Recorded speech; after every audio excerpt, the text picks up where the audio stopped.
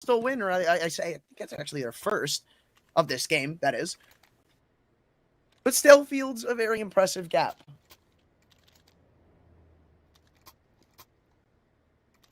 Crazy.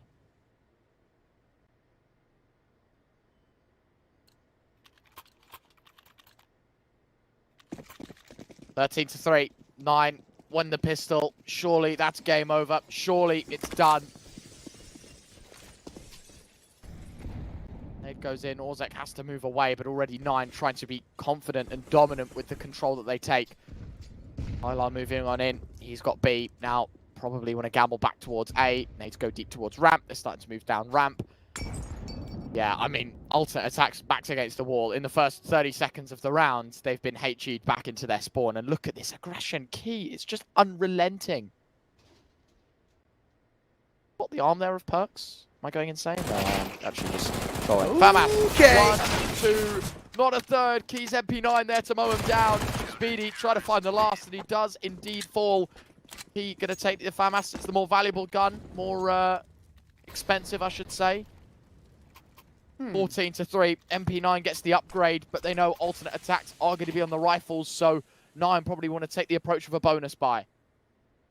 Yeah, no reason to invest on this one, especially when you got Hades on the op still. Undetected, albeit, too. You don't know that this op is in play. So.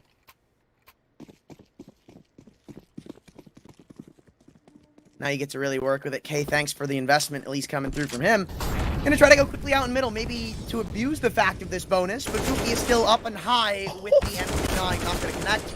And it's all up to Mino in mid, a 1-for-1 trade, not what you were hoping for as they field a slight man advantage. Health doesn't necessarily warrant the greatest of standings, but anything you can get right now, you'll take. I don't really think beggars can be choosers if you're alternate attacks.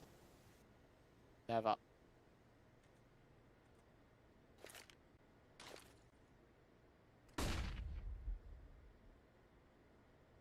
Interesting scenario. Nice shot from Key. Orzek gone. 3 versus 3. Not even one of the high HP players. Still plenty more action to be had with a minute left. Alternate attacks choose to move back in towards B. One man for the job. Has already found one in the round. Looking for number 2, and he does deliver a hat trick on the cards. It slacks the peaks in. On fire right now. The rifleman going to deliver for his first. 2 versus 2. Kylar dropping a smoke close to his left, and this is to give himself a bit of space to work with around the gens. 40 seconds left. The bomb's still not down, which means it takes even more time. And I know this, and they might even think about them making a rotate. Oh, not so much anymore.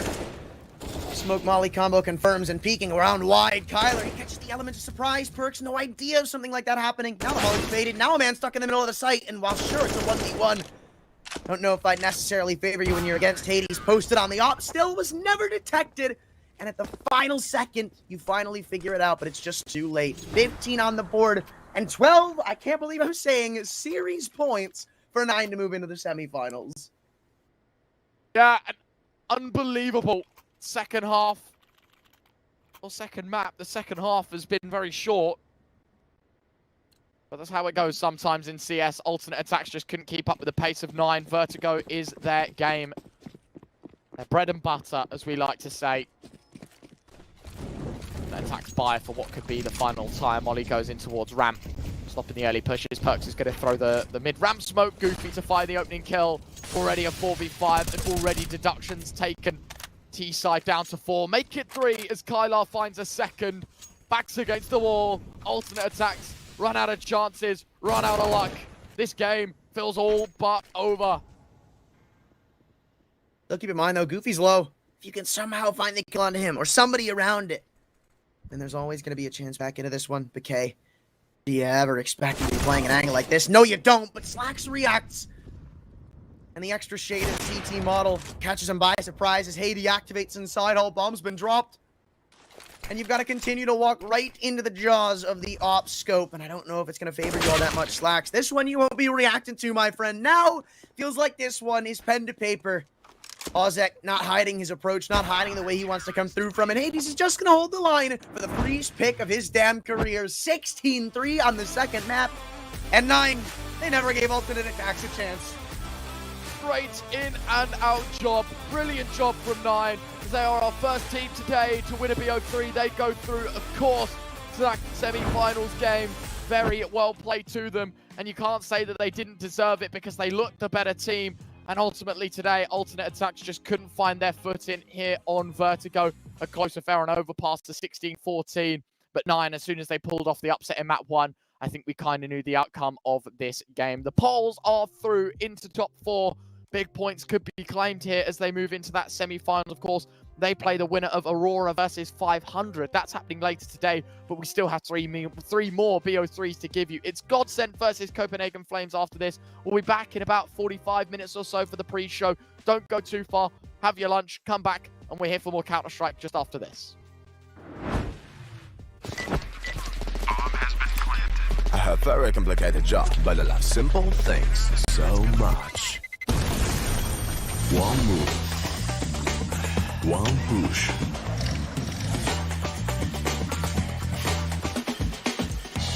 One touch.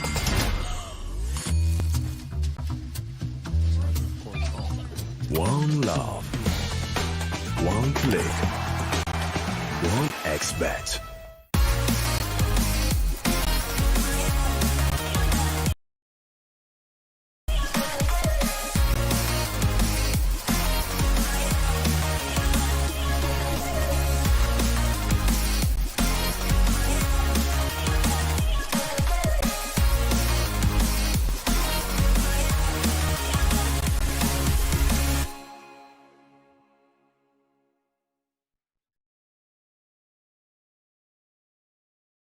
You look into your inventory and there's only...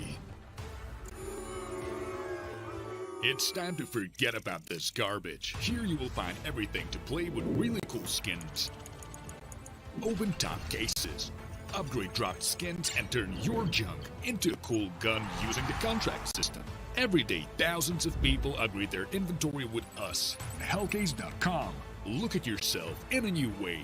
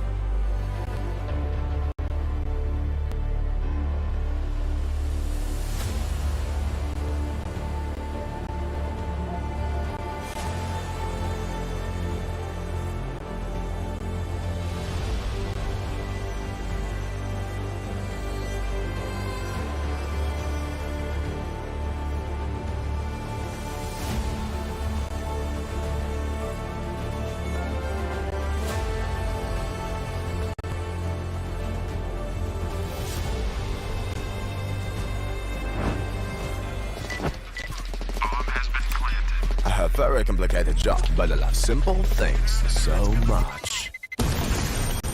One move, one push.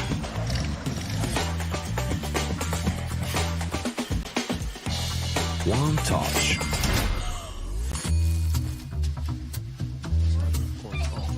One love. One click. One X-bet.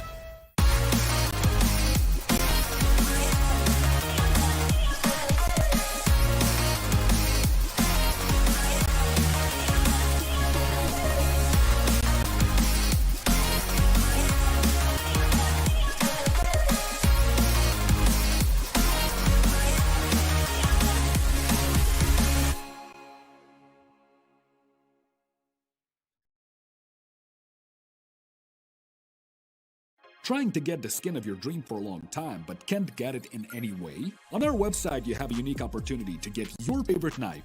Users on our site can hand out skins themselves, and participants need to fulfill some simple conditions. For example, watch a video or buy a case on our website. After that, you automatically become a member of the distribution.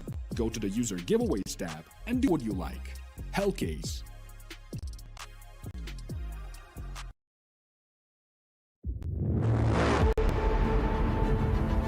The hunger for glory feeds the desire, the courage to look for a challenge,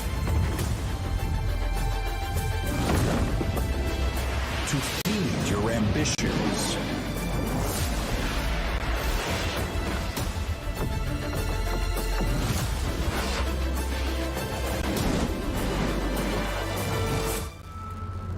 To reach for greatness.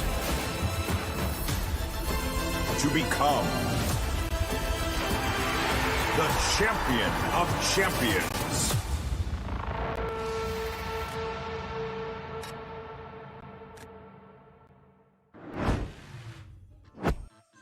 Welcome back, everyone. CCT here for another BO3 South Europe playoffs, of course. Antoine, we just saw a 2-0 dismissal, 9 taking down alternate attacks. I think we have a more competitive matchup in terms of the odds over at 1xbet in this run, right? It's Copenhagen Flames taking on GODSENT. It's the Scandinavian derby. It's the best of the rest in Denmark versus the best of the rest in Sweden. Obviously, GODSENT have been together a little less time, but have already been putting in decent results. And for Copenhagen Flames, well, they feel like they're CCT merchants right now. They've been performing really well ever since the formation of this circuit. Yeah, but I don't know. I mean, GODSENT are such a mixed bag to me. Look, in recent history, last couple of weeks, maybe last month-ish, they've looked okay. I mean, okay is a stretch in some extent, but they've looked okay. The events have been shaky outside of CCT stuff. Eliza, they went 0-3. Other Tier 2 events, they haven't been doing all that great, losing to a lot of teams that they just flat out shouldn't be losing to. And the results I'm seeing just lead to me to think they're inconsistent. Inconsistent enough to believe that they may not be favorites in this series, if favorites in any of the upcoming ones at all. It's just such a struggle to go in and expect GODSENT to do well, because sometimes they'll just crap the bed. They'll never show up, and they'll just get absolutely clobbered on from the get-go. But then, the other hand, you've got the Flames, who I guess are in the same kind of boat, albeit a little more consistent. I think the results they've got to show for themselves alongside the individuals are way more proven than GODSENT, even though you've got a lot of experience on this roster. Certainly the case. I think we can obviously have a look at the rosters now and have a little chat about them. I want to start with the Copenhagen Flames side, because this is a team that was formulated basically off the back of just free agency, right? Like, all of these Danish players. Bird from Sky came in from, what was it, Ecstatic, right? Obviously, you've got Rawls, who technically had a stint on Sprout, but I think he was a free agent. TMB Borup, both have been around the block a little while when it comes to sort of Danish and European Counter-Strike. And Regali, obviously, his previous roster was a very successful one at that, and he played on the Fnatic Rising side, did a short stint at Fnatic as well through February to March. So he's got the experience. He speaks Danish, although obviously he's not a Danish player. He's from Romania. He speaks Danish. This is a Danish roster, and so far it's been brilliant, right? They're sitting in the top 40. Bird from Sky's calling has been pretty on point. You've got Regali, who's hitting unbelievable shots, and the other three, Rolls, TMB, Borup, the middlemen, as I like to call it, they are performing exceptionally well. Every single player, bar Bird from Sky, is currently performing to a 1.0 or better, and that's a massive stat line to uphold, because it just means the skill ceiling is very high for this team. Anyone can perform at any moment. Right, yeah, you look at some of the individuals and think maybe Bird from Sky's lack of fragging power can be a problem. Absolutely not. Not when you have the stars that you do around you, and you've got Regali dropping just shy of 40 bombs every other map. So it feels like even when you don't necessarily have the calling on point, your individuals just always and consistently bail you out. Then you've got on the other side, I won't necessarily say the antithesis, but certainly more emphasis put on team play when you look at the boys over at GODSENT, because it's not like they're lacking in star front ability. No, that's not what I'm going for, but you've just got a little more cohesion, it feels, at least in the sense of there isn't that much stardom. You've got Joel, who's, look, I'd say relatively impressive. Sometimes he's not that great. Sometimes he's missing from the puzzle. But then even when he is missing, you've got Draken around him. You've got Rusty looking pretty damn good. You've got Plopsky putting up good numbers. Everybody here can frag. But Do they is the big question. Usually you think one of them's got to show up, but sometimes they don't. Sometimes everybody goes absent. And then besides that, the calling can be off sometimes. That's not too surprising considering, as we said, they're a relatively new lineup. It's a bit messy at times, and that's the problem for this team. Sometimes they're really good at managing chaotic situations, but on their off days, they're really not able to put maps across the finish, put up numbers, put up rounds, and they just get swept aside sometimes. Yeah, absolutely. I think that some pieces of this GODSENT roster go missing way too much for our liking, right? Joel was actually one of the strongest players we saw in this GODSENT side, but as of recent, he has dipped down a little bit in terms of his rankings. It's Draken that leads the forefront of this side in terms of those ratings. We can obviously have a look at the veto. It's going to be a ban of Mirage, probably a ban of maybe an Inferno. Oh, it's Vertigo.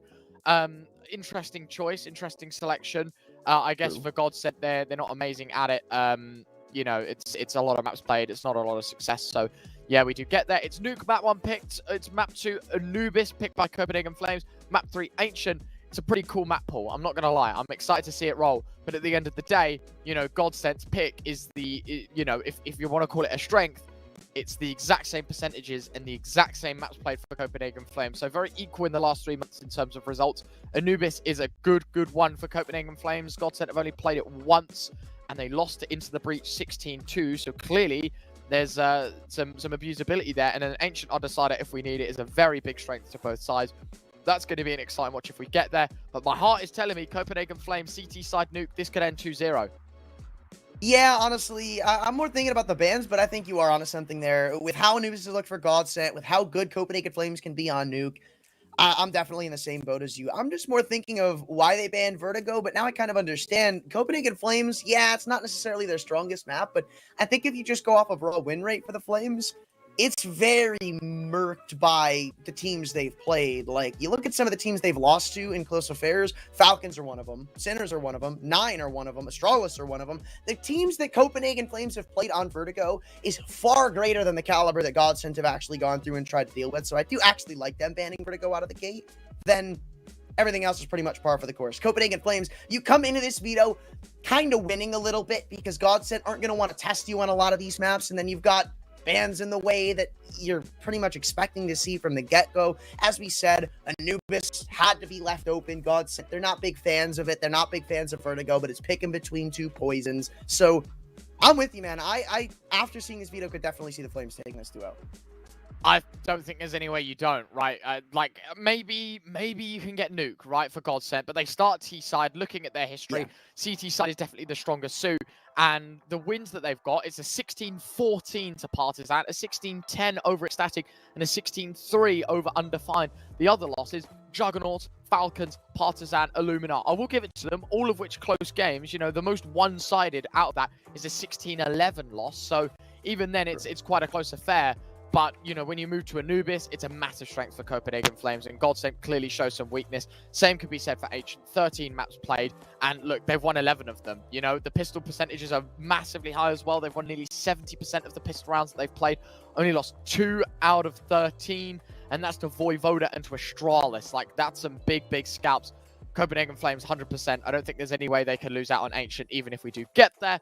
But there are our final thoughts. I think the odds over at 1xBet definitely do say Copenhagen Flames are your favourites. But let's see if that sticks as we head into Nuke. Map 1 of our BO3, GODSENT on the T side on their selection. And unfortunately for them, starting things off on the T side, it can be difficult, but they've just got to get themselves out of that hole before it starts. Those odds massively in favour of Copenhagen Flames. I'd actually give GODSENT a little bit more of a chance than that, to be honest with you. But clearly, they know a little bit more than me as we head into our first pistol of the day. Theory and execution, two totally different things, and that's why we get to see what the execution is for not only the Flames, but for GODSENT alike, as it looks like initially they kind of want to split outside control, though getting pushed down. Vert from Sky does not back away in the face of pressure. He takes an opening pick with him still. Another man's escaped under his cone of vision, so Joel's going to try to walk up and find this trade frag, but Vert from Sky seems all too aware of the possibility, not one that he's going to let slip, and you've got a couple of T's trying to encroach his position right now. Even if you walk away with one, this is still big news for the Flames, who would hold on to an advantage, know exactly where they're coming from, and again, that's if you can find the trade, all ifs. no buts, as we're about to see the peaks come through. Rusty's now shown face of the bomb, and Bird from the Sky's gonna drop in a smoke, bro. What is this call coming through from the Flames? Audacious from the Danes. Yeah, but now they have to look back towards ramp, and Borup is waiting. Bomb dropped in the open, reposition. Get ready to take more scouts. He'll be calling for support. The bomb has been picked up. We're also No way! second through the sky. Bird from Sky just swoops in. Joel gone, and ZTR left in the vent system. 1 versus 5, 30 seconds left. He'll get tagged up, and he'll get dropped. TMB finds the last. Copenhagen Flames. That's a flawless way to start the game.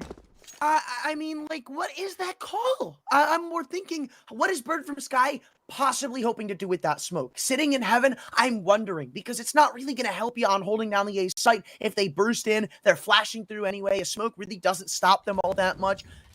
You're not throwing it in mini. That's not going to do you any good. What are you buying a smoke and sitting in heaven for a B site retake? No.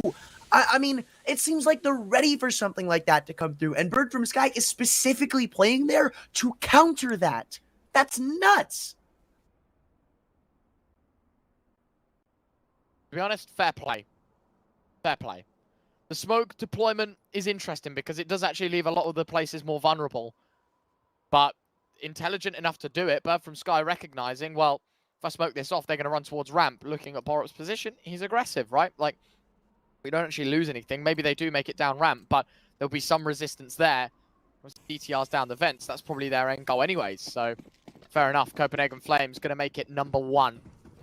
Follow-up round should be just found quite quickly. It's a double MP9 setup, 3 M4s. Smooth sailing is what I'd like to label this second round, because GODSENT shouldn't be dishing out much resistance, especially when it's 4 Glocks and 1 Deagle. You say that now, but I've seen teams win with less. So true.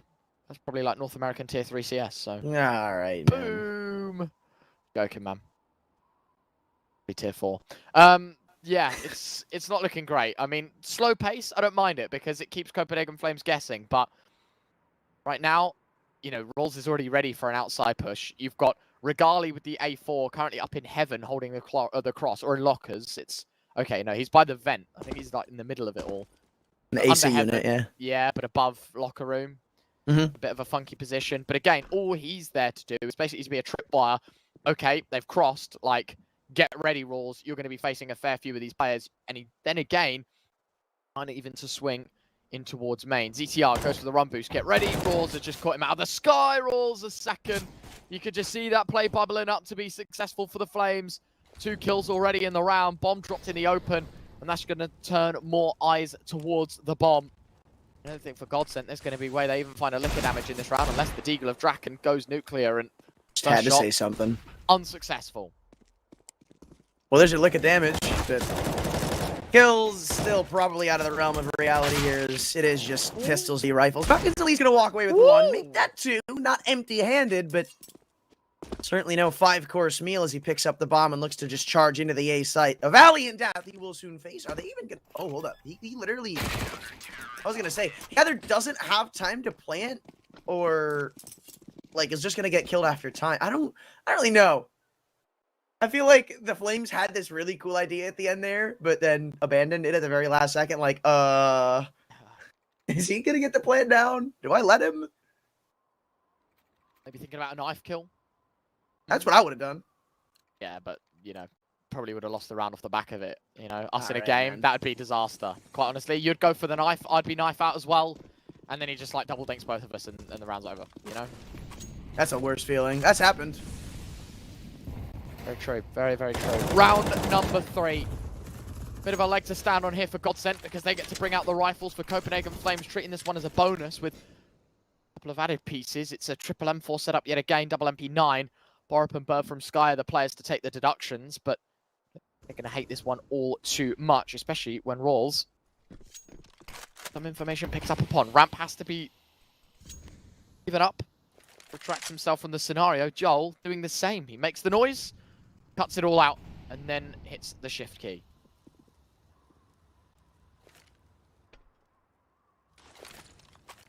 Oh, TMB may not be the place to throw a nade. They're going to know about these nade trajectories, and I'm surprised Plopsky doesn't just go through the smoke.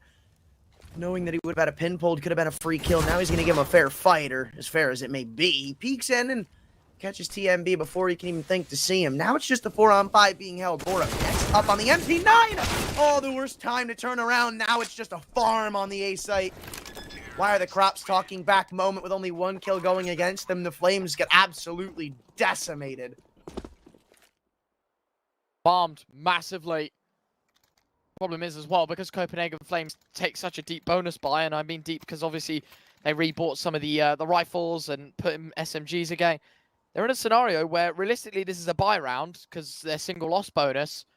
But, you know, people like TMB, Regali, Bird from Sky, they've got enough where if they eco, they can buy in the next. So this tactical pause is basically the flip of a coin, whether we go for the force buy and try to make the magic happen, or if we take an eco and Rules and Regali, or Rules and Borup, you know, put themselves on an SMG or a FAMAS in the next round. Mm-hmm. Well, still waiting to be decided as to what they want to do. I don't think, regardless of what you pick, GODSENT are going to have too much of a tough time cracking into this round. But Bird from what the? Whoa. Okay. Sure. Why not? I hate it. You don't? No, not at all. I certainly do. Well, 2 players are double eco. It makes the most sense to just get the money on the same straights. TMB on an M4. You've got Regali on a scout who's definitely capable of taking scalps. Double Deagle set up as well. Nuke's one of those maps where, you know, guns like CZs and Deagles can get finicky and really start putting up numbers. Yeah, you've got Rolls in a really good spot over in ramp to potentially go 1-for-1. So maybe there is a little more merit to this, but yeah, as soon as this smoke wall fades, you've only really got a handful of flashbangs left to try and blind him up. So you do hope Regali can do some damage before you have to waste him. Now setting themselves up for that exact premonition the smoke wall prevents. Above it, though, TMB finds the opener. Now Wapski again wants to walk up through this garage smoke. He's done this so many times. And he's caught so many unexpected kills from making this exact footstep completely let open. They're giving this up. Whoa. Oh, no. Oh, no. That sucks. Well, back to a 4-on-4, not by your own choice, but Regali is not ready to let this round go empty-handed. With a scout shot like that, he's ready to put some pedal back to the metal. Still, trades go 1-for-1, and as these goes on, they're going to favor GODSENT even more. Rolls, Bird from Sky, TMB. Want to do it in the 3v3. As you said, it's unconventional that you lose the CZ. Rolls got to hit the shot. Now that he doesn't, it's a 2 versus 3. If I'm honest with you, if that extra man's alive, Copenhagen Flames 100% win this round. But the backs are against the wall. The bomb is committing towards the A side. The M4 sits under heaven. Draken making noise up the ladder. Expected someone to play face. Expected someone to take contact. Flashes are out. TMB waiting. Hits the first shot. Draken gone. Bomb actually on site. It fell down. Oh no! The second. Rusty hits the shot. There's not enough time to do it all. Bird from Sky knows. No time. No chance. Run away. No chance for GODSENT to make it a second. And Copenhagen Flames do it with 4. Perfectly balanced is all things should be. Copenhagen Flames, it was their round to lose, as you said. With that extra man, you'd bet your bottom dollar they take that round. But even after Borup blacks out, he's sitting, biting his fingernails in the team speak, hoping that his team can clutch out the round beyond him, and Bird from Sky gives him the good news. What a heartbreaker to lose to if you're GODSENT. You're going to have to force back into it, no questions asked. But what is this? What? Do you know what that is? What? This thing hanging from the sky. Yeah, so it's meant to be like a... They're moving... I don't know what's meant to be in it. I mean, I guess it's like a power plant. That's what I'm looking for. I don't know, man. You're asking the wrong guy. I didn't make the map, and I'm too Some maps stupid. make no sense. I am way too stupid. So You ever like look at Inferno? well, I look at it all the time when I play it. But what do you mean, like? Inferno really doesn't make sense. Like It's like there's like a second mid is like a whole, it's like an ice cream stand or like a something like that, right? no, Or like like just a food shop. look at where the doors are on that map. They just lead to walls. Like, Yeah, but you're not meant to like. That doesn't matter, you know. what do you mean? Doesn't It's matter. just Doesn't bad matter. design. No, it's not. It's not. Well, you got a door leading to a corner in the middle of a wall. Like, come on, man. Yeah, well, I mean, isn't that like every map? Like all of the maps are gonna have something pointless to it. Actually, no. Dust 2 for the longest time was actually really like sensical. And I look, trust me, I hate Dust 2, so as much as I hate to give it credit, it does have credit for that. Has credit because it's no longer in the map pool. That's my That's view on it, true. at least. That's right. Finally, we can agree on something. Common ground. There you go. Round number 5. Copenhagen Flames survive. Has he been spotted? Decent money. Well, even if he has, this is a funky setup because Rawls is playing Tuck. TMB playing a little bit more face. So basically, what they're trying to do is bait and switch this whole garage setup. It's a nice first shot from TMB. And again, Famas doesn't swing. He'll swing out, find a second No kill. way. How is he alive? Reload. TMB swings. He even finds a third. The They still haven't Famas spotted is him. needed. Plopsky finally takes him down. Joel's made his way into heaven, but it doesn't matter. End of the day, it's a 2v4. 1 M4 has derailed the entirety of this round. Bombs dropped as well. Borat might have even spotted Joel. I don't think so. Now, certainly, there's your first. Deagle not quite going to find the follow-up. And so Joel was given a chance back into this game, but Regali is enabled. And now it's himself and Rawls 2v1. I mean, he's tucked into CT spawn, and they're potentially giving him some of these duels. Waiting for the CTs to walk into his own arms. Rawls getting proactive about the way he clears out some of these angles, but the bomb is still dropped in their eyesight. Like, he's got to make the first move, and eventually he may, or he may not. Rawls.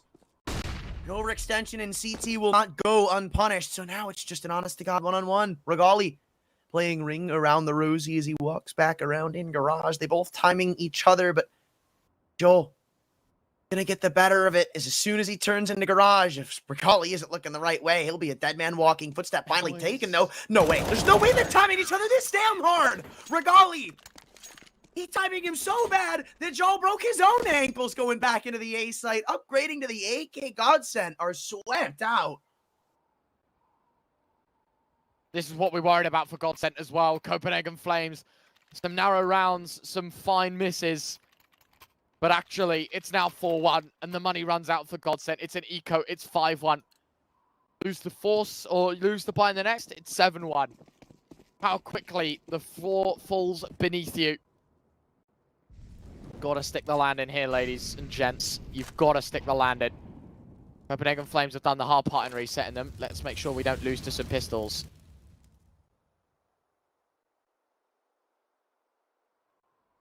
But at the same time, this pacificity that you could take into some of these rounds could also be the bane of your existence. I mean, you've got some pretty basic by-the-book setups going in across the map, but when you get overwhelmed by pistols, it's not really what these setups are amazing at countering. So, all in all, you still do hope that somebody can pull off something good with the individual stead, but looks like TMB may taking first contact and outside. 2 walking up red bin, but nobody commits just yet. In fact, the bomb to make its way back around into T-Spawn. What is going on here? ZTR, he's got the only flash, and I don't know if he's maybe going to flash Plopsky into CT or something, but now that he's been spotted, I think the game plan's uprooted. Lobby control taken, got ran. We know there's one in CT. You've spotted the bomb, but these shots are a little bit messy, and it's going to give a gun back up to this encroaching T side, not necessarily knowing as Regali of how close they are. His back is turned to heaven right now. They make a little bit of noise coming back over into hell. 30 seconds. I think they have to commit to A at this rate. Still overwhelming some of these players. Finally, they step back up. AK and M4 to shut it down. And yeah, now you're just going to get picked apart like pistols do. It's tracking his ZTR, but they're completely isolated from one another. That's not the play to make, though. Rawls caught reloading. Thankfully for him, his teammates behind for the trade. And now Draken's just going to have to W key up and in. 13 seconds. I honestly don't think there's enough time to get the bomb and go into one of these sites, if you ask me. So this round, it's already done. He just doesn't know it yet. Having to go ahead and, as you said, stick the landing means this one is complete. Maybe even getting the kill after time. This would be huge to find. You can't drop if you're Draken, but he does. And if there's anybody you didn't want behind the pack when it comes to money, it's the Opper. I mean, he's on a Deagle. This round is just Deagle for Draken. 4 AKs around it short. But this buy already has problems for GODSENT. Not an ideal scenario. Really well played, by the way. Discipline from Bird from Sky. Instead of holding W and going for the fight, he waits till after time. Waits until he knows that there's going to be a consequence for Draken and dishes it out to him as he should. Punishment for GODSENT for losing a 5th. Not just in terms of round count, but financially speaking as well. Smoke for smoke. Throughout the early fights. My word. Very close there, Borup. No frag, but the potential was certainly there. Good nade, though. That's actually pretty impactful. Makes these M4s one dinkable to Plopsky, so code red for him as they retreat back to outside. There's been a consistency, I feel like, for GODSENT in a couple of these rounds. They'll try to maybe take some presence in lobby or see what they've got in ramp, but have this, like, outside walls or outside smoke wall in their back pocket in case they don't find what they want, in case they don't get anything. Then you've got Plopsky always leading the charge. Being a rat, going through smokes, taking fights, going down secret. You can never seem to catch up to this guy. Now, a double secret setup, maybe exactly what the doctor ordered to put him to bed. And as soon as he peeks in, he'll be taken down. Still only having spotted for the one. That goes ditto in ramp as Rawls is undetected round the back of the corner here. He can't land the shots. And now his teammate isolated, an island of his own as he's a dead man walking. They try to push him down all remaining 3 Ts, but they line up for him on the AK. And on 1 HP, Rusty's the last man alive.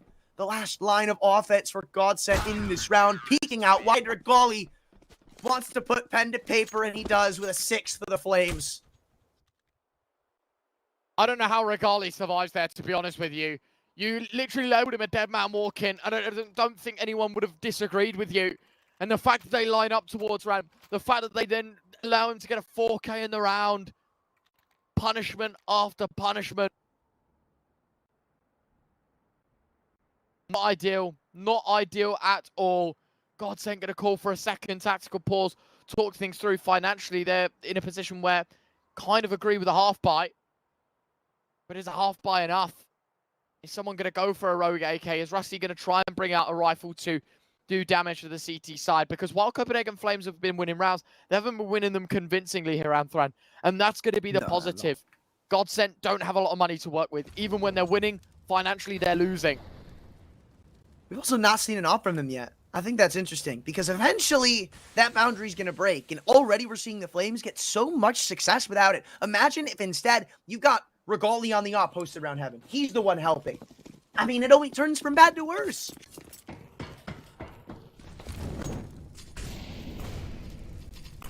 Or in ramp. I mean, honestly, anywhere you put it. It's going to get harder for GODSENT, but can't imagine it's going to be harder for the Flames in a round like this. You said the money's still fragile. It's still weak, but this can be one of those chances the Danes use to actually take that against them and finally bolster that up a little bit, build a bank for themselves.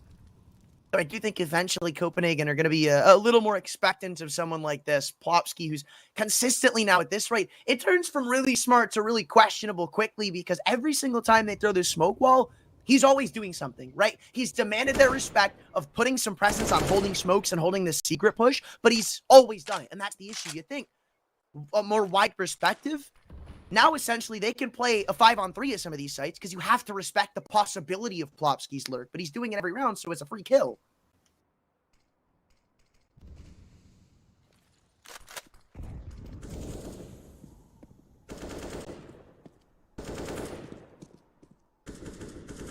Ready rolls expecting a form of vent dive. I think they know they're against the pistols, so playing things a little slower and a little smarter here. Copenhagen Flames don't want to run the rifles into them. 1 kill should be theirs. Bird from Sky. There we have it. Flash goes out from Hut as well. TMB blinded on the second, so got to be a little more cautious with his life, but allowing these players to run it out. Rusty's hit a headshot. TMB, should trade out, but ZTR's found another. 1v2, got an M4A4, starts to get a little scarier. 4 players die for Copenhagen Flames. I refer back to my point earlier, even though they win the round, they lose out massively financially because that should be a money maker. That should be around where 4 players survive. Only 1 person has to get a drop or 1 person has to buy. Instead, everyone bar rules has to reinvest. Yeah, that's an issue in the making. I mean, you're right. This should have been a round where they just build up cash, especially after they deal with the lurker and Plopsky. You find him down secret, you know it's not going to be going with him. Consistently now, he is the lurker. He is the key to the puzzle for the Flames. And you see, they start to coincide this stack to an upper site hold. They put a 3rd man there. They rotate Bird from Sky up. They help on that A site. But the crossfires don't do all that well in buying them time. And then you've got the player on top hut getting timing, bore up. I'm not going to say you played it wrong, but just unfortunate the way it unpanned for him. And find yourselves here. And again, a do-or-die round, funny enough, being up 7-1. Nade's going to make it a little bit easier for you in the long run. Plopsky down to 47, and he idly sits by behind a Molotov. Bird from Sky's looking for some re-aggression in secret.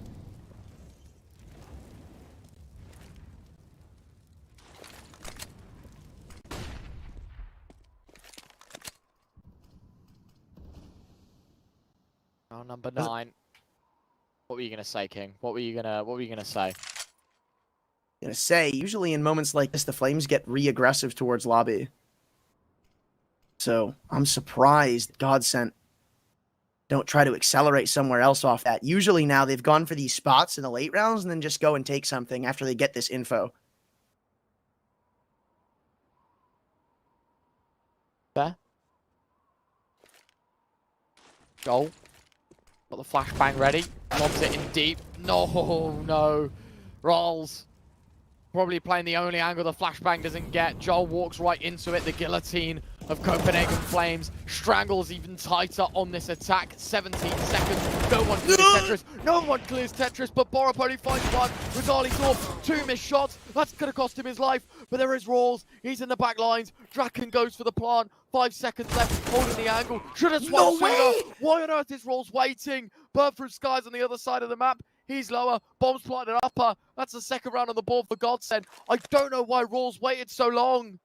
I mean, you're dead on the money, right? Even if that player swings you, you're confident in that aim duel. They haven't cleared you hot. You know somebody's got to be looking at heaven and somebody's got to be looking at many. Those are the 2 big key points of every single site hold.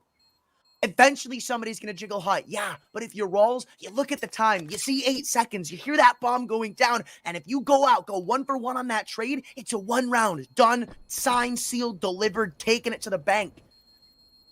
I'm 100% on agreement with you.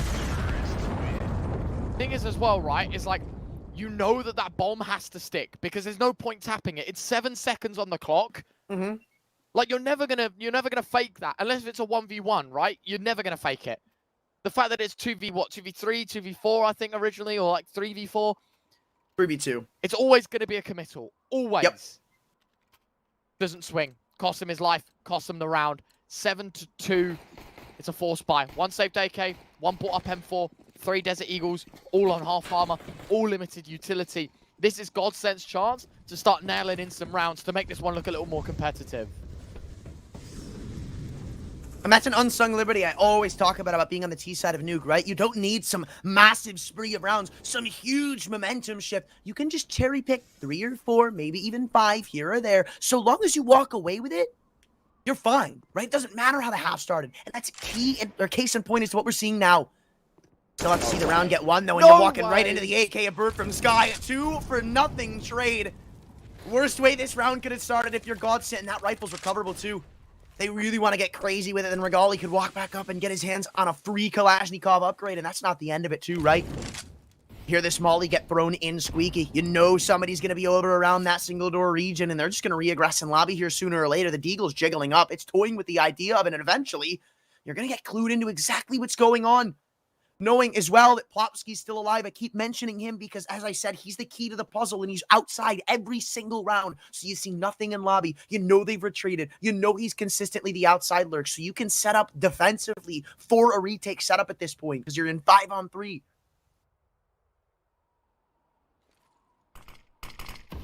Well-timed smoke from Borup.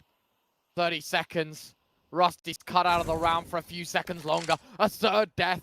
Rawls has found Draken. Orbs drop from Silo, and he moves back in towards lobby. No chance. The bomb's moving away. This is a save call. GODSENT, they win the hard round, lose the easy one. Copenhagen Flames, it's 1 safe gun, it's 1 bought M4, and Deagles that give him number 8. Such a smart call from Bird from Sky. I mean, it's just genius, right?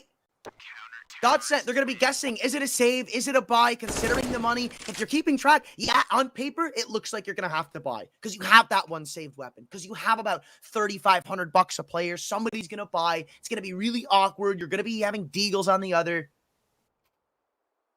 So, and then again, you look at the individuals of GODSENT, right? And I think Bird from Sky's recognized that, how it's very static with some of these individual lurks. So eventually, if you know, for instance, Plopsky lurks outside, and Draken's usually with them, and those are 2 of the 3 players left alive, all you gotta do is jiggle here and there, and you know exactly what's happening around the map. It's genius from him.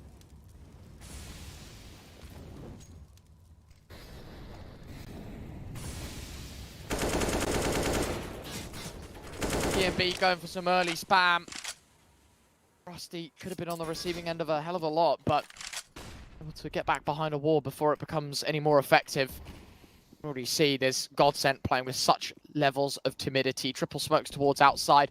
Lobby's taken a lot more passive, so looking to basically exploit the side control. Hasn't worked out previously for them, though. The setups have been pretty rigid in towards lower. And you can see the usual suspects, Borup and TMB, joint effort to try and cut this one out.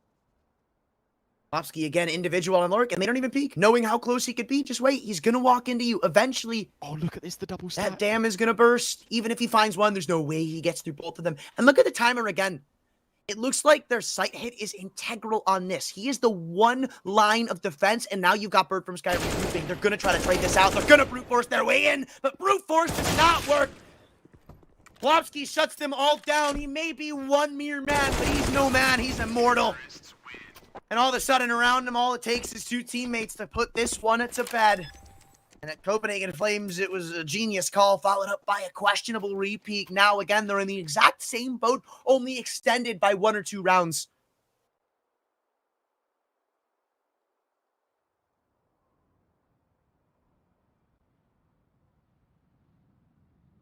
They're buying? No way. They're forcing back up into this. There's Deagles. No, I don't hate it. It's again, like, TMB is on double loss. Bird from Sky, double loss. Rawls just about couldn't have got away with an eco, but if he's on A4, it's A4 armor limited utility, maybe like a smoke or like a flash, right? I understand the committal here for Copenhagen Flames. There's a Nova on Borup. Maybe he plays top hut. Maybe he's going to start blasting people in the head. Maybe he's going to absolutely own GODSENT. We'll see. But you are right. This is a very weak buy around it. Well, the biggest question right now is, you look at the score. I mean, you're probably going to lose this one. It's 8-4. That means there's 3 rounds left in the half, and the next one's your save. So in theory, you've got 1 buy round. Usually you want to format it the other way around. So you'd want to save here, and you'd want to go for that force in the next, just so essentially you get 2 gun rounds instead of 1. But if it works, it works. And they've got a 100% success rate on these rounds, so I guess I can't sleep on it. True, man. You need to just, like, shut up and let them shoot heads. I've got a stat for you. Yeah, that was funny. That was good fun. Folks, outside yet again, the usual diagonal ones. This is... Did they throw a 4th? No. It's only the 3. Oh, I thought I heard a 4th one bounce. Nah, you're alright. You're alright. See, though. Sometimes he goes through the smokes and heads in towards garage. This time, the play that lands him in secret. 55 seconds left yet again. Now that he's got this control, though, they probably want to make this a ramp rush or of similar effect. Rawls playing the pixel angle. Smoke was at the ready. Backs away at the worst possible time. Regali waits in on secret. Headshot angle. Who's going to play first into it? Molotov to go out. Has to back away. 30 seconds left. I tell you what, Copenhagen Flames, they've left this one very, very late here, GODSENT. They could make these pistols work, and they move back in towards A, back into the stack. There's 20 seconds left, but there's plenty of bodies in the way. Who's going to find who? Well, that's a good start from goal. TMB finds the first, and the second. No way! The third. What's going on? The Deagles find a 2v1. 10 seconds left. No chance for kills and plants. Draken wants to save, and the Deagles with a Nova trump every single rifle. And it's over. GODSENT up to 9. What? Look, I'm a firm coper of the Nova. The fact that it does that much, I know it doesn't get any kills, but it's doing scout level damage on the other side of the site. It puts them all one-shottable to the Deagle. TMB cleans him up like he's a janitor. Finds 3 in Mustang. This guy is a stationary target and still cannot be dealt with. GODSENT can only blame themselves for not giving themselves enough time. They went for this really late, out-of-pocket rotation with 20 seconds left, walked into the stack. It was a big gamble, and it didn't pay off. The Flames riding the highs of that one now, instantly rebuy into it. And man, oh man, if you're GODSENT, are you upset? You'd be so mad, wouldn't you? Oh, I'd be fuming. 9-3. And quite honestly, this has happened 3 times. This could very much be 6-all. This could be, what, we've played 12 rounds? 10-2, maybe a bit of a stretch. either way, GODSENT could be winning this game. If they just won all of the cheap forced buy rounds that Copenhagen Flames put up, yeah, this looks very scary. Instead, Copenhagen Flames do it with Deagles. It's not even just that. You look at around like the previous, it's not good for one, it's good for two. The only reason the Flames are buying here is because they won the last round. That last round was their force. So you win that round against Pistols and a Nova, you're getting 2, if not maybe 3. And that's happened twice this game. You're spot on the money, man. This is technically GODSENT's game if they don't throw away some of those anti-egos, if they don't overplay themselves. And now they're just going to fully commit 5 players down to the lower bomb site. Not a whole hell of a lot of utility, but certainly enough to get in. So again, timer. That's their #1 enemy, and they know exactly what's going on. They've hit themselves with the utility. The entire game plan's uprooted. Rawls is still in the back of the Raptors. Joel hasn't hard committed to the clear. And a 1-for-1 trade, maybe again, all they need. Plopsky still holding from the single door, so there will be no spoiler to the party. TMB. You won't be the hero this round, my friend. Leave it to your teammates, Borup and Regali. Both of them already seem to have called this one off. You look at the funds they've got to work with in the upcoming round, and there's no surprise to see this play be made. GODSENT, that could have gone horrifically wrong.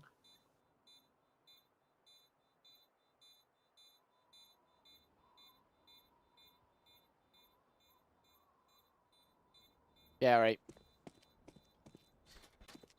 At least they walk away with a 4th hit, GODSENT. Couple of saved guns for the CT side. A lot to be worked on, though. The fact that, you know, this is only a 4th round for the T side is pretty hard to watch. Hey, look, surely they win the anti-force buy. Surely they win the eco, right? Unheard of that teams would win a round like this. There's no way. It's just a force buy. Just Eagles, a FAMAS. What could possibly go wrong?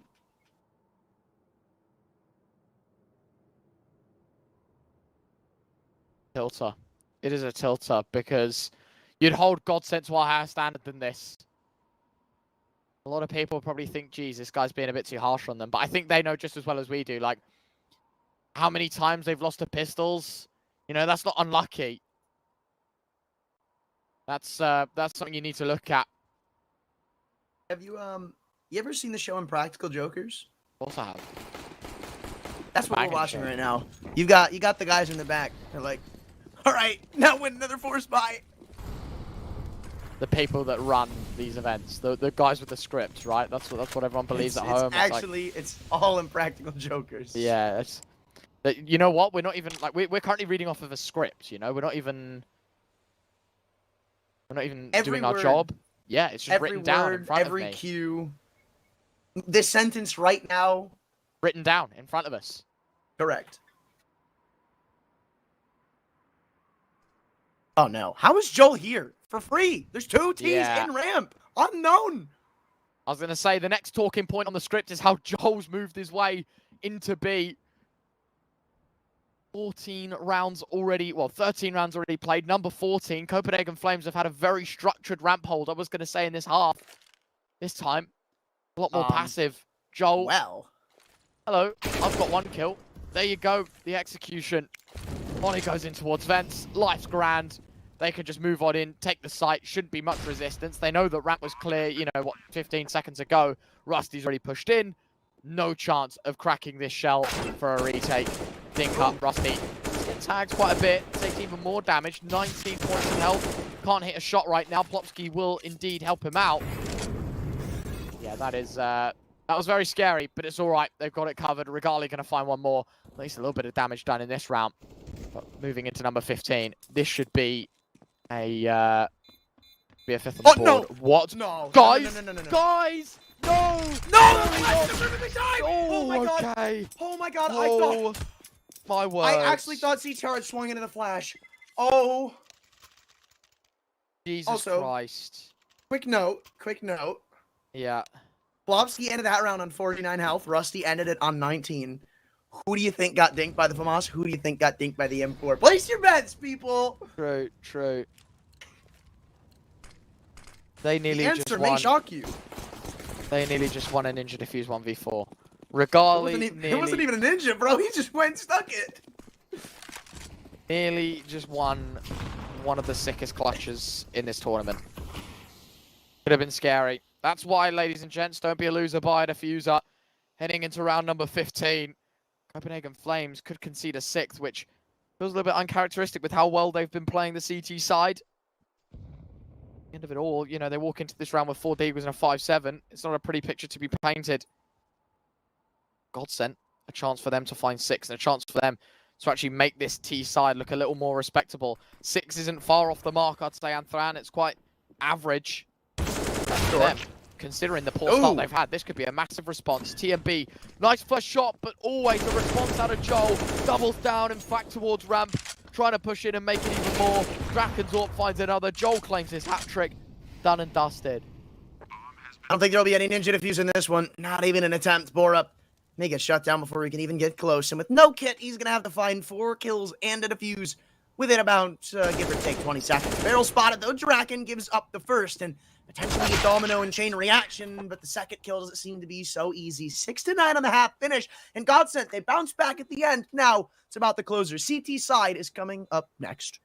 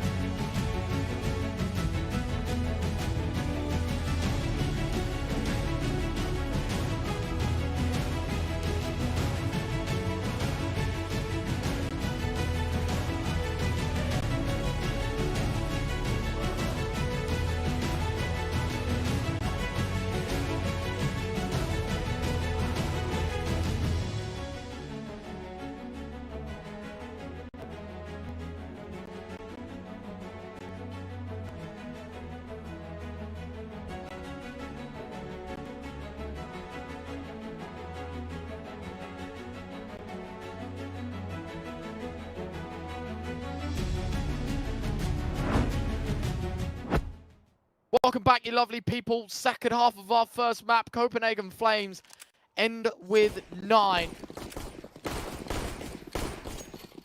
And it could have been a lot more, but then again, it could have been a lot less. Definitely got to be careful. Pistol round means an awful lot here. T-side, vent dive, classic bird from Sky action. Make it fast, make it snappy, and make GODSENT panic. They drop down in towards lower. There's a smoke going to be used for the cross. Oh, Rusty fights the first, dinked up by the clock, but a second shot down. Joel's found it, but the bomb is out towards site. They're going to have to go on a retrieval mission. TMB hungry to find the flank, but actually misses up his chance. Ball's going to find Rusty in the end. Joel's looking over the top of the site, basically keeping a keen eye as the smoke starts to fade. 4 versus 3, Copenhagen Flames disadvantage yet again. Now they just park it and see if GODSENT want to give them anything on the re-aggression, but staying static are most of the players. You've got Draken just basically holding for the vent, rotate. Couple players in ramp, one on the rafters. Realistically, it doesn't feel like the Flames are going to be getting much footing back in this round, but no, I guess I'll stand to be corrected if it can be found. Rawls first to come back through from ramp. It's all a distraction right now. First has been spotted, round clock. How many more are there on this lower site? Well, everybody, considering the bomb's down here, and you've now shown presence of your remaining 2 players. But Rawls and TMB are still going to try to throw their hats back in the ring. The man already having danced around the rafters. Plopsky is timing him, but now he's stuck in the open. Second tap connects, and all of a sudden we're back on even footing. But you don't know where Draken is. Maybe even ZTR, but TMB is going to go ahead and hard clear hands, blocking the vision cone, and it's all up to Draken, rotating down to the vents. Rawls helps him pull it back, and with 4 single-handedly, he is the reason to attribute their second pistol. I don't know how GODSENT have lost that. They start off with a 2-man advantage. 5 versus 3. But the big man in the middle of your screen rolls. What a guy. 10-6. Copenhagen Flames. Welcome to the big leagues. GODSENT have just been owned. Those odds over a 1x bet still spicy. My God, did they just change though. Pistol round win. They come right back down. Copenhagen Flames are the favourites. Of course, if you want to go and check them out, you can head over to cct.gg/1xbet. The force buy. What have they got in store? What's just happened? What's just happened? What Counter-Strike am I watching? Hello? What's going on? Hello? Yes, please. The normality in Counter-Strike Global Offensive. That would be nice. Please. Let's not jump through smokes, please. Let's not Batista bomb people off the top ropes and, you know, like, throw our lives on the line. There was team damage. There was everything. But there's no 11th round for Copenhagen Flames. GODSENT have done it on MP9s in one of the wackiest rounds of CS I think I will ever watch. I unironically think, until the last player, they did more team damage than they did damage to the enemy. I've never laughed so hard at watching a game. That was actually hilarious. I don't know what I've just watched, but hey ho. I feel like you could only look on and laugh at that. Like, if you asked me to write that round down, like on a piece of paper, I wouldn't know where to begin. Like, how do you actually like describe that to someone? For someone that like has their eyes closed, it's like try and paint that picture. It's impossible, basically. We'll just forget about this one. Yeah, exactly. Take this book, throw it in the trash, move on. Round 17 actually never happened. We just moved round 18 up one. Yeah, exactly. GODSENT just won a coin flip, and they got the 7th round. Yep.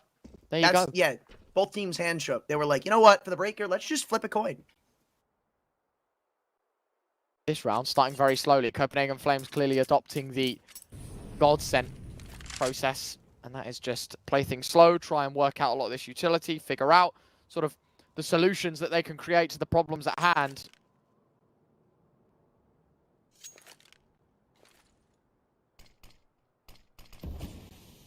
Going to be difficult. Let's see. Now, just slow. 40 seconds. Copenhagen Flames, they've got 1 HE. That's it. To get around in their favor. I don't see this one happening. Don't speak too soon, though. Still got them Deagles. And you never know. Regali with one in his hands can be absolutely incredible. But 24 seconds only really is going to take a hairpin of error for this one to go wrong. And it looks like that hairpin's been signed, sealed, and delivered by Joel and Rusty alike. Full house between the two means GODSENT easy pickings of the 18th. Nicely done. Finding the follow-up. Force buy goes bust. And I guess for Copenhagen Flames in this round here, they are going to be on Glocks. Maybe a Deagle.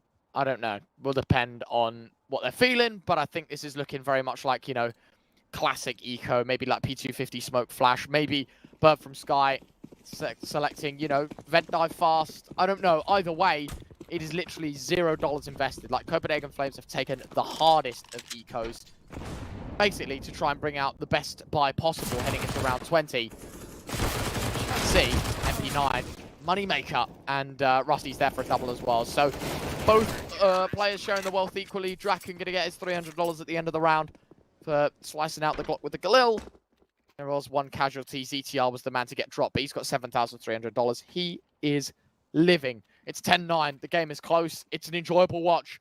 GODSENT need to do more on their CT side. Of course, but this is the real test, right? I mean, GODSENT, they look good in all these past few rounds, but it's all going to be for nothing if they can't actually capitalize upon it here. This is the penultimate round, regardless of the score. It's just going to show, can they actually contend when the rifles come out? And Flames look to change up the pace a little bit coming into the first gun round. Doesn't seem to have worked all that well, though. Nades are one thing, but the flashes are another. Is moving out and in. Plopsky's the last that remains, but Rusty's come through in time. It's all rolls. He saved him on the pistol. We'll have to save him again with the guns out, but he's still got two completely split apart. Draken, heavier hitter of them both, but he's missed the op shot. Now moving back around to Squeaky Rusty. He's going to walk in.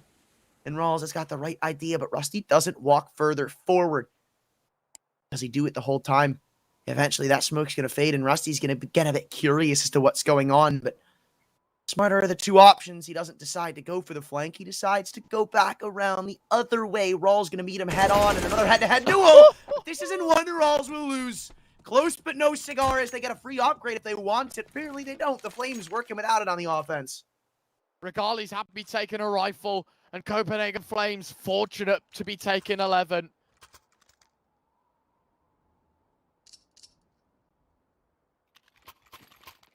Crazy, crazy stuff.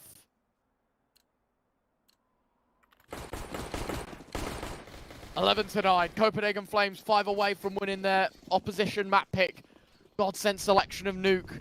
Might just go crash and burn in. We'll see. It's another fast nade play. The nade is brilliant, but the headshots are out. Joel finds one, but traded by Morum. A second man falls to the heavens. And it's TMB that dropped him into hell.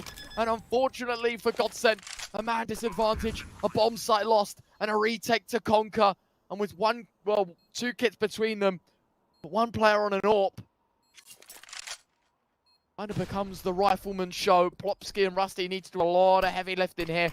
Draken might feel a little bit useless with an AWP retake towards A, and they might just call this one off entirely. Looking at Plopsky's positioning, he's retreated. He's not going for it. He's happy calling it quits. 11 shall turn 12, and Copenhagen Flames, I mean, I guess recycle what keeps working. But that is impressive. I mean, we talked earlier about the whole, got the 3 impractical jokers sitting behind the curtain. Just happened again.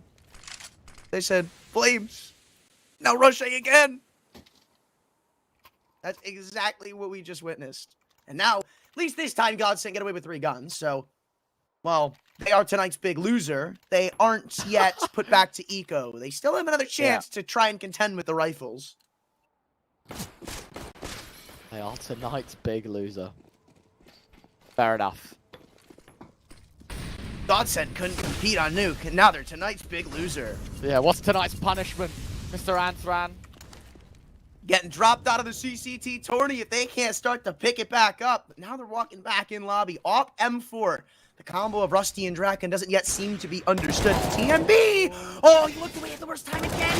Timing could not be worse for the Flames at this round, but at least they've got the trade. 3-on-4, a lot of utility used up. There goes their last molly, but Joel isn't done with the aggression. Goes back in for doubles. Comes out with brownie points for the boys on GODSENT. Regali, this time it's his time for a clutch, but one that won't be delivered as Draken's gone round the world to shut it down. Those 3 saved weapons, the ones that go in, walk out, telling the tale of a 1 round. Brilliantly done. 12 to 10. GODSENT hit double digits. Copenhagen Flames hitting some turbulent times financially. You can see they're sort of in the middle ground where the money isn't good enough to go for AK armor full utility, but the money's too good to not buy. So they do indeed elect to force.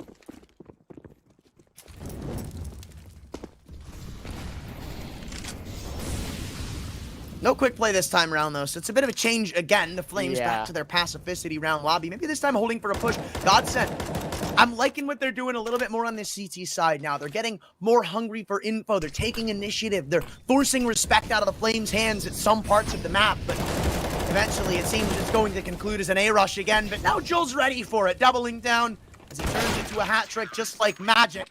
And like the magician he is, he ends it single-handedly for GODSENT. Now again, only down by 1. But against pistols, it looks all the more enticing to steal the tie here.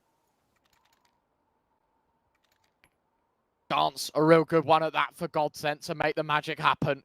CT side, momentum's on their side.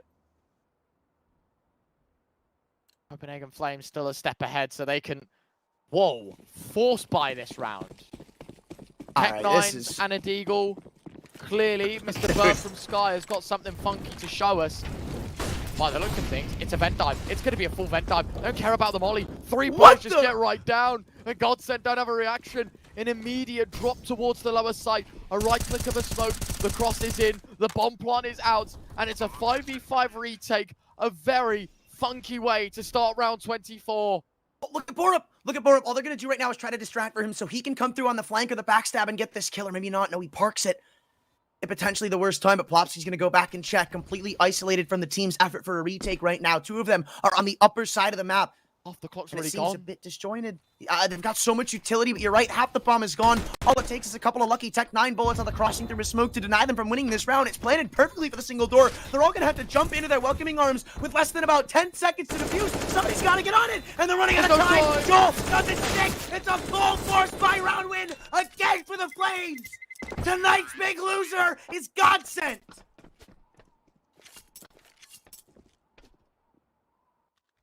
I don't believe it. I really, really don't. It took GODSENT so long to respond to that play.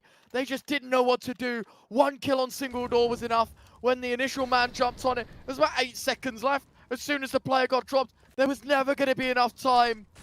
And I question the force buy, but Burp from Sky, I don't know what they feed him for breakfast, for lunch, or for dinner. But his brain is massive. The intuition, the smarts, the fortune, and they reap all the rewards of this round. It does start quite poorly for Rawls. He gets dropped early doors. Joel getting ready to face. TMB digs him up. Both players equally low. M4 still wanting to take phase, and he shall fall. A ramp push unexpected from Rusty. Bomb site is theirs. Bomb plant is open, and it's free for the taking for the Flames. 14 looks likely, and well, GODSENT startled. No way do they lose a round like that, and then they lose another like this. They can't help themselves. They've got to be mad. I mean, yeah, you can save these guns. What the hell is it going to matter if every single buy round they're letting Copenhagen Flames rush out into the sites, not stopping them with the nade hut combos or nade molly combos over in hut, not throwing a molly down the vents, not getting these kills as they cross secret? What does it matter? The util the guns, it's not stopped them from making these super fast, out-of-pocket, aggressive plays that keep catching GODSENT with their pants down at every side of the map. In ramp, it's worked. Going down vents, it's worked. Going on an outside crunch, it's worked. Going in A, it's worked. Something fundamentally about this CT side needs to change, or GODSENT are going to be dropped out of Nuke.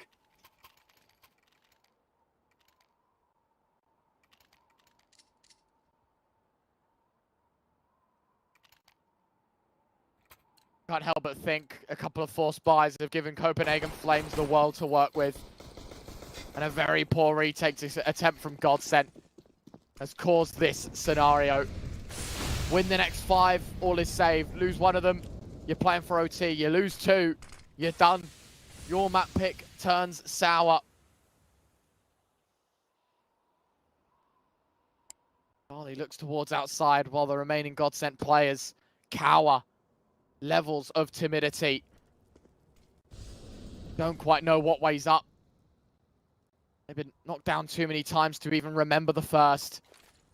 But this is it. They've got to stand strong for their last. Otherwise, it will be Copenhagen Flames to pinch away. I say pinch. A walk away from map 1. Plopsky. Nice to use the one where you can see that blue tracer around the edge of the smoke. Did not spot Rawls. And the flash, while they did miss, Plopsky now has to show a level of respect. He's going to try and sit in the smoke for the fadeaway. Regali does get caught out. That's a good start. 4 versus 5. DMB should have been here for a trade, but can't quite connect the shot. The remaining players of Copenhagen Flames actually slam on the brakes a little bit. They don't accelerate towards lower. They want to think things through. Oh, that's another good kill. Plopsky, master of outside, regardless of which side of the coin you put him on. T side, he's been really good with the lurk. CT, he's been good with the info plays and opening kills. Maybe it won't stop, and we've seen countless times now the Flames have won 3-on-5s against CT and T alike, but 1-on-5 may be a bit out of the pay grade, but Burton Sky is still at least going to feel the bomb plant out of this. Remember, any kill you get here is huge. Draken on the op, stuck around the Raptors as Bertram Sky looks to tuck back in, picks up another headshot on the AK, and now he's just making them look like fools. Nade pops open the doors, trying to get them all at the top of the bombs. ETR's already sticking the defuse, though. No reason to stop now. Well-placed flash. Bertram Sky tried showing off the big brain plays, but kind of looked like a bozo doing it.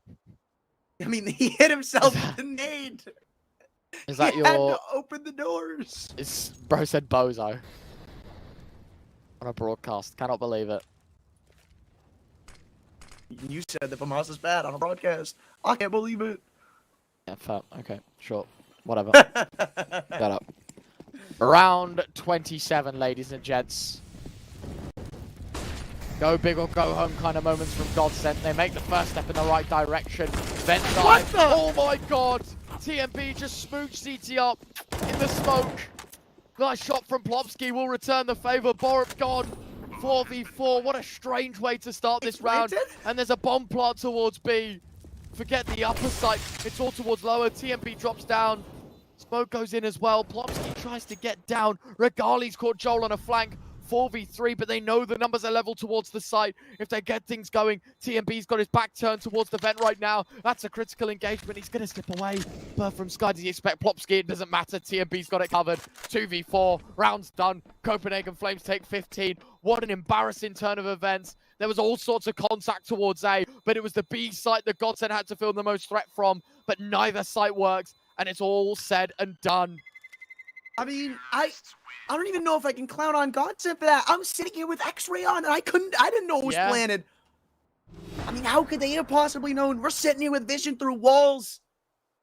Man, I mean, this is just insane from the Flames. At this point, I don't even know if it's necessarily GODSENT playing it poorly or just Flames calling the game of their life, knowing at every step of the way what to do, what to call, where to go. And it's all thanks to the genius man and bird from Sky, who's not even playing that bad. He's shown what he can do. He's gotten some impressive kills. He almost threw his hat in for a 1v5 clutch if it didn't, get screwed over by HE missing. I mean, this is impressive from them. And even it's them calling the attack pause to really talk over what they want to do to end it now so they don't have to think about what's going to happen if they lose this.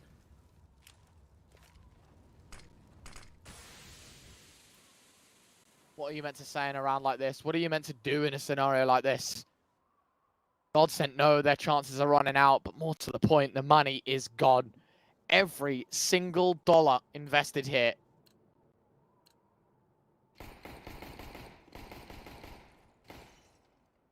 Crazy.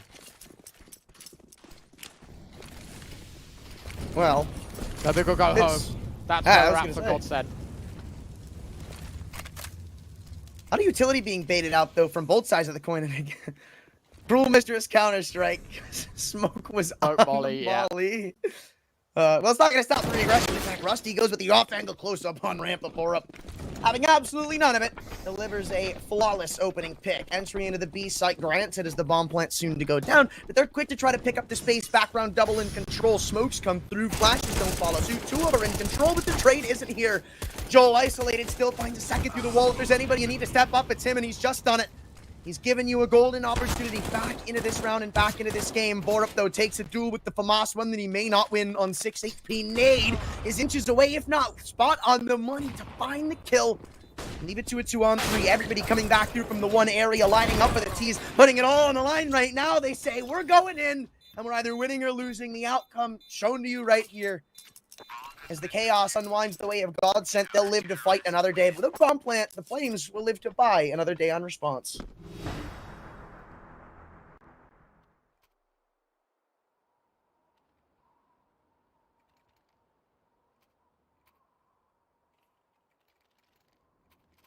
$15-13. GODSENT, I mean, to be fair, this is actually a really winnable scenario. Copenhagen Flames are going to go for the investment here.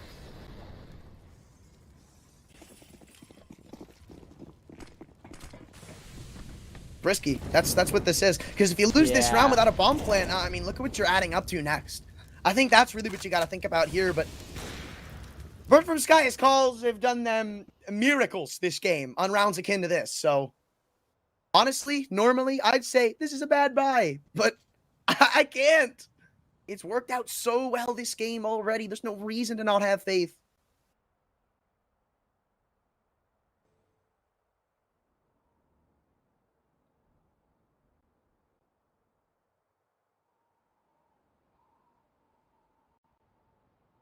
Very slow, though. Again, we haven't seen this much from the Flames. It's either some usual fast-paced aggression or always doing something around the map. This time, it's just waiting, seeing if GODSENT want to give him anything. But finally, they get a little impatient. Molotov thrown to potentially bait out some quick utility on an A-site defense, but this is pulling rotations off. Rusty He's left it to the anchors, ZTR and Joel. Those are the two here.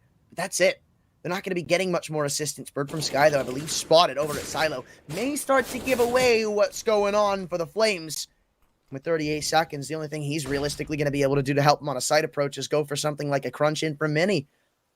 So maybe incentivized further to come back into A is Rusty. 30 seconds, though. They're really taking their sweet time on this one. And that is not what you wanted to see. One of your second prongs approach, trying to bait in for him. That was the key plan. Or maybe it was for baiting for Rawls as they found the trade. Moving out into A, though, Plopsky's double. But this one to the final conclusion. Les Rawls has a 1v3 with 12 seconds. His better interests are in saving the op around outside. They want to hunt him down. They don't want to let him get away with the big green. They want to take it back for Drac, and they don't have too much cash to play with and get it out too, so he's going to have to fight for it. Now out of time, he's getting hunted down. After it, he gets killed. And again, the worst case scenario now for Flames, he's got $700 in the last round of regulation.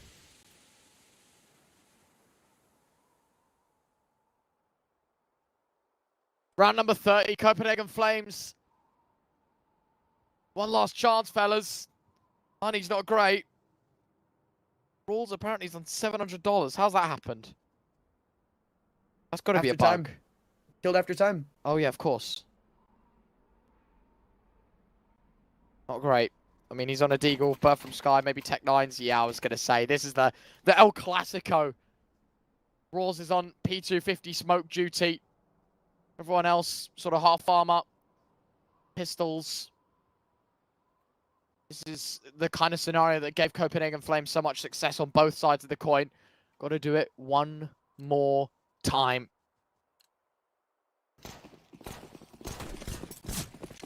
Hey, man. History tends to repeat itself, so who's to say they can't do it again? And it looks like it's going to be the same strat call again. Smoking, mollying, flashing, but this time instead of going for a vent drop, somebody's going out into A. TMB, I think all he's trying to do is distract and buy them time. This guy's not made it on the vents, though. He's got the bomb. He's the key element of the round, and he's missed the mark. He got stuck behind the door. The whole plan uprooted by one flawed footstep. Now overtime almost a guarantee. 3-on-5 Rawls, the man with $700. Why is he the one finding the opening pick? Why is he the one trying to give them a lifeline in this round and recovering an op no less? Op and an AK they've gotten their greasy hands onto, but still nowhere near the concluded point just yet. One smoke to assist them, but Regali is reading this. They're expecting the re-aggression to come through from Lobby ZTR. Waiting to give them a call as he's mollied out of position, but Plopsky catches two players with their heads turned sideways for a GODSENT conversion. And even though it gets sketchy in the end, it's not when they're going to drop now, is it?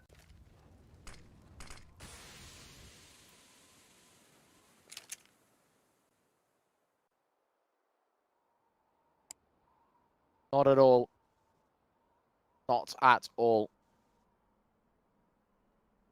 Gets funky here, Anthram. Everything reset. GODSENT still have a chance.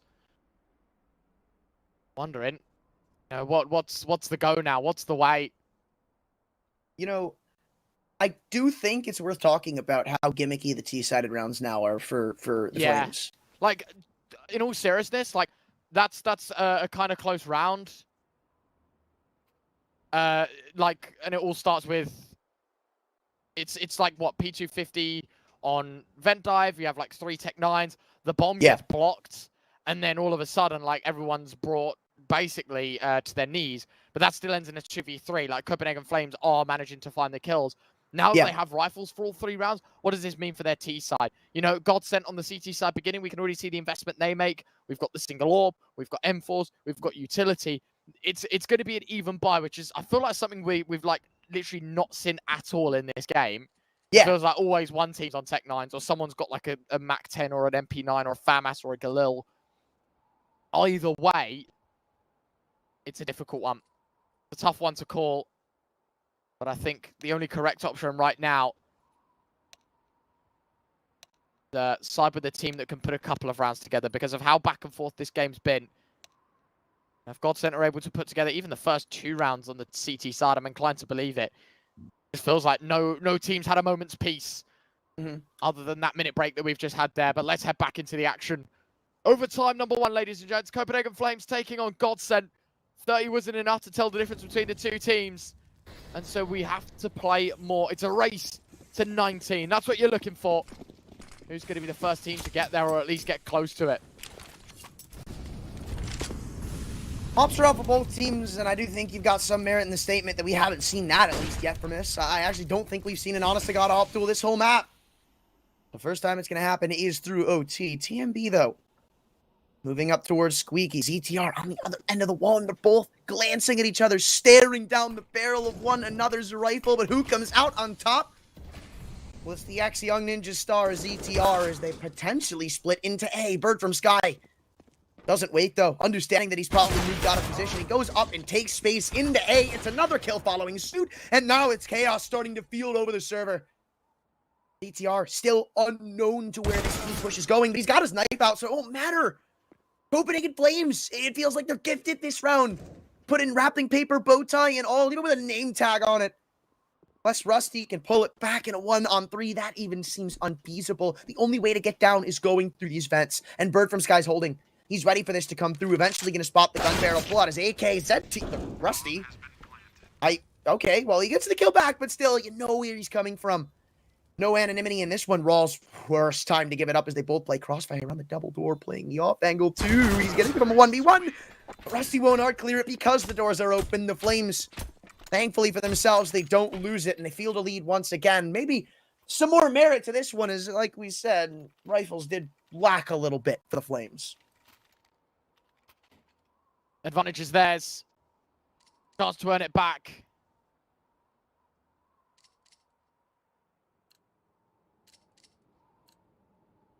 Things going once again, of course, for the CT side. At least money isn't too much of a constraint in this round. You can rebuy what you've lost. The last round gets difficult. They're not going to be thinking about that right now. They want to focus on what's ahead of them. And that is having a return and response. So much damage taken early doors, but it's Regali that finds the first. A fast play towards Secret. By the looks of things, I think that was what? Rolls that wanted to hit the brakes instead of keep going forward. But Sky backs up, and the AWP of Draken, he's able to find the trade. 4 versus 4. Not too sure if I like that play. Oh, but Draken misses a shot. A sitter onto Borb. Regali finds Joel. 2v4. What's just happened to GODSENT yet again? A difference in idealisms there. I think you were on the money. Two different ideas of where they wanted to go with that round, but it almost collapsed in upon them. For their sake, thankfully, it still gets pulled out of the hat, but now it's ZTR Rusty again trying to split the bill. And TMB's the only one here at A. ZTR peeks in, but he's not ready for a man to be this close. And at this point, it's Rusty against the world, and the world will not answer his prayers. Not a kill back, and not a shot in hell that the Flames are going to drop that round. One left in overtime, and as you said, buying maybe a little tricky to actually get off here. Draken needs to have the op drop to him. He's got no utility.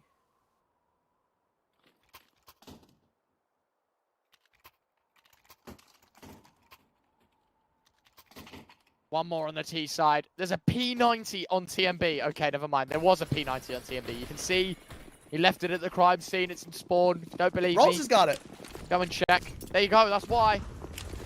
Probably because they know a lot of these players on half armor, and so the P90 can just run them down, and that's exactly what they're looking to do. Rawls has made so much space, continues to run at him with the P90, hungry for heads, hungry for blood, and he might just find it here onto Draken. A first missed shot, trying to retreat, trying to back away. Orb does connect eventually, tucks his head back as well. Draken a second, sick adjustment onto Regali.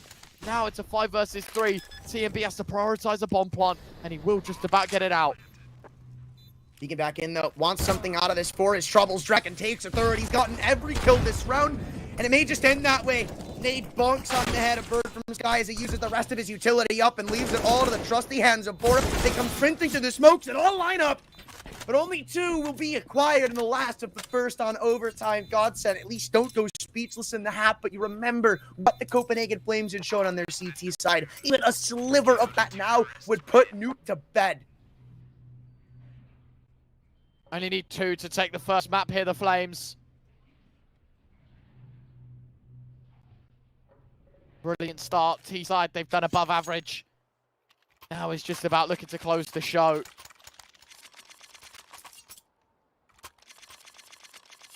Doable hit. Very, very doable hit.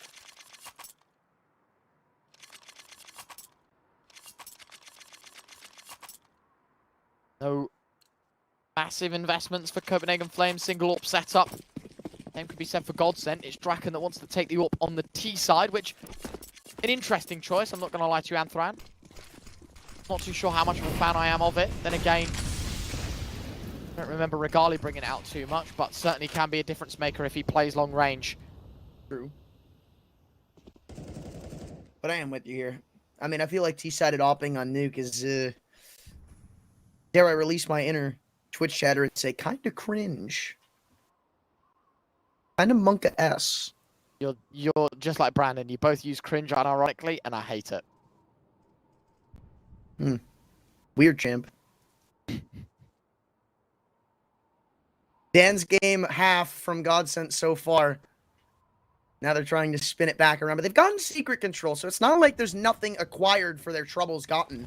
But only a minute left. And we saw a couple of times GODSENT got in their own way because of their utilization at the time, or taking so much of it kind of screwed them over in the long run. I believe he saw 2 or 3 anti-ecos run because of it. But they go back to that game plan again. 50 seconds, the Flames very wised up to the option of this happening now. Just hold on to their utility, or at least some of it. With 43 seconds, GODSENT still haven't really picked a target. It looks like maybe they're going to go for an A-sided crunch again, but there's 2 in garage, and Regali has shut down Secret as an avenue. They know another one was here, and TMB, he may be the one to send him home. Rust clearing the close angle, but the bomb's been dropped. This is what I'm talking about. GODSENT, they don't leave themselves enough time to make these mistakes. It's unsalvageable at this rate. A 2-on-5, 4-up, not clear, not 1 HP of damage dealt this round, and it may not change. Draken backs away to T-spawn, and the Flames again fields 2 chances to close out Nuke, but now it's on the CT side. Now it's on the favorite at half. Done. Cut him out of the equation. 18-16, 1 more to go for the Flames, and they've still got 2 more chances to do it in. Tough watch for a GODSENT fan. All of those half-buy losses, all of those force losses starting to bubble up and over. Their last tactical pause used here. They realise backs are against the wall. Go big or go home style. Got to win this round to stay in the game. Got to win the next as well. Focus on what's in front of you. This round, very, very important.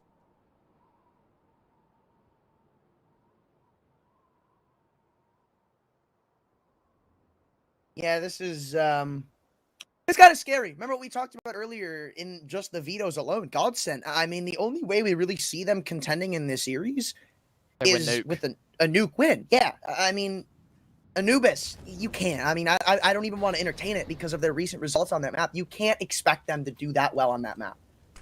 I mean, even if they've improved, it has to be night and day. It has to be an entirely different team, and the time frame that they've given for themselves just doesn't allow it.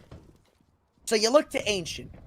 If they win this, still doesn't look all that great, but the only one we can say convincingly they've got a good fighting chance on is Nuke. And look at how it's going.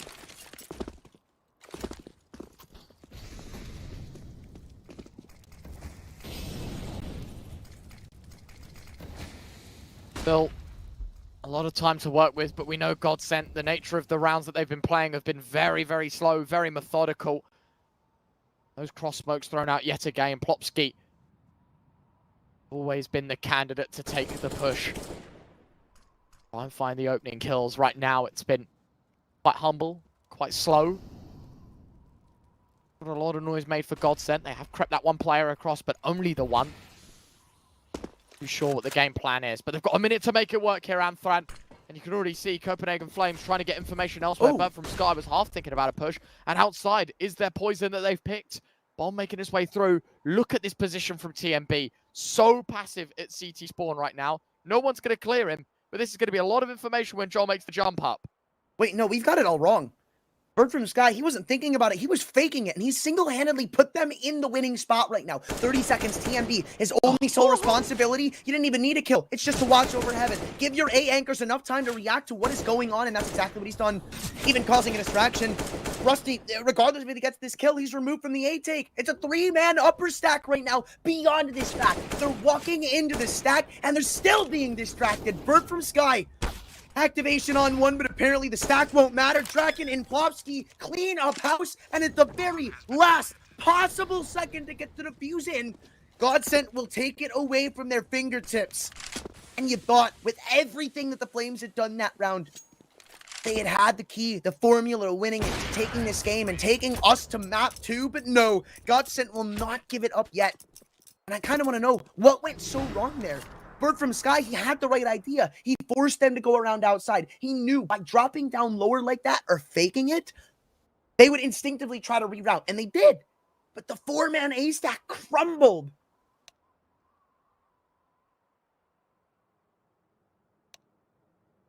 Rethink it all. Tech pause before we head into the final round of this game. You seen this? Triple up setup for the CT side. A modern day Dust 2 approach. Ready to shoot some ducks. Prep for a graffiti, boys. I'm loving the look of this. Water spilled. Oh my. That's why you got to put a lid on everything, guys. I don't get it. I don't get it. I mean, beyond I've got that. 2 drinks in front of me. Keep a lid on them both. All right, look, level with me, brother. Yep. You don't put your drink between your arms, do you? You don't. Of course not. So No, yeah. I put my drinks. I know this is going to sound like I've got too much money to spend, but I promise you it's not the case. One of my drinks goes on top of my Xbox. The other one sits on the floor next to me. I have Okay, 2 nah. drinks. Nah, you don't. You can't. I don't excuse use my us. Xbox, and if I put it on my desk, like it's in range of if I flick my mouse too hard, like when I'm casting, it doesn't go on my Xbox. I only have one like drink. so if you flick your mouse, you hit your Xbox and not the drink. Yeah. That's actually genius. Well, the drink's not going to move off the Xbox, is it? It's No, got, yeah, it's that's liquid, genius. It's weighed That's down. genius. It's not gonna I move. love that. I mean, it hurts my fingers, but it's better than the drink going all over my desk, so... Hurts our fingers, not our wallets. There you go. It could if the lid was open, but it doesn't matter where I put it because I put the lid on top of my drink anyway. Doesn't matter. What a revelation. Round 36. Time to get things going. One final stab at it. GODSENT need it to stay alive, otherwise it's over. The ops haven't been spotted either. I mean, it's not like they're playing any, like, unknown positions just yet. We've seen rounds where Bird from Sky's here. We've seen rounds where Regali's here. We've seen rounds where where PMP is towards ramp, but with an op, certainly not. But apparently it won't matter. Regali, the opper of the roster, he gets sidelined pretty damn quick. And Plopsky's gotten all of outside control with this one pick, this one trick. Banks hate him. And now with 45 seconds, GODSENT field a man advantage, potentially to split into the A bomb site right now for the Flames. It's good that they haven't flinched just yet. Now they're going to start dumping in the utility, whatever remains of it, albeit. And this Mala coming back is pretty much confirming it's going to be an A take, pushing in perfectly timed from Rawls. He gets the 1 and gets away, can confirm it's A, and helps his team set up. Rawls waiting, not going to hit the shot. Borum needs to go huge. Copenhagen Flames have thrown this one away. Bird from Sky against 4. Hits a no-scope on the first. Hits a second, but CTR will deny. 18 all, and a second overtime required to split these 2 teams. Insane. It's insane. I mean, the Flames have shown so much innovation in this game so far, at least just in terms of adaptation, switching things around, going for crazy out-of-pocket plays, and they've worked for the most part. But the ones that you and I would think, oh yeah, surely this one's got to work, surely this one's got to get him, surely walking dry into the op of Regali will get you killed, is when we're wrong.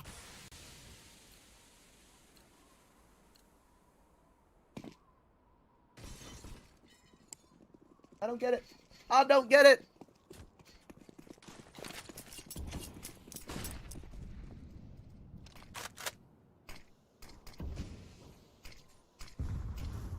Go again. Time to run things up once more. Rawls has just hit a wall bang headshot on Joel because why not? Impressive beginning. 5 versus 4. Where was this flare from Copenhagen Flames? Rusty puts him to rest. Sick response. All falls level. This is hard, though. And they've got an op posted down lower. Regali, he's moved around. This time he's not in garage. He's here ensuring if they go secret, they're going to take a blow. A devastating one at that. As TMBs pick back up the angle of NBK and garage. They all pause. They wait. GODSENT, eager for the Flames to make the next mistake. Just park it. Now as utilities thrown in around the board, all GODSENT are really trying to do is waste out the belts of the Flames. It's worked before. Seen a couple of times now. They've gone into these site takes with handful of flashes, and that's just about it. And that's where GODSENT really win these rounds. But now it's Regali's turn to step up and win them around. Oh, and there you go. The big man finds the first.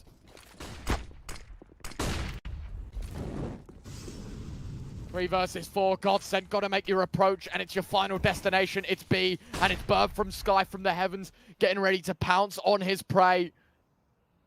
Oh, it goes in front of him. He's expecting some push from Double Door, but actually, the move back around. It's up towards A. There's one man for the job. It's 4 up on the upper side. How many kills is he going to get? The answer is 0. Bird from Sky starts to make the rotate on in. TMP's caught one out from main, and now it's a man advantage yet again for the Flames, but a bomb plant gives GODSENT a chance. Rusty looks to the heavens, while Draken tries to cover from lobby. Still work to be done. They don't know where either one of these players are. They've got one molly, one flash to actually figure it out, deduce it, and uproot it. Draken, I don't even know if you'd expect him to be here this late into the round, but now that the op shot's fired off, you can pretty much expect it. Coming back through, Rusty spins around and finds the bolt instead. Bird from Sky knows the last player's around the silo, trying to fake out the movement, pushing him down, but Rusty's got them all, and with an ace, he proves that he's not just like the rest of you. He doesn't make mistakes. He's stronger, he's smarter, he is better. That is insane.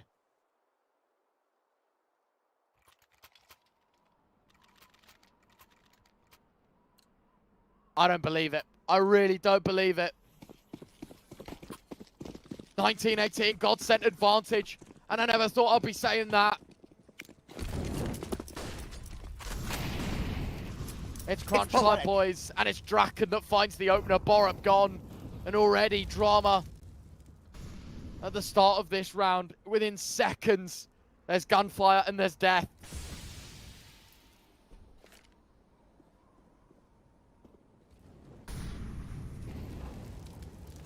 Couple of these individuals, man, they've slowed down, and the Flames have certainly felt it. In almost every one of these rounds, there's a couple individuals where you look at and say, yeah, if he hit this shot, yeah, if he shut him down here, then would have been the Flames round. Gone for everyone so far, but maybe it can happen now, or maybe not. Dropping the ball, TMB's only going to be able to be good for the one, and now they just cross down Secret. Next to nothing stopping them. Bird from Sky, yeah, he'll hear it, but what can you do about it? Well, the answer is nothing. The only one who lingers around to assist his teammates in allowing, or at least denying, some squeaky or secret presence is Plopsky on 2 HP.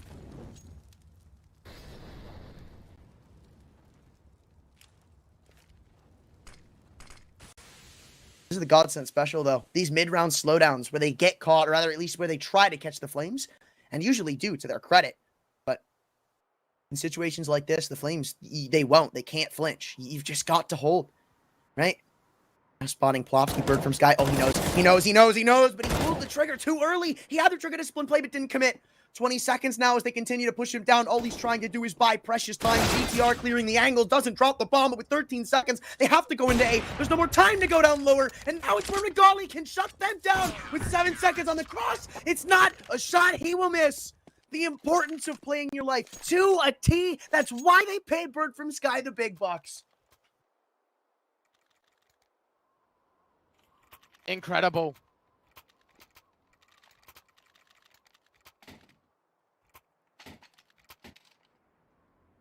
I don't believe it. I have no words. Looking on fire. Getting ready. Copenhagen Flames charge up, and it's Regali's orb that finds a double. The 1 versus 2. Just too clean with it, isn't he? The young man looks like a veteran. Joel blind through a smoke because why not? Opening kill forced the favor of GODSENT. Seen this movie too many times, though, man. I won't say it's done, especially with the amount of utility that the Flames had left, but I don't think they've done anything all that exceptional now that I think about it with this utility on the CT side, using these flashes, smokes, mollies to take something like ramp control. In fact, I don't think they've taken ramp control once. They do use the flash this time around as TMB. Oh, no. Oh, no. Oh, no. Oh, no. He's just been timing. Potentially the worst we've seen all game. Plopsky, where the hell is he, though? He has no idea. Gonna have to wait for the smokes to fade, but TMB, he'll still be dumbfounded by this. When vision's restored, maybe not. No, what the fact that nobody comes out of that interaction taking a scratch is shocking. Roxy's gonna fight TMB. Joel falls Borup. He's gone. Regali and Rolls. The 2 R's to make it 20. Rolls does collect the first. Not a bad start. Plenty more to be done. Nade goes in towards Hut. This will allow Rolls a little bit of space to peek. DTR goes for a spam through the wall. It's returned and even more damage done. DTR is low. Nade goes in towards the closed vent. Starting to clear angles out one by one. M4 swings. Rolls can't hit it. And now it's just Regali, 1v4, 1 o'clock in the last, but this is too big of an ask. Ruski's going to nail it, and it's 20-19. GODSENT in front. Never, ever thought we'd see this. Never. I mean, regardless of what half, pick a mix. T side looked like the Flames had it under control for the most part. CT side, same goes. First overtime, ditto. I mean, this is the first time the entire game we've seen GODSENT with a good enough look to say, maybe they can do it. Maybe they can put their pennies into this map.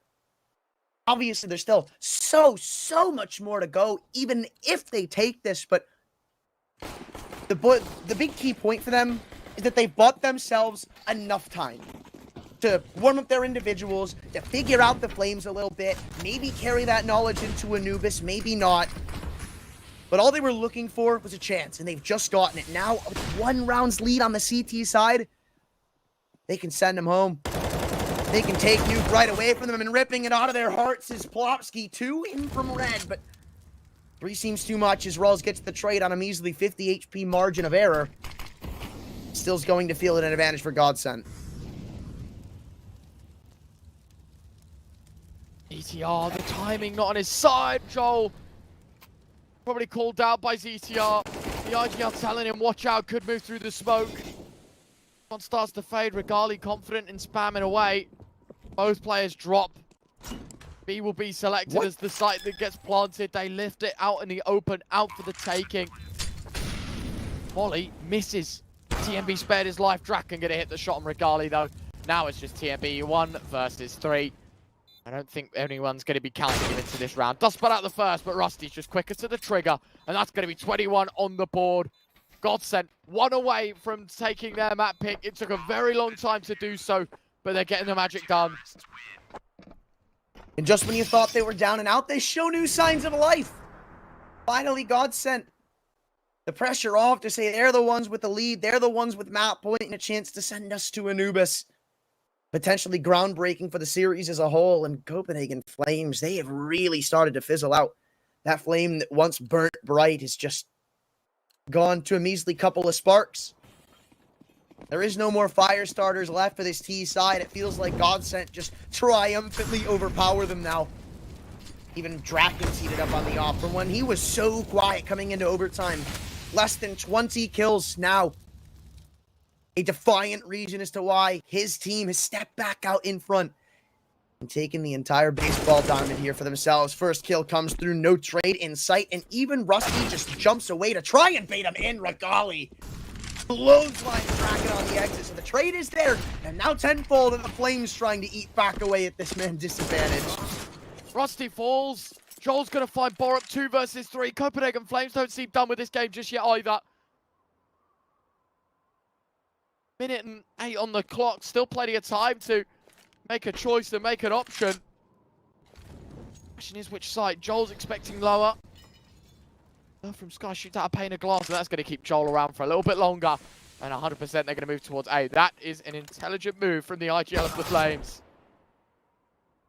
And if he knows one's B, then he knows where both of them are now. So all they really got to do is molly out Heaven. They have the A site for free. But instead of mollying, they keep that shadow of a doubt in the back of the CT's minds until they're ready to absolutely capitalize. Paint Cam Molly comes through. The ZTR wants to peek off it, trying to catch the element of opportunity. The timing could favor the Bull, but Rawls is still holding. Will never let that little angle slip. And now it's Joel, one of the heavy hitters from GODSENT, to pull them out of this deficit, to pull them out of this hole. Well, all Regali's got to do is land 1 or 2 meager bullets from behind this Hut smoke, trying to outplay his opponent and dance with him. He'll tuck into Hut instead. Joel, Semi had the right idea, but with now a little bit of utility, he's just going to go ahead and stick this defuse. Smoke's thrown in, but it doesn't seem like you got the lineup. Last bullet connects. And just barely the Flames hang on to what could have been an Anubis berth.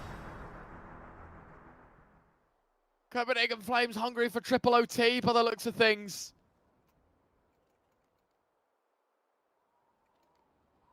My word.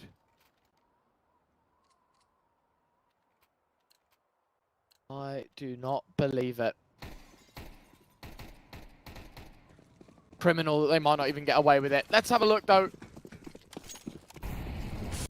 Number 6 of our second OT. Is it going to be triple OT or is it heartbreak for the Flames? It starts with a lot of damage done. Both Rawls and Regali eating lead. But a drop down from main. Bird from Sky soared like an eagle. And a man advantage falling in favor of the Flames. Vent dive afterwards. Draken's got one, but Rawls will trade out. Advantage still in favor of the Danes. But the Swedes are looking to hold on. Bird from Sky's up in the heavens. Bird from Sky's going to catch the rotate. CTR by Morrow. CTR a second. But it's all on Rusty. 1v2, but with the Heaven player clearing out, the bomb makes its way back up, and now Rusty on the wrong side of the map has to make this clutch land. Oh, man. Still no idea where to go, where to look, what's happening, and what's going on. He'll finally make his move back up and in, and with about 20 seconds to spare, he's got to split the bill on 2 kills with almost a full set of utility minus the smoke. As soon as that mini one fades, though, it seems like the only advantage he may have has subsided. And now having cleared out the entire site, this one moves to its conclusion. Bird from Sky to take first contact, spotting him off. It doesn't even bother giving him the idealism of a repeat. Now knows Rusty's off. This one is done. And we go to a third. Nobody is ready to give this game up. This is the game that never ends. It shall go on.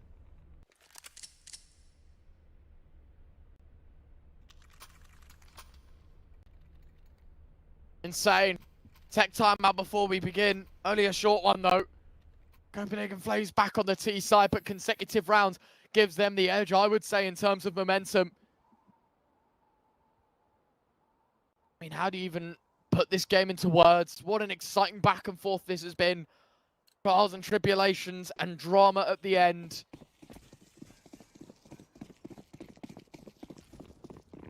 Let's see it go.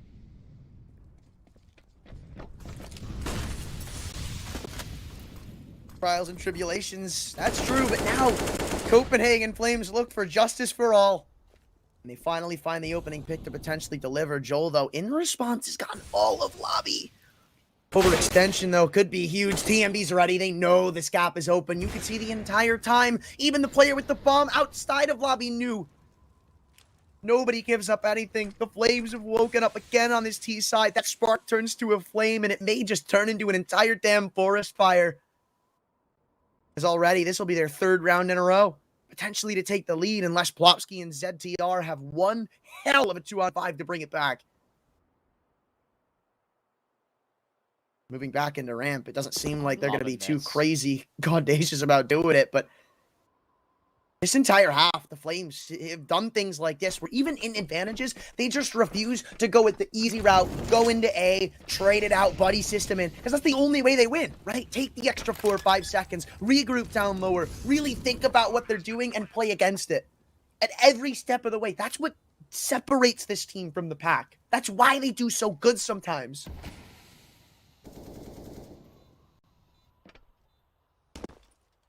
Brilliant.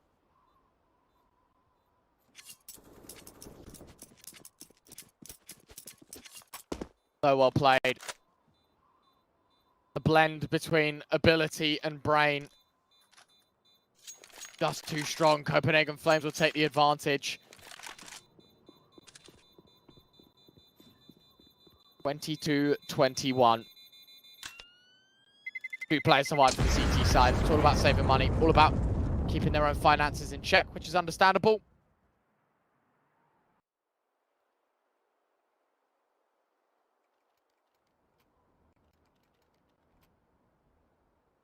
Op comes back out again, so yeah, I mean, was gonna say. We never see this, man.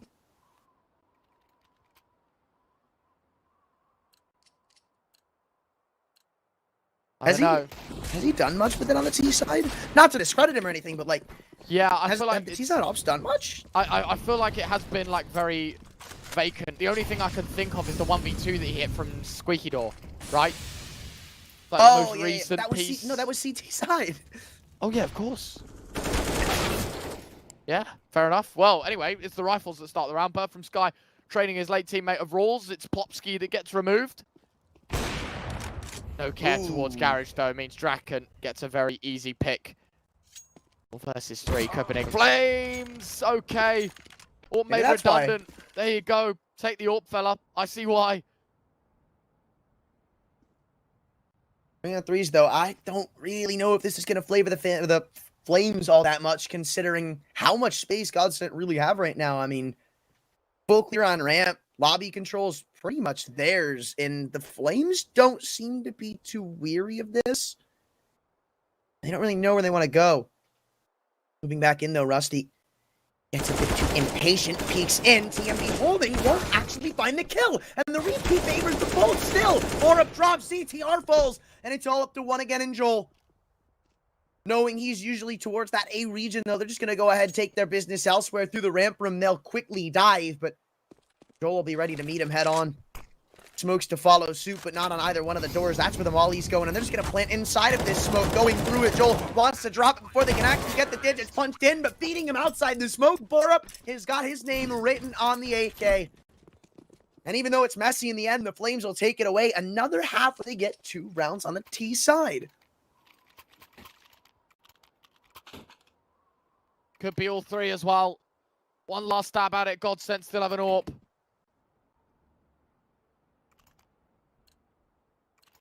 GODSENT still have a chance, but they need basically every other round from here on out. Copenhagen Flames could make this 24, could end this game now. Yet again, contact towards outside. GODSENT have left this one quite vacant. You can see TMB. I was going to say on Silo, trying to lock things down. It's Draken that finds Bird from Sky. It's the AWP that finds the opener. Yet again, can't sit here and say that it's everything, because Copenhagen Flames have won from positions like this before. But it is a good start here for GODSENT to find their first in our third OT. Right, this is the T side, though. You kind of expect him to walk away with one at their minimum. What a dink. Plopsky goes whipping half the A1S spray, then just jiggle dinks a man outside like that. The duality of man. But still, the Flames, they stay strong, and they don't let the pressure get to them. They still have to work around ramp, though, and Rusty. Been here a couple of times. I'd imagine they're ready for this. Usually they are. They're potentially spotted. TMB stays wide, though. And leads it to a 1v1 that Rawls will win. Still didn't necessarily have to be that close. They quickly reroute into what looks like they may go towards A. No, it's all just big distraction. Oh, wait. Did they not know that the windows broke because of what happened outside? No, okay, Draken. He's still aware, and while he gets tapped away in the end, there will be nothing to talk too much up about the window breaking down lower. 30 seconds, though, Borup. Lot to do and not a lot of time to do it, as again he turns to reroute this time around through heaven, but he's got them split. 2 down lower, 1 in mini, and the only one potentially stopping him is ZTR. No damage taken as the bomb plant goes in. They use up their nade, and they're just going to go ahead and space in. Buddy system up, boys. There's no way he can get all 3 of us, and it works well. GODSENT, 22nd on the board.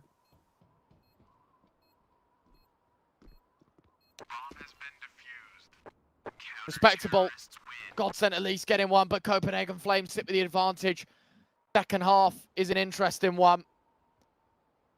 It's one that means all or nothing. Don't think the Copenhagen Flames boys are going to be too worried right now, but certainly they know there's still more work to be done. Game has lasted an absolute eternity. Nearly 2 hours in our first map here, Mr. Anthran. Still no deciding round. Still nothing. All up in the air. GODSENT, though, need a more than adequate T-side stint if they want to end the game here and now. Likelihood is, right now at least, with sort of the pattern making, triple OT might not be the last. Oh, especially when Plopsky's playing like that. Oh, no way, Regali. Worst time to turn away on the op. Timing has been such a key element this game. It's been the hidden 6th man. Word from Sky, though.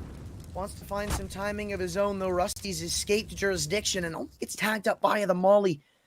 Late on this crunch down towards Secret, they leave a lot up to Rawls in the success category in the M4. But if he can buy them even a sliver of time, it'd be much, much appreciated.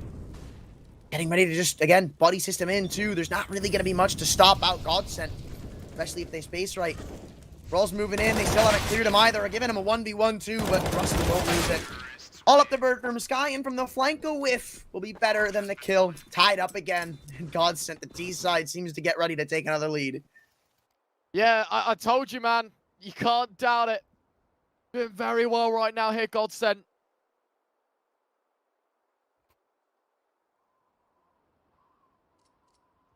Managing to make the magic happen where it's needed.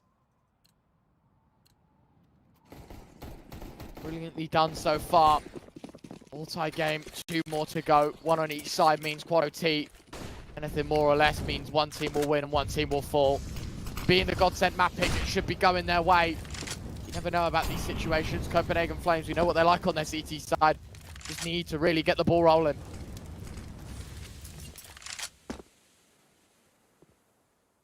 Goes both ways, though, at this point. I mean, we've seen good streaks of momentum for both of these teams at this rate. That's how we've gotten here. I honestly don't even know with how flip-floppy these rounds have now been in overtime. I can't really paint a picture for it. So far, the only picture being painted is one of utility going back and forth. In fact, usually we've at least taken some shrapnel damage by now, but it's just full 500 HP. Exchanging mollies, nades, flashes, smokes, the whole 9 yards. As they both try to outplay their opponent. 56 seconds, finally the first aggressive move is made, and it's in the hands of Rawls, who's taken lobby and heard the scope over towards outside. Again, wrong way, wrong time. He's got Regali behind him, though, so he'll stay strong for the one as Rawls falls back away. Regali joins his teammate, and with 40 seconds, GODSENT regroup in what can only be an A site take at this point. Bird from Sky. Tucked inside of Squeaky. The molly is going to be thrown as soon as the smoke starts to expire, but Bird from Sky has caught him off guard for 1.5. Now knowing the remaining portions of the splits coming through from Mini, he tells Borup to just stay posted and wait for assistance to come through. GODSENT. Only one man left, and not one that'll pick up the clutch. Copenhagen Flames again find themselves on a map point. But who's to say GODSENT can't bring us another OT? Definitely doable. OTs have been the name of the game.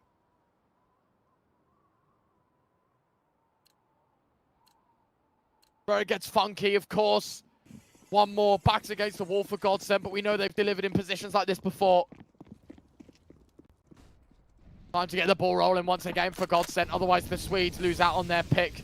Just like it was at 15-14. Same scenario applies. Same troubles, and Rawls with the opening frag. A double swing on ramp, a molly that lands deep, and that cuts off a lot of early ramp information. GODSENT have to work this round out from the man down. Remember, since the get-go of this game, GODSENT, their plan B was always throwing in the out-of-yard smokes, throwing in this smoke wall, and that's exactly why you see the repositions that you do. Rawls joins up with Regali, trying to stop them from crossing down through Secret. I'm surprised there's no spam or mollies, but it looked like certainly that's what the play was going to be lining up to be. Bird from Sky, though, he's been boosted up and on 1 HP. You'd never expect something like this. After they pushed ramp? Oh, absolutely not. Maybe a half clear it, sure, but I think Bird from Sky is literally just going to talk and wait for them to make the first move. Rusty! Still hard clears, though. Something smells fishy about an open ramp room, so we're just going to go ahead and clear all the corners. Rawls stuck at clock with 2 players pushing into his position, finds the bolt on the A4 spam, and now he just waits again. Looks to buy time as the bullets run thin, but Draken misses the shot, and Rawls only can hope to play his life. Drops the smoke, gives time for his teammates to rotate down. PMB's got the flank. It's all up to Plowski, and it looks like this game may finally have its conclusion. Unless we could see a 1v4 with 23 seconds. Bomb dropped over around ramp, so he has got a journey to make, an endeavor to overcome to try and get there, but Borup won't even let him get in front of the smoke. The Flames, after 4 overtimes, after a 2-hour-long nuke map, finally close it out and prove themselves to have a slight edge over GODSENT. Yeah, still more to play for. We've got a BO3 on the cards, but it's the Copenhagen Flames pick after this. It's Anubis. You don't want to miss it. It's a banger first map. We'll be back with the action in just a few moments.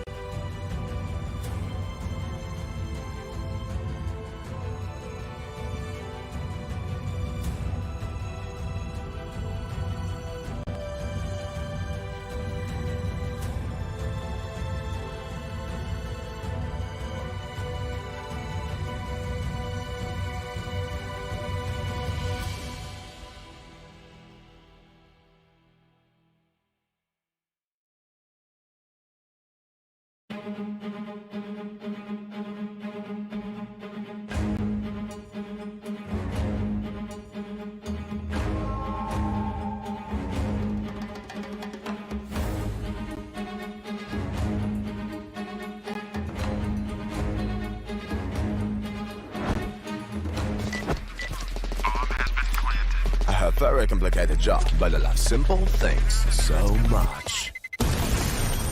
One move. One push.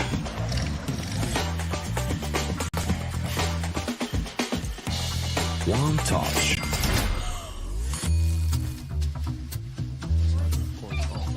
One love. One click. One X-bet.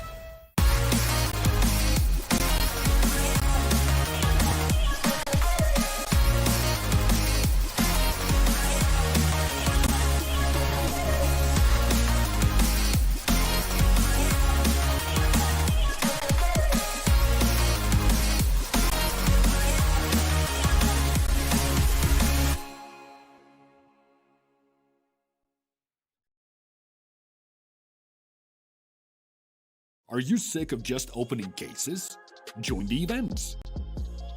At each event, you can find special cases from which tokens fall. Tokens are your ticket into a world of unique awards.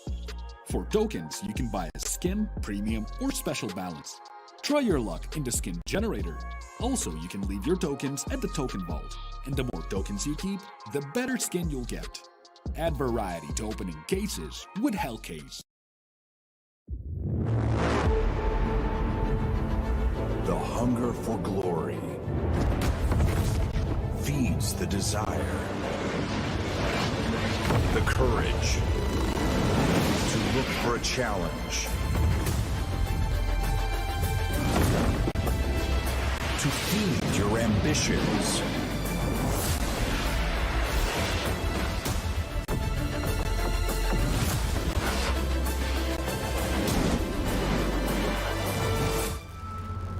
To reach for greatness. To become the champion of champions.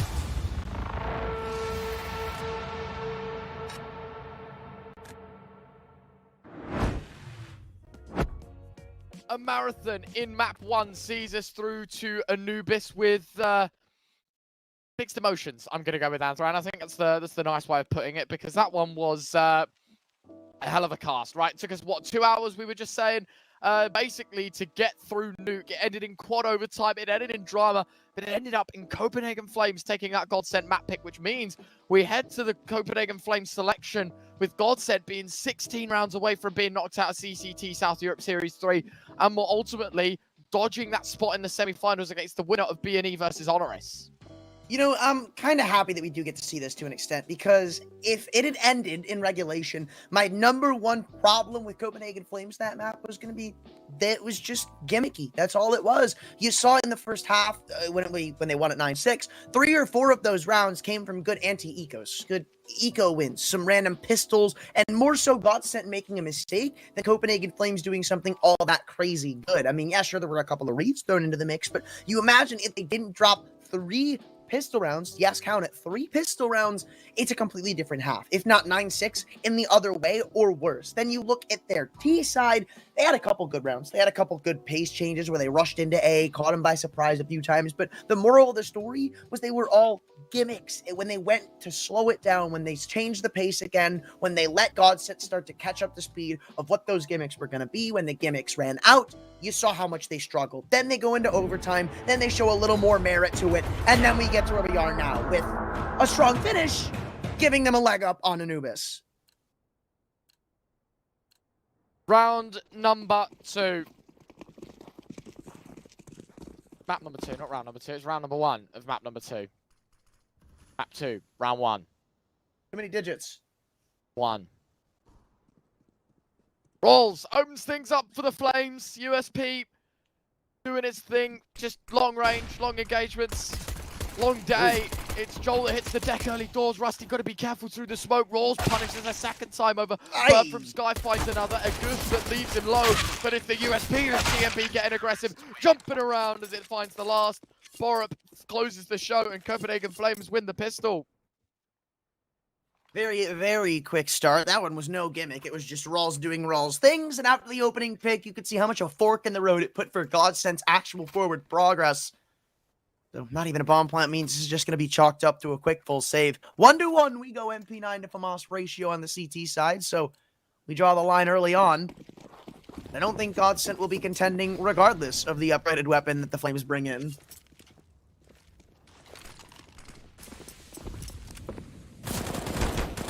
FAMAS first is Rawls. In fact, I was going to say the TMB FAMAS I thought was going to be collecting all the frags. Instead, the M4 of Rawls, hungry for it all. MP9 should be able to close out on that frags. ETR low HP.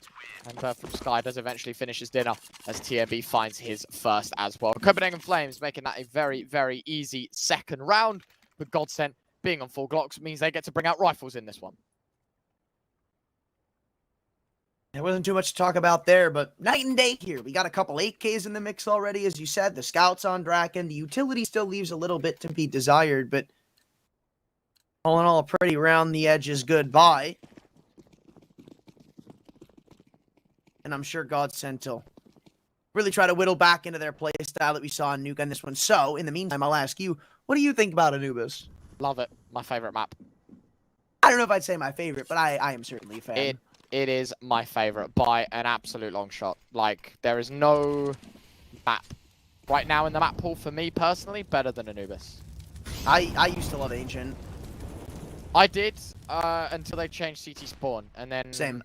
I kind of like fell out with it a little bit because then I had to play it as well. Anyway, Plopsky knows how to play Anubis. Mid well worked to find the opening frag. Bird from Sky gets dropped. Admittedly, this is a bonus buy for Copenhagen Flames, so make no mistake about it. If they lose this round, they still have guns in the next to work with. That's it. It's a good start. Out of the gates, GODSENT 5v4, and now 3. Borup able to find nothing but lead from Rusty. Now that they're down to 3, I think Copenhagen Flames might even take the option to save. That's only if it's allocated to them. GODSENT. There's the money for them. Warrant enough to already go hunting. Oh, wow. That is a skill issue. Loss misses the spray, and now it looks like you're only saving 2 of the guns.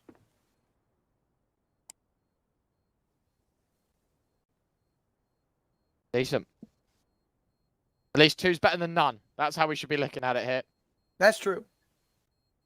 I don't think GODSENT are going to go hunting because their money just isn't great. It's not in a nice position whatsoever to go looking. Oh. Yeah, you also got 2 people very, very low. Yeah, exactly. So. Like the conditions just not good enough for any extra searchers to go and find some damage. Given some respect, but as I said, right, that's a bonus for the Flames. That's just a courteous giveaway. They understand playing with SMGs and FAMASs and what have you can lead to loss. It's about this round here where they get to bring out 4 rifles and an AWP on Bird from Sky of all people. Sure, why not? If it floats your boat, I think there's some good to it though, right? Where you got Bird from Sky on the AWP, not necessarily Regali. Sure, that's of concern, but I think there's some argument to be made that Regali's impact is going to be felt more on a rifle.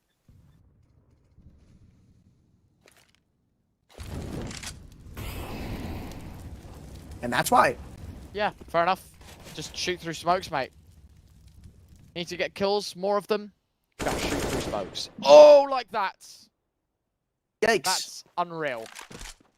That's your A anchor, too. That's really going to screw Copenhagen over right now because you've got to pull Bird from Sky all the way off mid. You see there's a man trying to work up right now. That one kill has opened up so many possibilities for GODSENT right now. Uh-oh.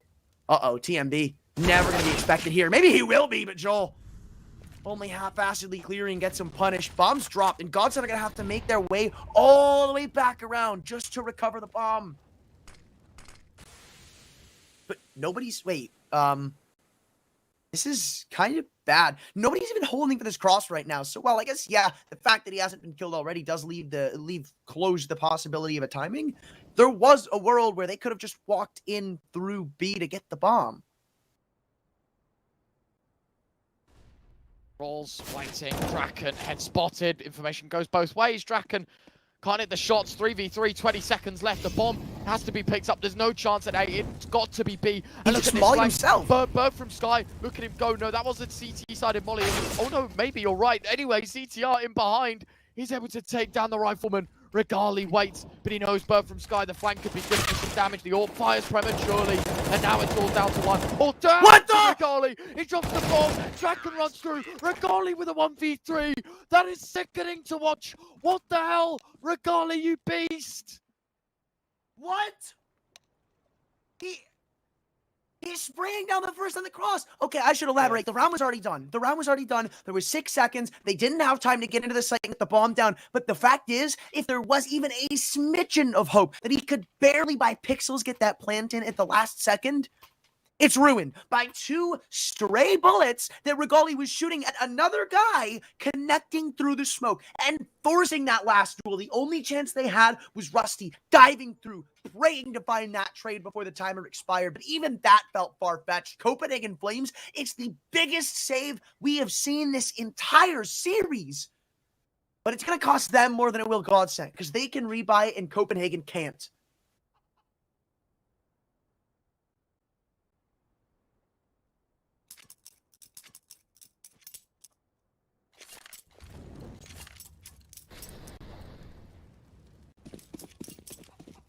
Round 5, looking a little less nice for the GODSENT economy. They have enough to rebuy. It's Draken on an AWP. That's a Regali show that I don't think anyone at home will forget. Gets to save the AWP as well, which is absolutely massive. Going to be expended! TMB! What is that wall bang? Sure, why not? After the round we just saw, man, anything's more realistic. And now they find themselves again in a 5-on-4, but now constantly we've seen this exact play come through, where even after a pick has been found in mid, somebody's lurked up. Somebody's tried exploiting this gap the Flames have left open, and they refuse this time. They won't give it up, they won't flinch, and they're confident in their 2 site anchors, especially after what you've just seen from them. Rawls 5 kills, Regali with what he's just done. There's no way to distrust. And they're still just waiting.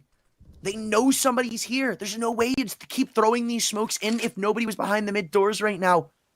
So Joel, eventually going to have to walk straight into the crosshairs of 2 very unwelcoming CTs, and they're leaving a lot of faith on a Regali and the AWP finally breaking apart the rotation, but their patience pays off as Regali gets pushed down around the site pillar. There's not much to be said besides death and destruction. GODSENT, only chance they had in this round was with quickly dealing with somebody like him, but again, the bomb's been dropped. Stuck in the left side, though. Draken, he's got to fight in the open, but Bird from Sky, weary of that fact, takes a wider angle and even recovers the AWP of his fallen comrade.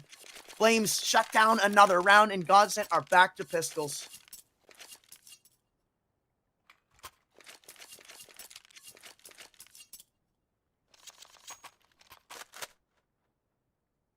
Not ideal.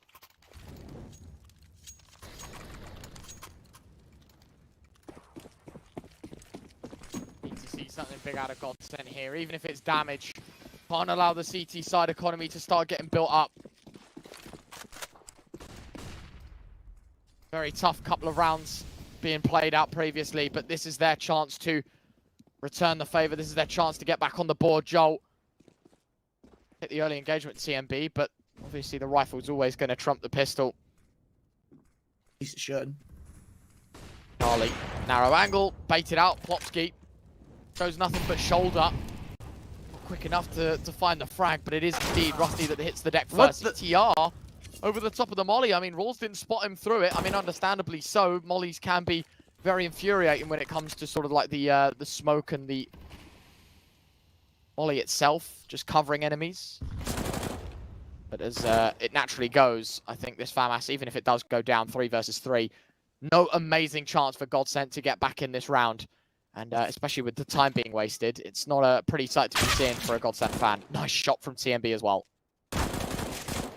Yeah, man, this is why you got to give the FAMAS a chance. Does things like that, especially when you know how to pilot the weapon. TMB knows very well how to get things done. And Regali, what the? If I'm Plopsky, I'm tossing that out of the map. I mean, they're going to go hunting to get this back. You may have a chance to get a couple of kills, but winning the round out of the question, right?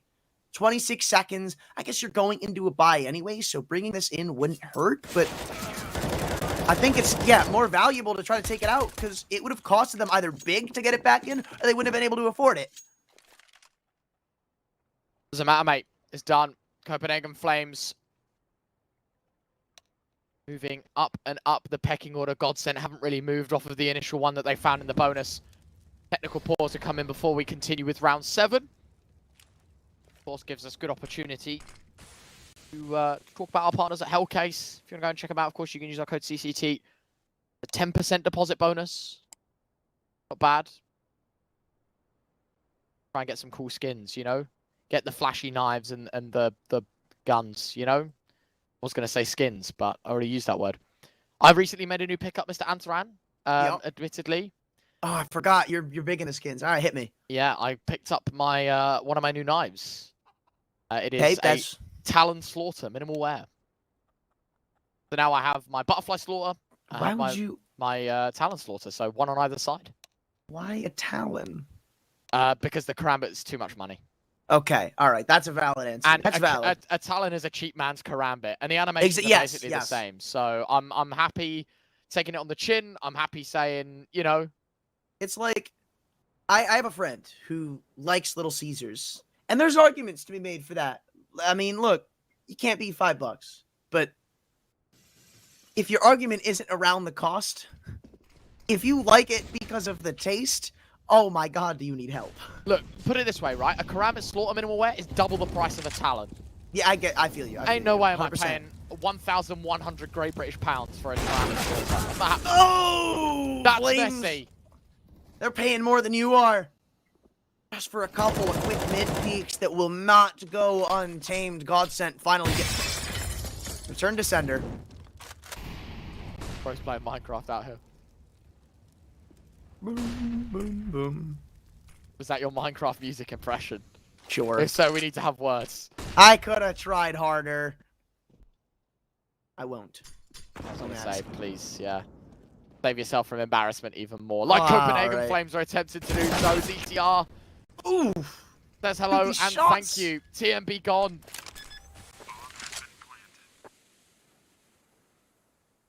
This one's done. I mean, you're just saving already. Power up. Moving back on the op. Only got a couple more shots in the mag, my friend. Be weary of that. Even if you land them all, you'd still be caught reloading before you could get the last, so. To keep that in the back of his mind, but I don't think GODSENT will be keeping the mind of a hunt, because the money, as you said earlier, isn't really that well built up. So, Flames in the same boat. They can drop a couple of players, and I think Bird from Sky can buy himself. So, it's not like this next round's going to be a safe call, but if you lose it, boy, is it going to hurt.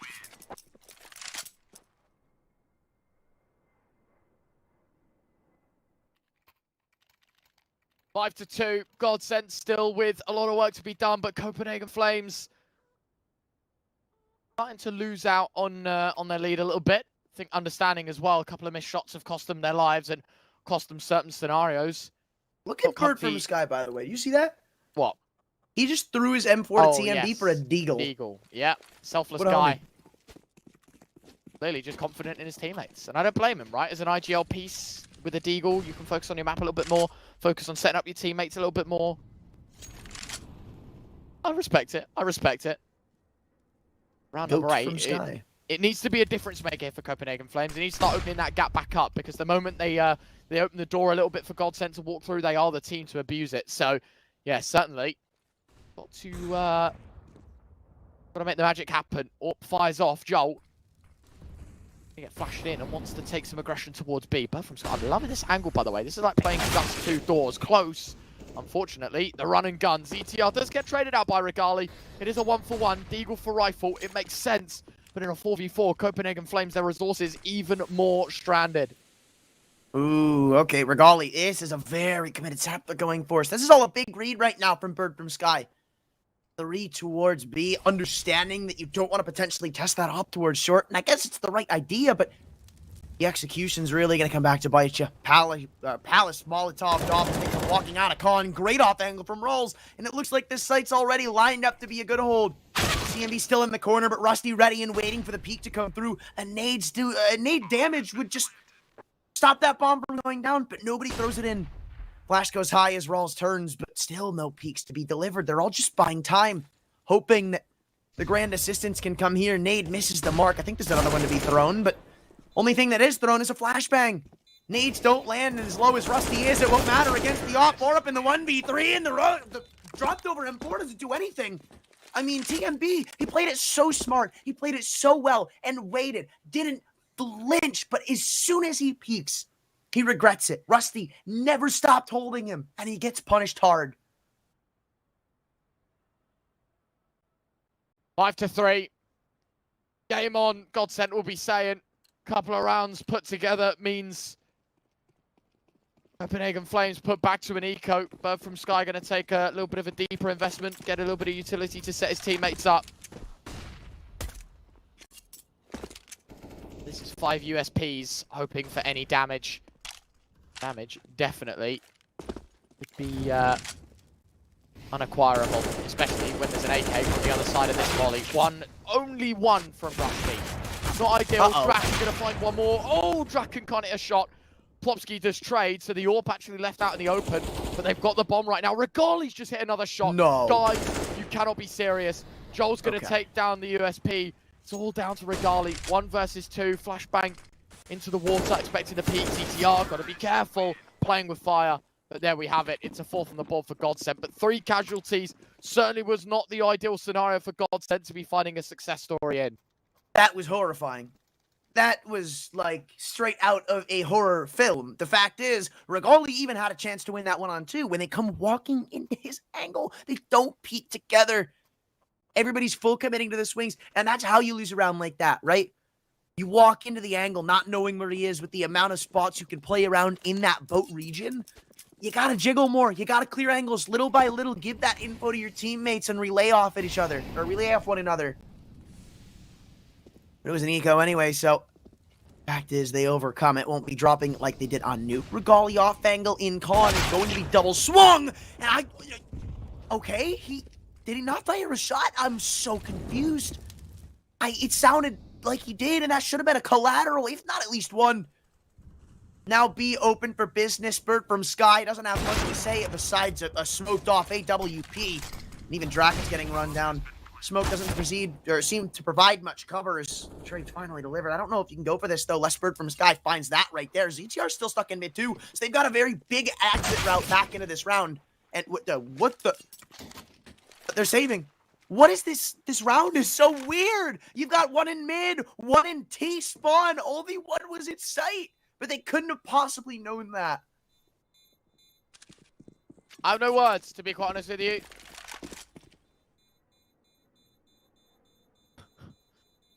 I don't know. We can't explain it. No. Like, they had a 4-on-3, and they were already calling for the save. And then you got a man going around T-spawn in that save, and he's getting killed. Like, 5-all. Listen, man, I'm a believer this is a T-sided map right now. Sure, yeah. You know, I don't think it's a hot take. I don't think you have to be insane to say that. I think you're chilling. If you think this is a CT-sided map, think again. There you go. That's what I'll leave you with. But I will say, Copenhagen Flames, as long as they keep up with the pace with GODSENT, you're going to start to believe a little bit more. You look at Copenhagen Flames on this map specifically, they're not a bad team on either side of the coin, right? They know how to play both sides quite thoroughly. They played this map many a times before. I say many. It's 4 times the amount GODSENT have, and it's pretty even. The distribution is 50-50. Not to mention the 4 times that they have played it, by the way, Anthran. I thought I'd throw this little stat line out there for you. They've played 8 times, right? Yep. 8 pistol rounds. Oh, sorry, 4 times. They've played 8 pistols, including, technically this one, so they've played 9 pistols now, and they've won 8 of them. They've only lost 1 pistol round on Anubis so far in its entirety.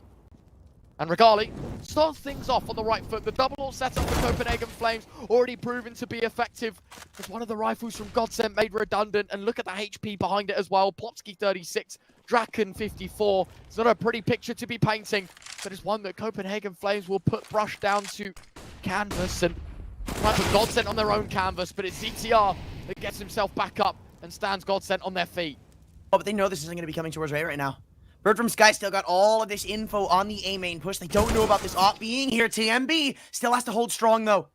They have to go back to A. You have to at least try it, right? But Bird from Sky's running through. He's not being quiet about it. What? He ran through. I mean, you'd understand him taking a more offensive angle towards boat, right? That makes sense. That's not the questioning part. He's running, giving them that info single-handedly after his B players are saying nothing's here. It's all clear. They're coming back. Watch out. He runs. And it's going to hurt again.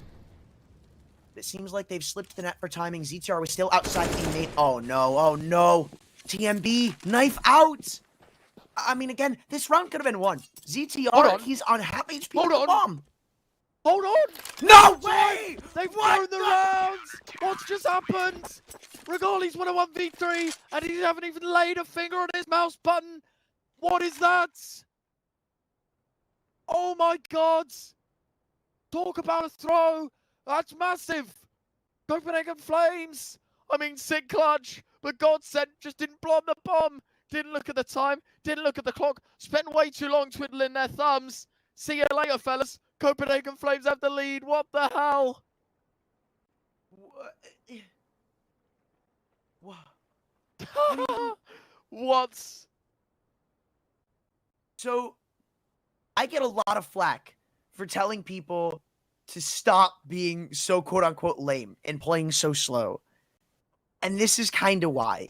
Because, like, how many times this game, we can even subtract that round, but somewhat use it in the argument. How many times this map, or this whole series, have we seen GODSENT get screwed over because of how long they're using? Because of the timer, because their poor time management. I mean, sometimes on those ecos on Nuke more specifically, they'd go into these like upper site takes with 15 seconds left. You don't leave yourselves enough time to make mistakes. It's stuck in a vacuum. Yeah, maybe we want to bait up their utility, which is fine and all, but the Flames aren't doing that. It's not like they're throwing endless hordes of stacked up utility and all you're doing is waiting it out. You're just kind of praying that they make the next move. And they don't. That's when you have to change it up a little bit, and they're not. And they keep now getting punished for this very poor usage of the timer, and that's got to change. So many rounds have been stolen from them this series, where you think on Nuke, it wouldn't be them playing for tournament survival, it'd be them playing for a semifinal spot, had they not had such a bad timer utilization. Regali keeping his feet warm, expecting his teammate to put out the smokes. Wants to play a more aggressive stance towards middle and gets his head taken off his shoulders. Plopsky. Very nice headshot, admittedly. 5 versus 4. Bird from Sky links around, and the AWP drags him and spots him off. Well, it seems like this one's a bit out of arm's reach right now, but in the 2-on-3, TMB and Borup are going to have to go for it. Considering all you invested into this round, you're going into a save anyway. It's not like you're going to be contending much with a FAMAS and an M4 in the next. Call me a believer in the FAMAS, but this is not one that I would put in the weapons resume. But looks like this time, that extra little bit of pep in their step will allow them time for the plant. Round of applause, everybody. They got it. Don't worry, there's 40 seconds to plant the bomb this time, not 3. Oh, wait, should I plant somewhere else? Yeah. Let's go B, let's go B. I think we should go B here.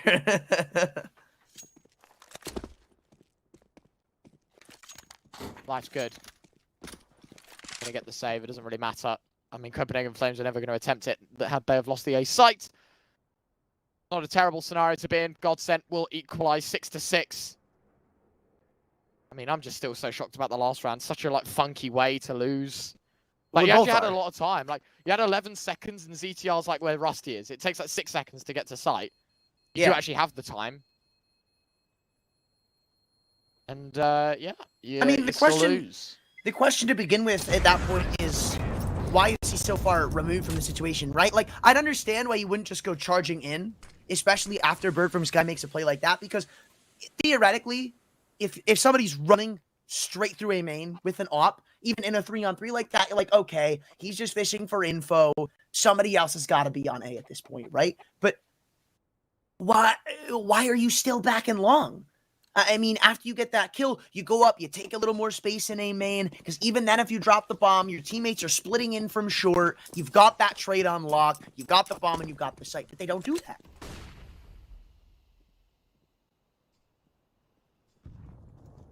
Round 13.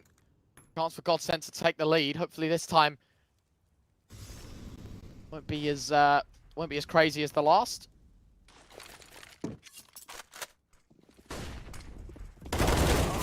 Go. When they Nice go. shot. Joel gonna find the opening kill for him. Gone burn from Sky, fakes his teammate. Don't expect two there, but just doesn't shoot, mate. Just doesn't shoot. Are these the two guns that came in? No, okay. They bought again too, so. Yeah, it's gonna be rough, but it makes sense because you eco the next and you buy the last, so here for it. Makes sense. Indeed it does, King. Indeed it does. Aw, thanks. Always my goat. Always my king. Even after the FAMAS takes? Wow. Yeah, man. You know what? I respect it, to be honest. And I respect your hatred for it. I still think it's terrible, but I've seen it. Like, you've brought it to my attention that actually it's bought a lot more than I thought it would be. That's fair enough. I do think the meta is finally catching up. But you know what? This is why I'm confident in my takes. You know what? If the FAMAS was $300 cheaper, yeah, 1,700. I'd buy it. 1,750. Because if you do the math, right? If you do the math, double loss bonus CT side, you get 2,400, which means you can buy FAMAS half armor on double, like when you get double loss, no matter what. That to me is where it becomes very viable. I'll level at 100 because I think I can see 100 cheaper. 1950. 1950 because then you can only get one flash alongside it. All right, fair enough. I could level at that. But people who say the FAMAS has bad spray, no, you have bad spray. Ooh, not a bad flash though. Borup gonna go in and beam main off it. It's only one kill down though. Draken still unbeknowing to him is how close these CTs truly are. FAMAS stuck in the open as it takes fights on two different angles. And non-committing to one is really what's going to cost him Plopsky. I love this play. Thought he was just going to W key in. Really nothing to lose. You get the info that Brigali be there. Everybody would just transition back out. Oh, he's got the lineup. Yeah, you're sticking through.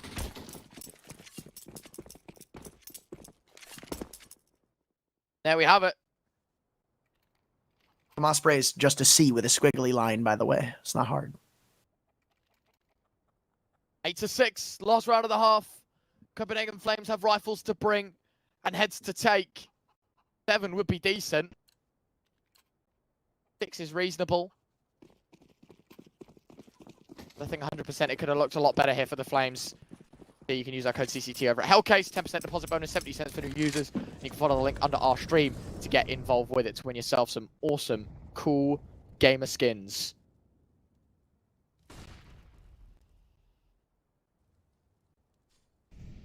Relatively dope. Best skin in the game, Retro? What's this? Never mind. Brigali! Shoulder spotted. They come walking in and got to clear A main first, my friends. The offer will not let you have it off easy if you just come walking into the barrel. Doubling down. The bomb has been dropped. This is a lockdown A site hold. Regardless of how much reinforcement you now put up, the job's already been done. You can try to lighten the blow, but in the end, it is GODSENT only fielding a one-round advantage. Now to the T side we go to see if Copenhagen Flames take the series 2-0.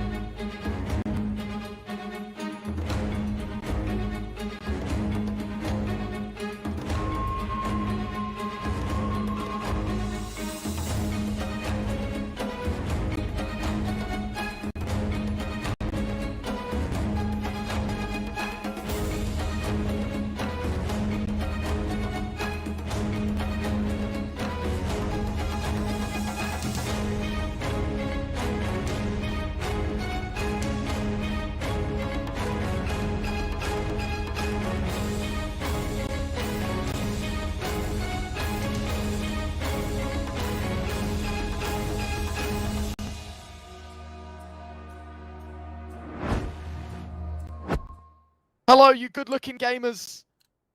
Our second half of our second map. That includes you as well, Anthran. Don't worry, you're a good-looking gamer. It's the second pistol. GODSENT are up by a single round, but supposedly on the harder CT side. Let's see how they fare as Copenhagen Flames take their attention to the attacking half. This portion of the game, if Copenhagen Flames win it out, could be finding themselves a 2-0 win in a spot in the semi-finals. It's a fast B split. 3 from Cave, 2 from Main. Oh, look at this boost. I like the idea of the boost. Problem is, ETR has just been spammed out in the bottom half so much so they have to disassemble and it will not find a thing. Rusty's found the first. Doesn't expect Regali tucked in close left though, and that's going to be a demise.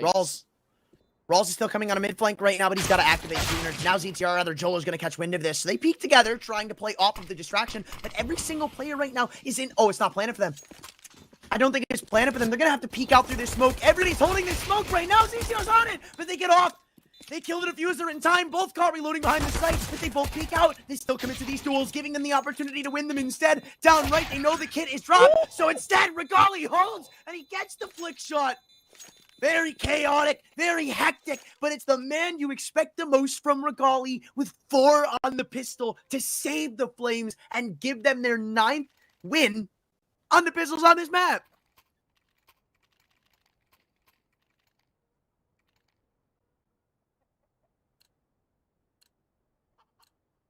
Copenhagen Flames tie the game, but in a position to take the lead.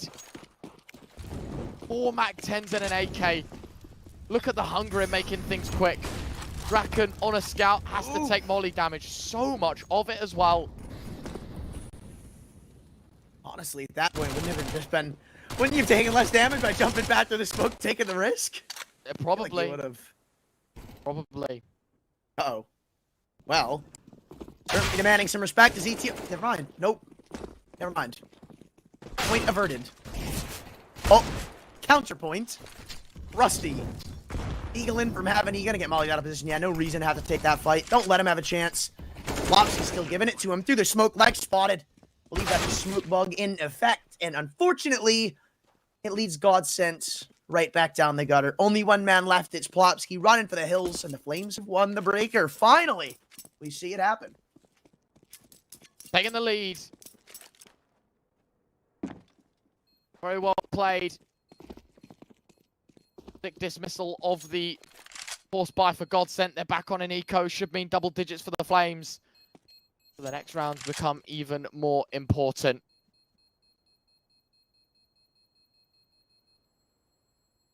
Round. Bit of a buzzer beater because if GODSENT had won that, they take the lead. Copenhagen Flames feel deflated, especially after how close and how narrow the pistol margin is.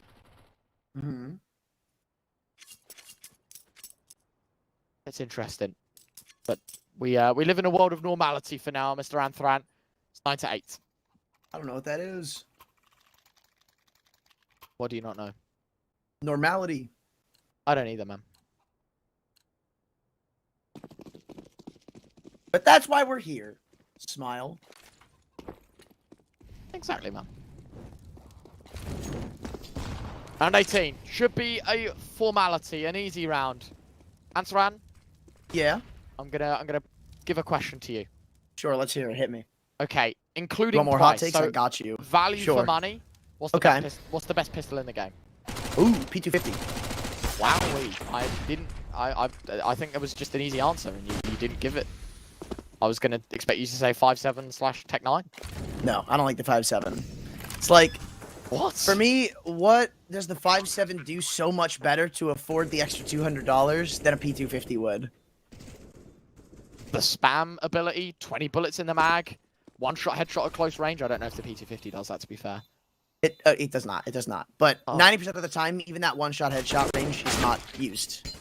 I get the possibility of it. So I do raise that it's a very opinionated argument, and I can see this one being wrong. There's one of the points that I have no problem accepting another answer on. Fair enough. So anyway, it was an assortment of P250s and Deagles in that round, which is why I asked. There was no 5.7s. That's why. Like, I'm either buying a deal or a P250. There's no in between. I buying this, I set you up to say 5.7 so I could go. So why haven't GODSENT bought any? But you've actually like done the opposite of what that point was meant to do. Fortunately, it's 2 AK save for the Flames and no gun save for GODSENT. Pretty easy eco round. On to the rifles. But now, again, get to see what GODSENT are going to be made of. Remember, though, it took them this long on Nuke to start getting warmed up. So we've actually been following a relatively similar script here, at least for this game. Not necessarily spot on the money. It wasn't a 9-6 half, wasn't this, wasn't that. But we're about at the same spot. So, I don't know, it's already been a very much so better outlook than it was the last time we saw this team on Anubis. And here's one of the reasons why. Initiative taken, flashing back in to find the opening pick and uproot what Copenhagen Flames wanted to do to them. It causes this whole reposition. Everybody was outside B main. It was going to be a full 5-man B exec. It was going to be exactly what the doctor ordered, but changed it up on you. Whoa, gave you sugar pills, and it seems like Copenhagen Flames, with that little bit of oomph, want to go with some redirection. Even walking up mid. Look at what GODSENT's doing right now. They're taking info everywhere. They've walked through boat. They have a main control. They know what's going on, and they have the Flames cornered. They just don't know it yet.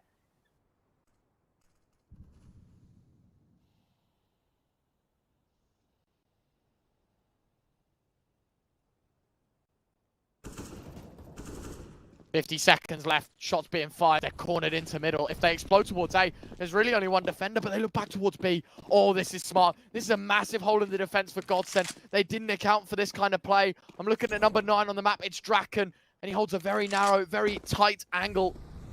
DMB even running it in late. Draken now paying attention towards water. His teammate did actually do a bit of clearance, so I don't know why.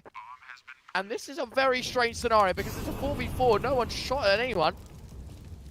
Just kind of, I don't know, meant to be normal? I don't know. When have you seen this, though, man? I don't think I've ever seen a CT plant and setup like this. So Copenhagen Flames, they set themselves up very well for success. And with no kits, one thing going awry, would they initiate a save? And that may exactly be what's just happened, though. Walking into the flashbang, Borup's got all 3. That's what spray transfers or spray control can do for you, kiddos. Take notes, because this guy's the master. That is sick. Brilliant watch. Can't argue with what you've seen ahead of you. Copenhagen Flames taking number 11. 5 away from claiming this map and in turn the series. Difficult times ahead. You know, now I'm going to ask you a question. Hit me with it. What's up, King? What's your favorite kind of dog? I don't know, man. I'm just, you're gonna have to, you know, I need warning on that. Joel doesn't need warning to hit shots though, Antaran. Blast his head straight off his shoulders. Regali gone. He's been the main man as well, the VIP for Copenhagen Flames. An early exit for him. A heavy hit to that T-side momentum. Well, Draken, well, he hasn't got a kill. He spotted them all crossing. So all he's really got to do is stay alive here. Be a nuisance, right? There's only one spot they can go for a post plant right now. Other than that, it's just crossfires on site, hoping that it'll do you justice. Yes, right now it has, but it's only against one of the Deagles. Plopsky and Co trying to abuse an angle on one another. Borup, he hasn't spotted him coming out just yet. The Frost is still here. Plopsky finally lets it loose and lets it rip through the smoke, but the distraction works out better for GODSENT. And now all hell breaks loose. All the chaos is on the back of Bird from Sky needing to take a fight. The commitment is gone. GODSENT with mere pistols and 1 rifle. Bring it back. Thank you to the FAMAS. Also, I'm a husky guy. I like fish and I like huskies. Wink, wink. Fish? Nudge, nudge. You like fish? Is it in the food? Or catching You know who them? you are. Fishing's fun. Fish sticks are really good. Fish are just all around a pretty cool thing. I don't eat fish, so...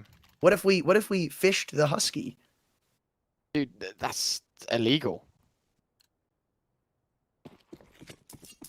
I still don't know what my favorite dog is, to be honest with you. I'm trying to think, but I don't think it's... I'm more of a it's cat happening. guy anyway. I was just trying to do something. Well. I am as well, don't worry. Based. Oh, Joel hits the first shot. Bird from Sky collected. He stands in the crosshair. Only one thing to happen after it. Nade goes in behind the smoke as well, expecting some form of immediate trade, or nose is being pressed to the item that holds the B site back. Copenhagen Flames a little more disciplined than that. More chilled. 5v4, just got to keep these numbers. And Draken, like this position, Borup, the the timing right now. This could be everything. Rusty's moved through middle. He's in T-spawn. DMB switching back and forth between the angles. In fact, Regali is holding it as well. Oh, you're going to be so mad. Draken's in a position to get absolutely owned as well. This round is quirky. It's funky. And it's Regali that's going to catch Rusty. And now they should know, wait, with this push, Draken might let up. Instead, he goes forward even more. They're actually going to hear noise behind him, and that's going to turn him back around. They should know that the bomb's towards B. It's actually called all the troops over. It's a smoke from A towards mid, and that's going to call all the troops across. There's only one defender. It's Plopsky against 3 on the side. Is B going to be claimed by the Flames? This is just a bad rotation. Draken has all this info. Plopsky hasn't been cleared, though. Plopsky hasn't been cleared. Eventually, he's going to have to pull the trigger, and it's only for 1. Not what he was hoping for. Joel comes back in. It's an op duel, but not when the Joel wins. Moving back and through. Regali knows where both CTs are, having to pull back into the primary. Gets the first no-scope. All he's trying to do is buy time, and that's what he's done. AK's rotated in. It's ZTR. Known in Palace peeking in. Borub's got the kill. They go tit for tat, and that's exactly when Copenhagen Flames win rounds.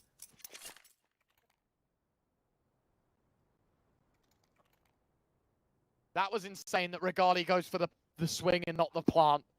But he does indeed stick the landing. It's Copenhagen Flames. Very, very scary round.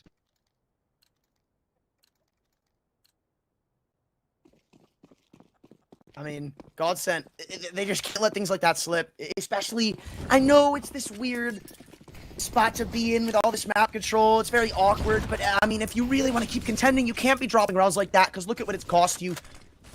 A very, very important gun round in which one you don't even seem to be all that favored. In the chaos, two smokes get thrown towards Palace, and they're just trying to go for a very quick, chaotic, hectic A-split, but one that doesn't seem to be working out all that well so far. Even exchanging guns, TMB doesn't know about Plopsky. Finally gets his hands on that M42, but do you expect the re-aggression? No, but Plopsky doesn't do it. Just the risk is enough to set him off. But instead of moving forward, they hold, wait, they pause, see if they can find anything more, any inch back into this round, or maybe. I mean, I thought they were trying to pick apart Palace, but they just re-smoked it. Now it's a flash in short, and Draken still posted. Trying to crunch in, this op is giving them no out route, so 1 for 1 May, as Regali's found another. Still Draken is on B, but you gotta pick between the two evils, because both now site defenders have ops. One of them's low. And it's the man towards A. The question is, do Copenhagen Flames recognize this and go there? Or do they switch things up and head the other?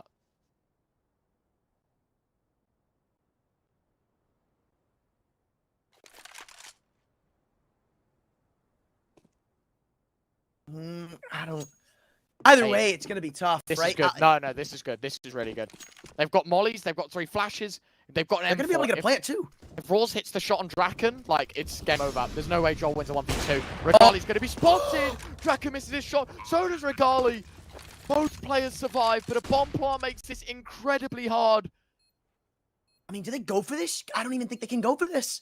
I mean, you've got 2 ops to come back through on the retake. Yeah, it's so no difficult. Kits. And Joel and that kill might sell it in. Draken, can you possibly attempt this? It looks like he's gonna. No, finally, just backs away. I get what he's doing, looking for incentive. If he finds a kill, yeah, it makes more sense, but without it, it's impossible. I've got to say, man, Regali is a god. Like, he's insane. Popping off individually, but also, like, cool head, smart plays. He's not a flashy AWPer. He's by far not a Simple or a Zywoo or a Manasi. But he's so damn consistent. And do you know what as well? I think the one thing Regali has going for him is even if you put him in rifle roles, he's still going to exceed. Like, he knows how to use a rifle. Give him the AWP, he's going to take heads. You give him a Glock, you give him an AK, you give him anything. He's going to do damage. Speaking of damage... He's done. Oh, okay, yeah. Never mind. I was going to say someone's done damage to the keyboard after losing a 2v2, but it's okay. A short technical pause, so there's going to be no clanging of keyboards or slamming of desks. How much you want to bet he spilled his water again? Yeah. Oh, I'm going to be livid. I'm going to be so mad. I keep seeing people saying, like, oh, why do you get so mad about it? That's why! It spills! Grr. Messy gamers, and this is a messy round. Flames very fast into A. I think just one fast may not do it justice, but it's working. Still being held to. Rawls, he knows the opportunity of an open flank, so he doesn't even bother leaving it open. 2 kills follow suit, and it seems like it's already chalked up to a save. Off on Draken was the only one that did save, and now he's hit the dust. I think you can rebuy in the job, so it's not the biggest loss to take, but you're down 14-9 right now, man. Somebody's going to have to step up big, because things are not looking all too hot past, I don't know, promising start to this half. Remember, this was 10-8, so from that point, it's really been all Copenhagen.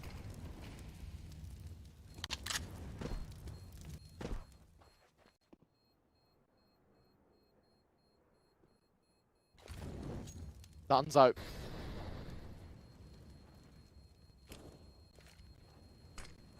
Round over and done with.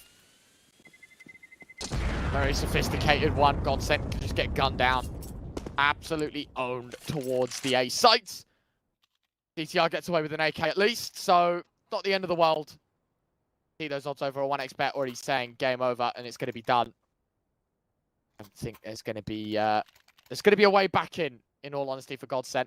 They're going to need to win every single round from here on out. From 14-9 down to 16-14. Going to be a miracle. And that's exactly why you want to talk it over. You don't just want to go willy-nilly into this round. They had all of their timeouts. So eventually, you kind of got to start using them a little bit, man. You can't just let them sit. I know you don't always need them, but there's so many teams who get to these depths, who go down by like 4 or 5 rounds and just never use their timeouts.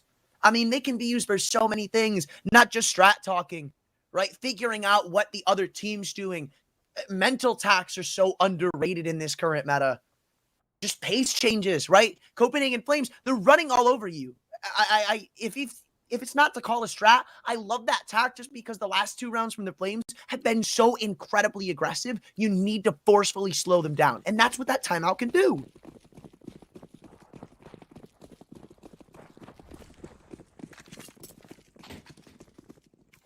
Oh, they're going to do it again. This is insult to injury, man. No way. It's just dry runs him at this point. No smoke respecting acquired, or rather required. Rusty's the only one here. They can't even audaciously burst through the short smoke yet because they don't know how many lie in wait. But apparently the wrong move to make is one man helping out Rusty. Could have been the difference between GODSENT and a lockdown. No. Okay, I saw 3 of them motion back towards Palace and was concerned they were going to try saving. I mean, you can't in this round. They are hard clearing out mid.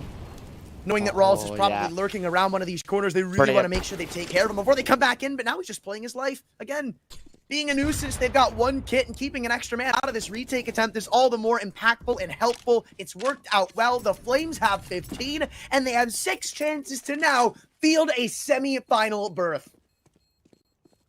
And with the way things have been going, Mr. Antran, I don't think there's any other way about it. CTI might not even get the light of day to save. Rawls wants his head taken off his shoulders. And it's exactly as planned. The Executioner finds his second. Lopsky will fight back and take TMB's gun away from him, but he's got stacks of cash. That's a luxury that GODSENT can't afford. As you said, it's 6 consecutive rounds required for GODSENT. Otherwise, Copenhagen Flames find themselves a spot in top 4. And ultimately, 6 rounds in a row, nigh on impossible. It has to start here. Single AWP setup for both sides. A chance, of course, for the Flames to just make it look easy. A chance for the Flames to make it one-way traffic. Start of this round might just end in tears because it's a mid and A stack, only one towards B, and the entirety of the Flames currently reside in B main. Again, looking to go for a fast play. As soon as these smokes fade, nothing prohibiting them. 5 kills away from an extra $3,000. They really want it, licking their lips at the prospect, but now GODSENT are only looking for Prohibition. Couple smokes to delay them on their inevitable B main crunch, but look at all the respect they've commanded. Just a little bit of utility in middle has thrown all caution to the wind, it seems, and they're going to go through it now. No reason to wait. They've got the outlook they want. Burt from Sky drops, and now Incan is now clear. He's running through 2 mollies. He knows. I can't. There's just so much confidence oozing from the Copenhagen Flames right now. He literally ran through 2 mollies. Traded out, having done more damage to himself. Rusty moves up through the smoke, but maybe the hubris is the downfall of the Flames. because the confidence kills, and with only 2 kills on the site entry, GODSENT at least gets some more to talk about on the CT side. Double digits at least collected. 5 more to go. Man on your screen, Mr. ZTR. 3 in the round. Only 100 damage, to be fair. Just collected the rest. But that's enough to keep GODSENT in shape.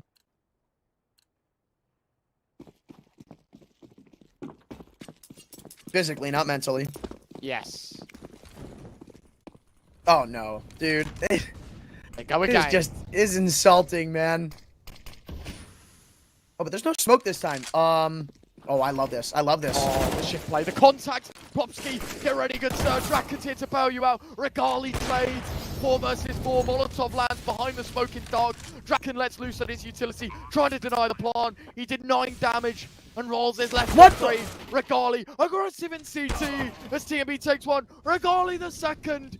And unfortunately, like dominoes, GODSENT shall fall. It's just CTR and Draken left. Both players disconnected. Both players with really no chance back into this round. It's Regali that's got a clean shot on the bomb. And for the rest of GODSENT, they watch from the spectator screen because they know this round is over. They know this series is over. And it's the Danes versus the Swedes. And unfortunately, it's Denmark's day. And it's GODSENT's demise. It's just Draken left. 1 versus 4. Hits some nice shots, but there's not enough time to do it all. The bomb will signify the end. The Glax into this BO3. And it was a hell of a game on Nuke. But in control, Copenhagen Flames burst their way into the semi-finals. A top 4 spot, and GODSENT sent packing. Ancient not seen. It's Copenhagen Flames that take the series 2-0. A extremely confident finish. One that I honestly don't think I could say that I would expect it, man. Like, after Nuke, I know we come in understanding that GODSENT aren't going to be the greatest of Anubis teams, and I guess that statement still stands even in the end, but that was just blatant disrespect at the end. I mean, we saw what, before they started going into B takes, it was just raw 5-man dry run into A and see if it works, because it did. At that point, it literally felt like they were just practicing strats. I don't even think it was because, like, some major monstrous call from Bert from Sky. I literally think they were just saying, you know what, I want to work on our A tick. Let's just go try run A. Yeah, it definitely did feel that way. For GODSENT, of course, unfortunately, it's not a top 4 placement, Antoine. I don't think they're going to hate it all too much. It's a decent stint from them, right? Like, they do their bit. They get the job done for the most part. It's unfortunate they don't continue their run in this tournament. But as you said, you know, the only thing really missing out is a few CCT points and a couple of extra dollars. Other than that, I think they can be quite happy with their run. They went 3-1 in the main Swiss stage. The only loss they took was to Into the Breach. They went on a 3-BO3 win streak there. They head into the playoffs. They play iNation. They beat them 2-1. And listen, such a close game on Nuke. But we knew Anubis was going to be the win for Copenhagen Flames. So as soon as they lost Nuke, we kind of knew that the hopes and dreams were over. It's unfortunate. It's the way it goes. And they're going to have to come back a different time. They've got 1 more series to see if they can collect enough points to make playoffs. It is, of course, Copenhagen Flames through to the semi-finals. They'll play the winner of our next game, which is BNE versus HONORIS in just a few moments' time. We'll be going to a break for a few minutes. When we're back, it's that 3rd BO3 of today. You don't want to miss it. We'll see you in a few moments. I have very complicated job, but I love simple things so much. One move, one push.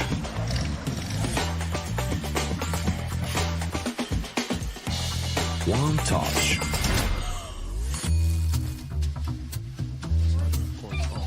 One love.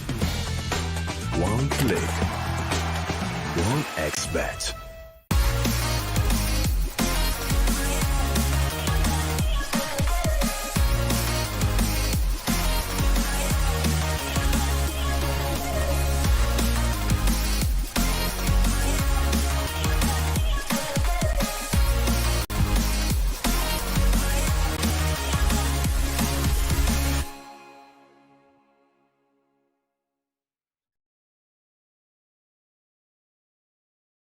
You look into your inventory and there's only... It's time to forget about this garbage. Here you will find everything to play with really cool skins. Open top cases. Upgrade dropped skins and turn your junk into a cool gun using the contract system. Every day, thousands of people upgrade their inventory with us. Hellcase.com. Look at yourself in a new way.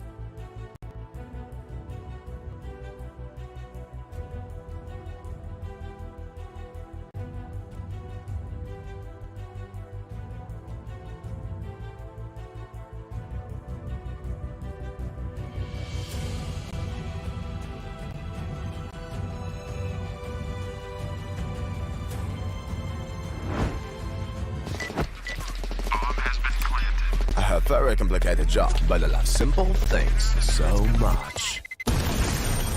One move, one push.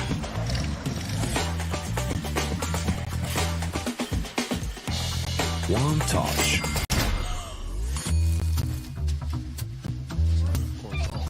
One love.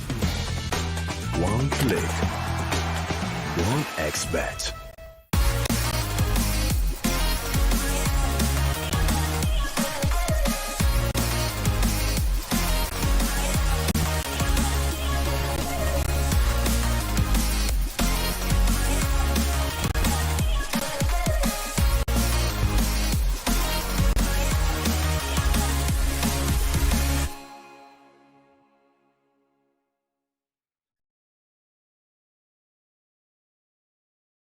Trying to get the skin of your dream for a long time but can't get it in any way? On our website, you have a unique opportunity to get your favorite knife.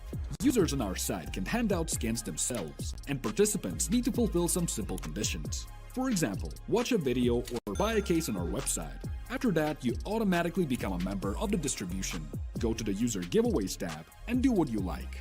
Hellcase.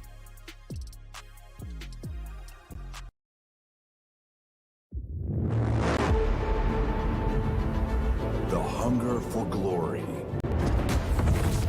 feeds the desire, the courage to look for a challenge,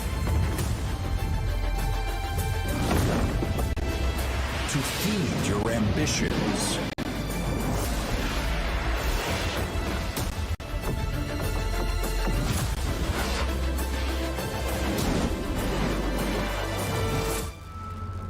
To reach for greatness.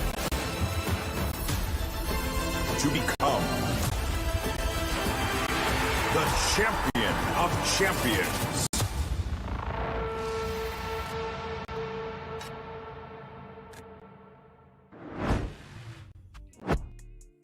Hello, ladies and gentlemen. Welcome back. I'm Exner. I'm joined here by Sneaky Beaky, and we got one hell of a match for you all here today. It's going to be HONORIS taking on Bad News Eagles as both teams try and chug their way on through the playoffs here. Bad News Eagles, maybe a little bit of a rocky path. Meanwhile, HONORIS to continue to impress here with some big victories. But I mean, what matters most here, both these teams ready to play here today. Both teams looking good, and both teams hungry to take this prize home.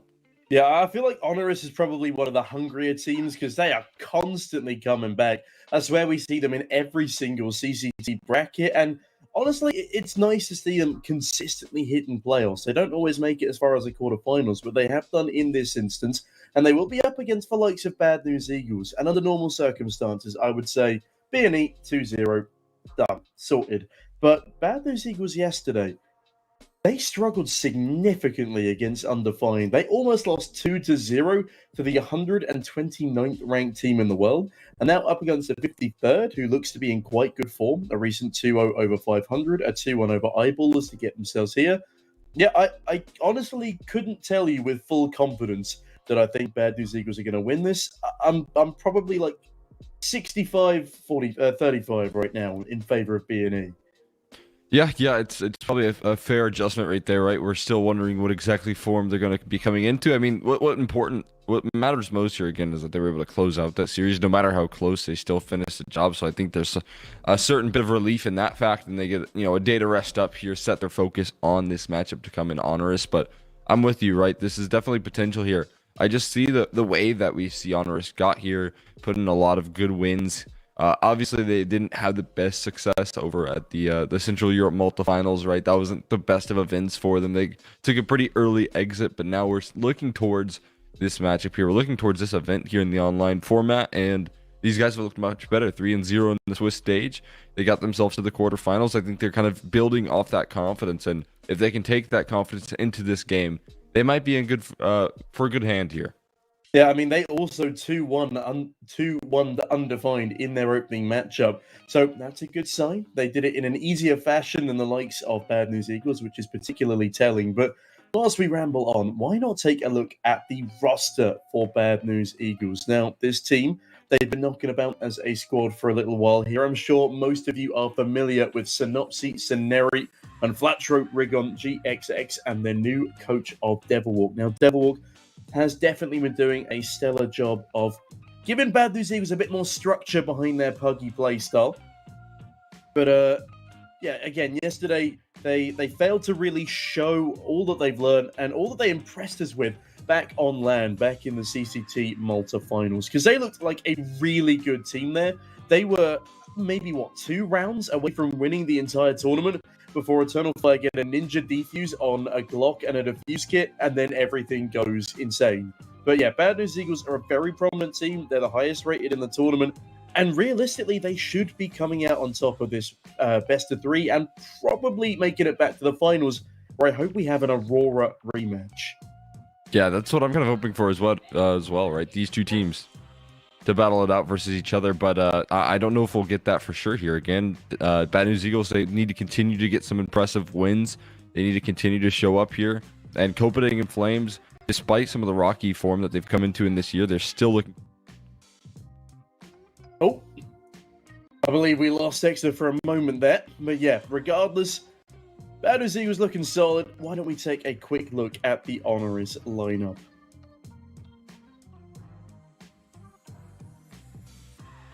Yeah, so of course we got Taz, Sobol, Raiko, Lunatic, Sammy, and Vins. Now, I'm sure many of you are very familiar with these faces. Taz especially, one of the very long-standing heroes of the scene. In more recent times, though, less of a heroic effort and more of a heroic effort from his team to drag him kicking and screaming across the finish line. I mean, looking at Taz right now, he has a 0.87 rating in the past 3 months, which is lower than the IGL in Lunatic, who's 0.9. And I don't normally focus too much on ratings, but Taz really needs to start picking up more on the rifling part of that rifler support role. Yes, he's great with utility. He's a second caller. He's got a wealth of experience. He can occasionally show up in any given moment, but we need to find a more consistent Taz, and we need to roll back the years a little bit. Just get him performing at a higher level, especially in playoffs, especially against the caliber of team of Bad News Eagles here. Looking at Sobol, he is a very, very solid piece of the puzzle along with Raiko here. Sobol and Raiko, 2-star riflers, and, well, they'll be looking to put the likes of BNE in their place. Raiko is an amazing pickup for Honoris. He's been here for almost 3 years on this lineup now, a consistent 1.12, 1.13 rating across his entire tenure. The Sobol is only a few notches behind him. Now, looking at Sammy, Sammy is a pretty promising AWPer here for Honoris. Used to play for PGE Turau and Arvez, actually the team that knocked Copenhagen Flames out of the RMR closed qualifiers. Sobol comes in from Wisla Krakow, so you know the delight of the younger Polish sheen coming in here.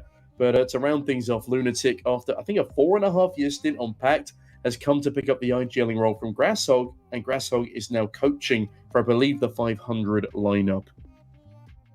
Yeah, I mean, a lot of exciting moves here coming through, and I think it has elevated Honoris in a certain sense. They're definitely looking better than 2022, so a bit excited to see what these guys can do here in the long run. Again, winning one of these CCTs would be a big accomplishment. It allowed them to make it into one of the last events there in Central Europe, so getting more LAN experience with some of these guys, right? Some of them don't need more LAN experience, but it's always going to be a big value here. Maybe they can try and improve on that result as compared to last time.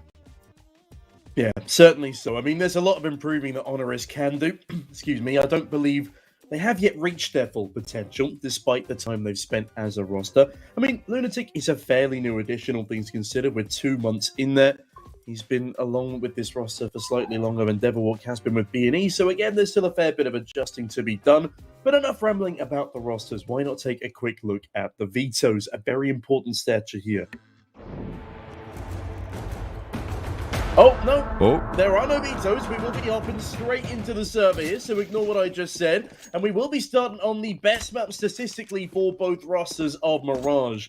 It's been played 11 times by BNE, and although they faltered on it yesterday, they should still have a firm advantage here. There's a reason they pick into it, and GXX finds the opening pick of the map. Oh, and he finds a second as well. Night to your aggression right there. Immediately gets sideswiped. They still have a lot of presence there on the B bomb site, so it's not over just yet. Sobol dispatches of that quickly. So that's probably going to force BNE into a slight readjustment.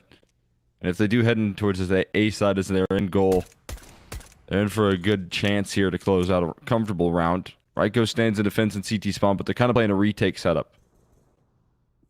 Well, Synopsy ensures there won't be much manpower to retake with. Sineri chimes on in as well. And Taz honestly does well to find one of the two there as they double swing him in CT. That is a very clean start for Bad News Eagles. Significantly cleaner than what we saw from them yesterday as they went 0-8 down, I believe, on their T side. Oh, that'll certainly help right there.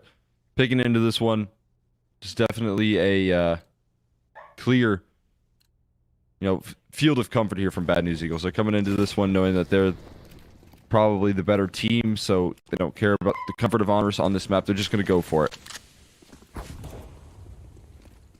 And that's one Flatro darts out into middle. They do miss 2 window smokes. Okay, BNE.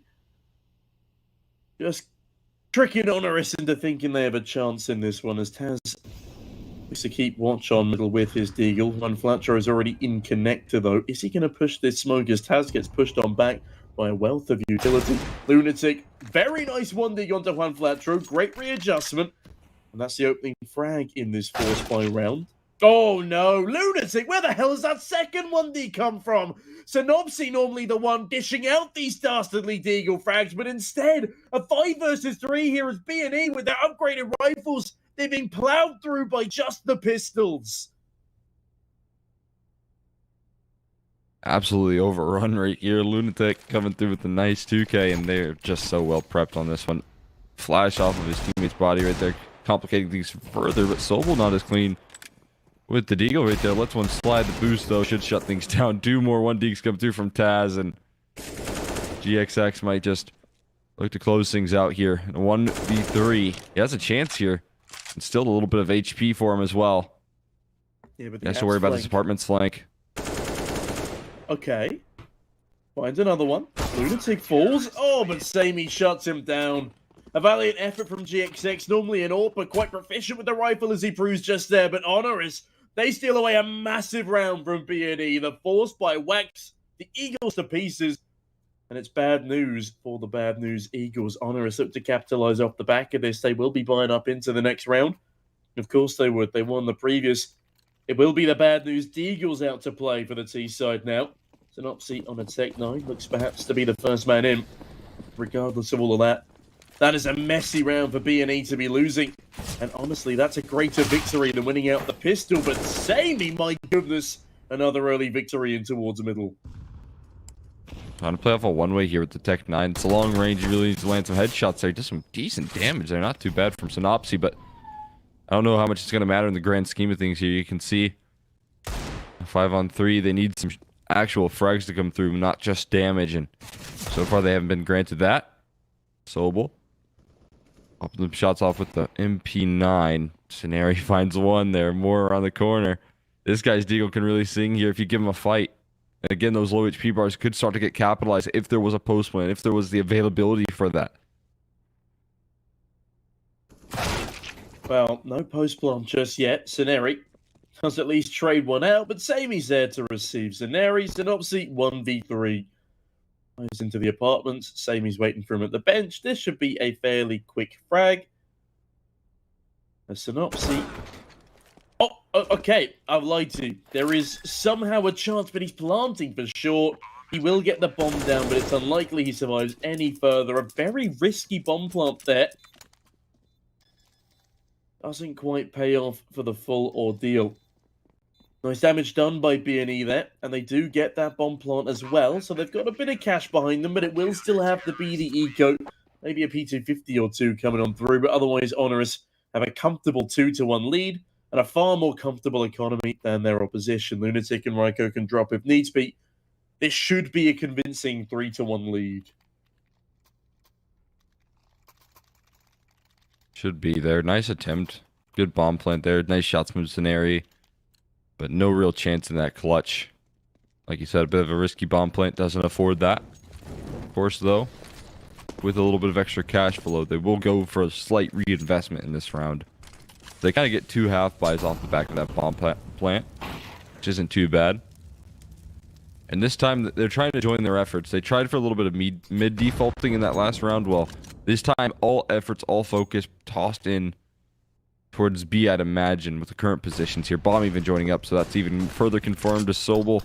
Blinded by the flashes here, but allowing scaling to be done. Scenari tries to walk in, but he walks right into a brick wall. Yeah, this brick wall's got hands.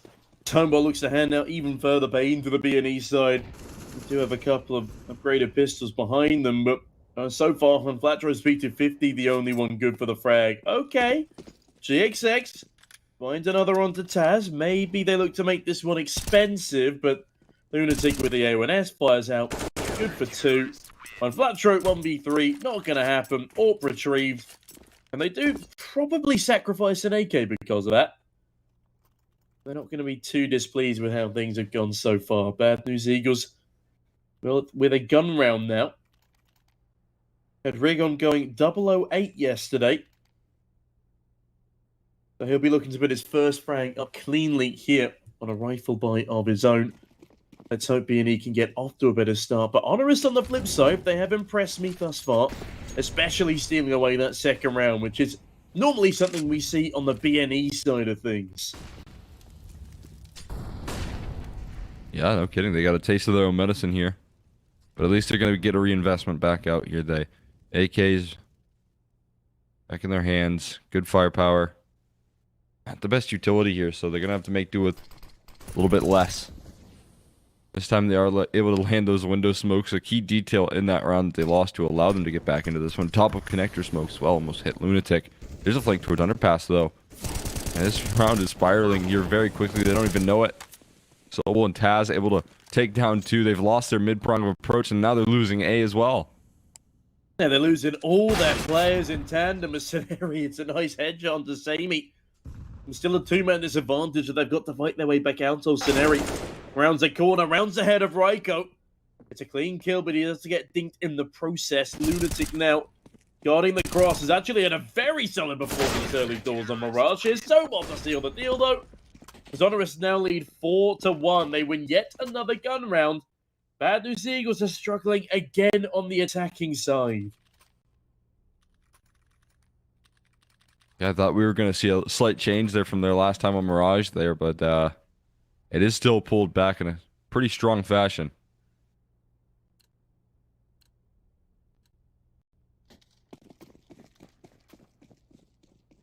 See if they can keep that up. I mean, they've got the pistols. I haven't really seen like a too bad round out of them. Maybe that last gun round was one of the worst. They've always done good damage on rounds like these, so at least they have some things going for them. They've limited the economy in a certain sense, so should be good. Lunatic getting pressured out on that A bomb site. Good space from Scenari, but he does get shut down eventually, and things starting to slow down just a little bit for them.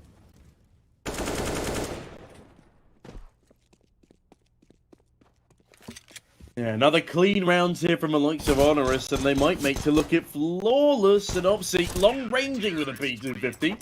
It's impressive, but again, it doesn't really net them much. They're keeping, I suppose, that CT economy a little bit honest, but they've got another 2 buys behind them here. So they look to continue spiraling further. HONORIS, they struggled, if I'm not mistaken, on the CT side yesterday against Eyeballers, as they somehow managed to win out on the T side 16-14 at a deficit. Regardless, BNE still the favourites here according to 1xBet. 1.53 to the 2.49 according to their odds. Want to check out our partners over at 1xBet? Use code CCT for up to an €130 deposit bonus when you use them for the first time. And please remember, of course, to gamble responsibly. Don't bet more than you can afford to lose. Don't bet if you're under the age of 18. Don't go chasing your losses, as it is simply not worth it.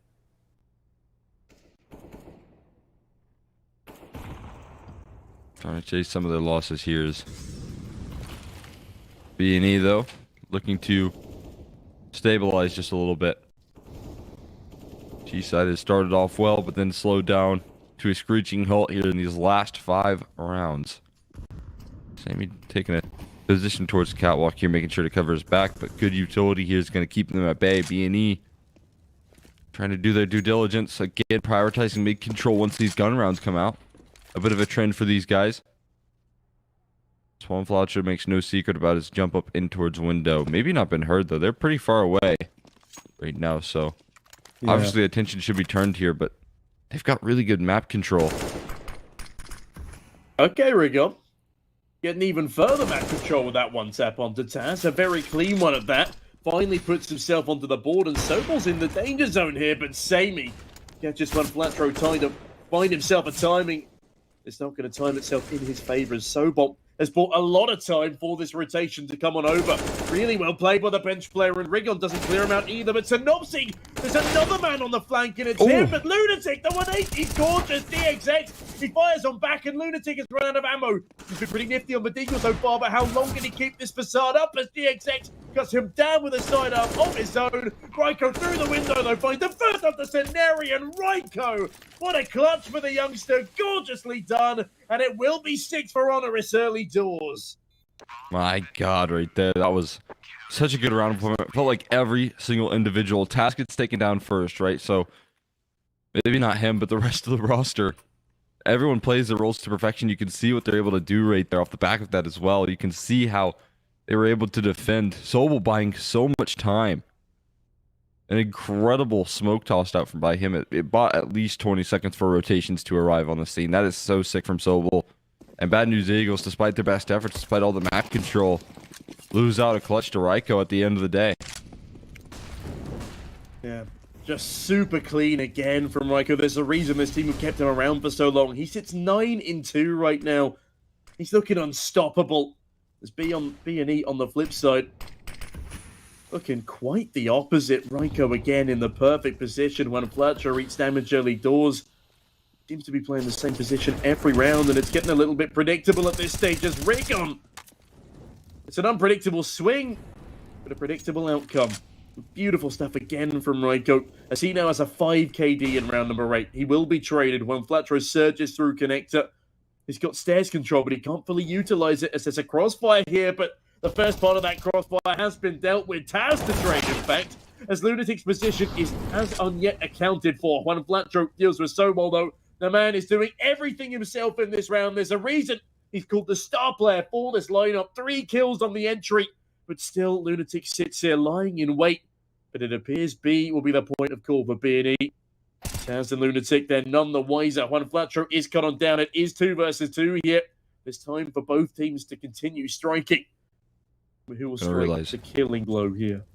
So they're going to realize it's B a little bit too late, though. I think they just now are starting to head that way, right? Taz over towards underpass. Deep position already set in market. And one of those spots that's very hard to bypass here. He has full belt of utility, so I'm wondering when he's going to finally start to disperse that.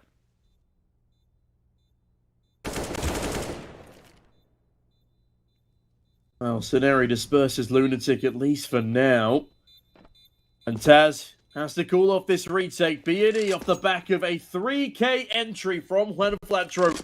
Finally put their first gun round up on the board. And hopefully this is a sign of them resurging. Again, I don't want to see a T-side from them as miserable as yesterday's. It is starting to become a little bit of a problem. Normally a team this puggy, this fluid, thrives on the T-side, especially of Mirage, but they just can't quite seem to fit the pieces together. And I don't want to say I think Bad News Eagles will lose Mirage, but if they do, they will seriously struggle in this series because Honoris, on a good day, are fairly nifty at Overpass. And have definitely picked into it to punish the likes of Bad News Eagles.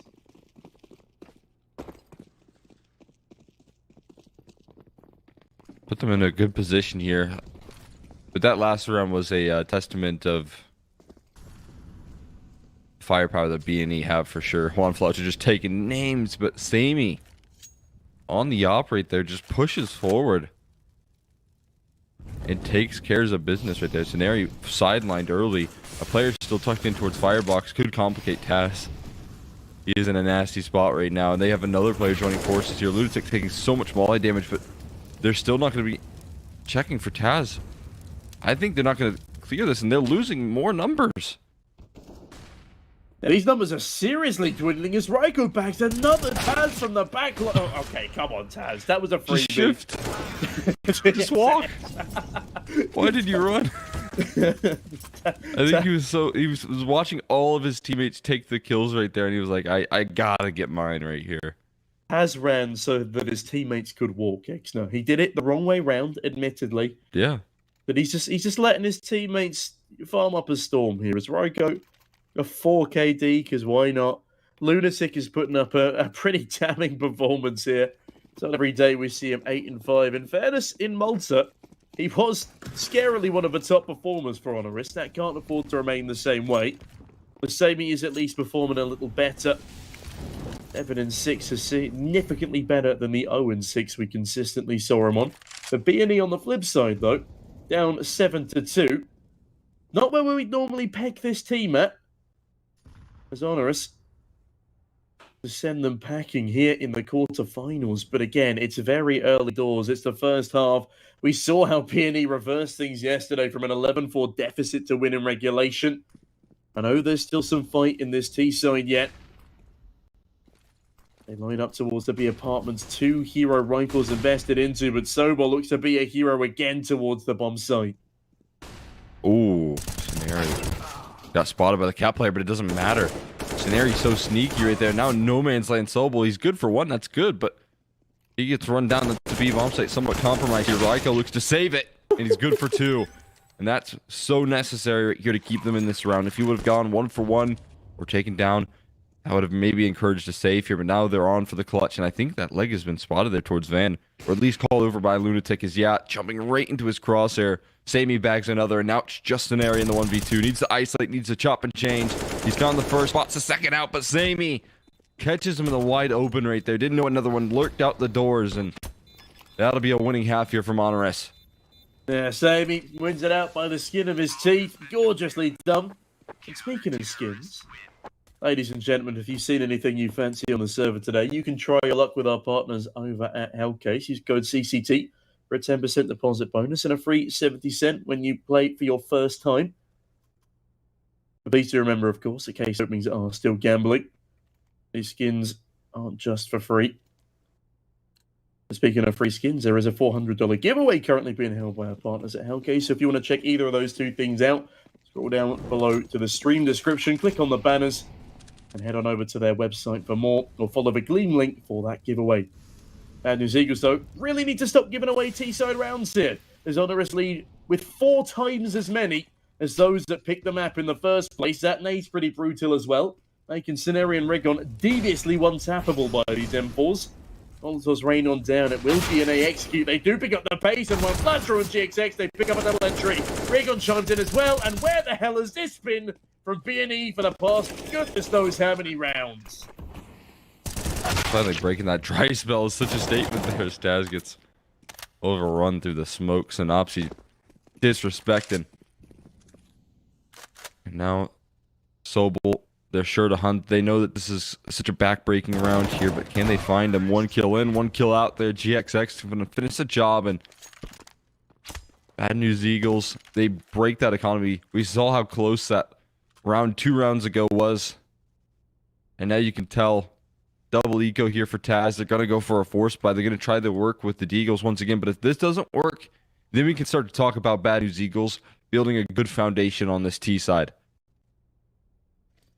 Yeah, they've got a long way to go to cement those foundations.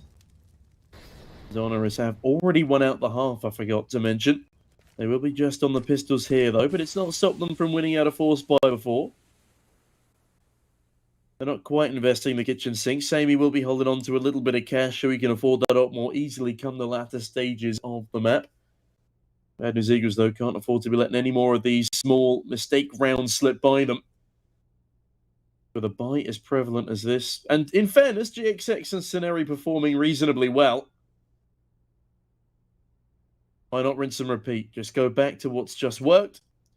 It's great utility usage. They didn't double miss smokes like they did earlier on in the map. I believe that was the second round of play where they missed 2 mid-window smokes. Because they won't be missing another opportunity to bludgeon their way onto this bomb site, especially with HONORIS on the weaker investment. Yeah, they don't want to make another mistake. I can actually really appreciate the timeout that was just called out by these guys. Molly's actually going to force Ryko off the balcony, and then that under balcony Molly is going to extend that. But it actually didn't quite connect, so that's not a problem here. And the Eagle shots do rain out. Those are certainly connecting there. As they look to try and flush him out of position, he's found himself another kill. It looks so familiar here as one dives on out towards Sandwich. Things are falling to pieces. I can't believe what I'm watching. Synopsy comes in from behind. He has a lot of cleaning up to do. The nade does a tickler damage, but a tickler's all he'll net himself. How the hell does Ryko get away with 2 kills there? He was sub 10 HP by the end of the nades, the spam. Synopsy tries to feign and around the world, but he comes straight back into a world of pain. 3 players looking in his direction. Taz on the bomb site with a backlines Deagle. Synopsy, great decapitation of Lunatic, but again, he should never be in this scenario in the first place. 1v2, same he's got a rifle. Taz has no head, and it is now winnable. 1 versus 1 as that timer ticks on down. Synopsy needs to win out this round, and he will do! A gorgeous 1v4 clutch from him.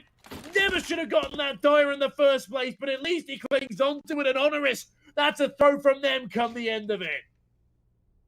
My God. Right there, Synopsy bails them out because that round was looking so bleak. And again, I want to just say it was nearly solely at the fault of a missed Molly right there.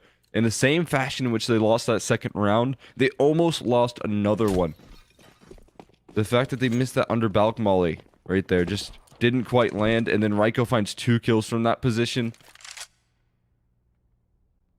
These are small details here that BNE, they even called a timeout, I think, to just, really nail down that play, and it still doesn't fully formulate.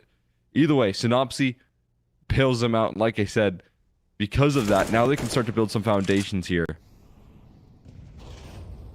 Yeah, they certainly can, but the thing that concerns me most is just how much util they're missing on what is very much their best map. I mean, I don't know where that smoke was intended for. I'll give them a free pass on this one, but it feels like they're throwing 128-tick smokes on a 64-tick server right now, the amount that they're missing. Same will be missing from this round, as HONORIS will likely be missing the opportunity to close this one on just unupgraded pistols for the most part. Taz, no way. An AWP and the bomb. Bad news, Eagles. There's no way! As it's now a 3 versus 3. There is still an opportunity for them to lose this one. And Taz, he's made his way onto the... No, wait, Lunatic, sorry. Has made his way onto the back of the A-bomb site. He's got Scenery cornered with Ryko. No! Not like this, please! Bad news, Eagles! Synopsy again thrown into a clutch. He needs another 4K as it's a 1v1 versus Ryko here. The bomb is on his back. Ryko is pushing him through jungle. That is such a risky open plant. That might come back to bite him. Synopsy, he's in the corner. Yes, he will. My God. A 1v3 to save Bad News Eagles against unupgraded pistols this time. I'm going to get a heart attack in a minute. I don't know what's going on right now, but Synopsy's still bailing them out. It's back-to-back rounds now that he has saved Bad News Eagles from so much frustration. I imagine that frustration still lingers, but at least the round count continues to rise. But that's not going to be something that you can just replicate every round, right? I guess he's done it 2 in a row, but that's against USPs, against, slight upgrades on the firepower, but nothing much, right? And they completely fall so very flat until Synopsy. Ryko gonna get sent up middle, though, here. This could be good. Scenario catches him. And looking a little bit cleaner versus the rifles here. They find the opening pick instead. I'm still recovering from the previous round, physically and mentally. I don't know if my voice can take much more of this after casting BNE yesterday. Oh my goodness, Lunatic. Finally cut him down, leaving just Sobalt in the 1v4. After 2 rounds of almost winning with effectively nothing, just the sidearms, BNE finally make it look easy up against the rifles. It makes no sense. It rarely does with these 2 teams. HONORIS will be kicking themselves. They could have had double digits already. This could be their 11th round, but no, they let too much slip by them, especially now that they're back on the guns. Sobalt might not be long for this world either, as Juan Flatro, he's edging up through the balcony. Even if Juan Flatro goes down, that's a position given up. A smoke will be deployed, so he can't be mollied out. Let's actually use this to jump above the van. I like this. It's a one-way for Sobol, but Synopsy likes this too. So it allows him to creep on over undetected. Sobol, nice frag onto GXX, keeping that BNE economy very honest. And Sobol, even more honest, as it's actually BNE with a shocker of an exit to that round. Wow. Holding on there quite strong. I like that Bad News Eagles went for the hunt there because there's not a lot of risk. Obviously, you're going to probably see Synopsy maybe less firepower here, at least less utility from him, but it was worth the hunt there. And the last round of the half coming up, so money isn't a big factor here.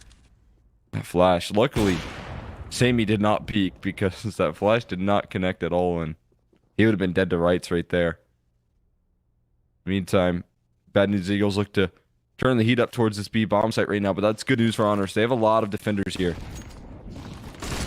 And for how much longer, though? Okay, Scenaric sees a man, lets Taz live, and lets him find a frag. Sobol doubles up as Juan Flatro looks to go back to winning ways, but they've just lost Synopsy. Juan Flatro falls in tandem. The XX in a 1v3. We've seen back-to-back clutches pulled off against the Pistols. Can we see one in a rifle round now? As Sobol, an excellent bench player, initially spotted. GXX goes for a repeat. Won't be as lucky the second time as Raiko darts on in with a FAMAS. And that's the end of a wild half. 9-6 is not actually that bad of a scoreline, but we'll have to find out if HONORIS can keep their cool come the second half up against the likes of a BNE CT side. See you all in just a moment.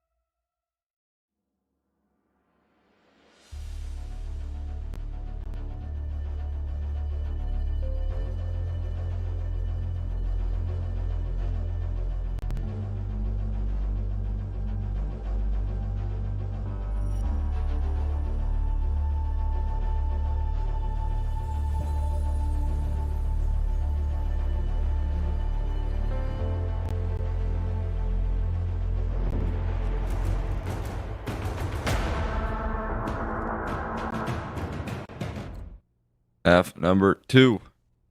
Brought back up here. Brought to you by 1xBet. As you can see here, those odds still favoring BNE. Pretty slow start to that half, but they finished rather strong there. You can see Synopsy. Gotta say that probably the saving grace of that T side right there. If they didn't have him, they wouldn't have a lot, but they do, fortunately, and that leads in to a CT side that they could be pretty excited about. Yeah, I mean, 6 is significantly better than the 4 they got yesterday versus Undefined, as Sammy ensures that they start strong on the ensures that HONORIS start strong on the T side. I forget who I'm commentating for a second, as Raiko bags Scenario as well. Looks for more in towards CT, but they swing in tandem. Synopsy comes out on top, and Rigon catches Sammy in the top of connector. Rigon deals a killing blow to Lunatic as well. Sobol goes unaccounted for, though. Then in the post plant, it's Taz and Sobol with a gorgeous crossfire. Synopsy weirdly checking jungle, though, as I thought Taz's position was made aware of. GXX was at least checking it as Synopsy gets tanked on down. Taz is quite nifty with these pistols. Can't quite win it out, though, but wait, there's not enough time, and HONORIS will be first onto double digits. Probably should have done it in the first half, but they at least make it count in the second pistol. And this Eagles back to a 4 deficit as Taz wins out a 1v2 clutch. That's huge right there. Taz is good for it. We know he's good with the pistols.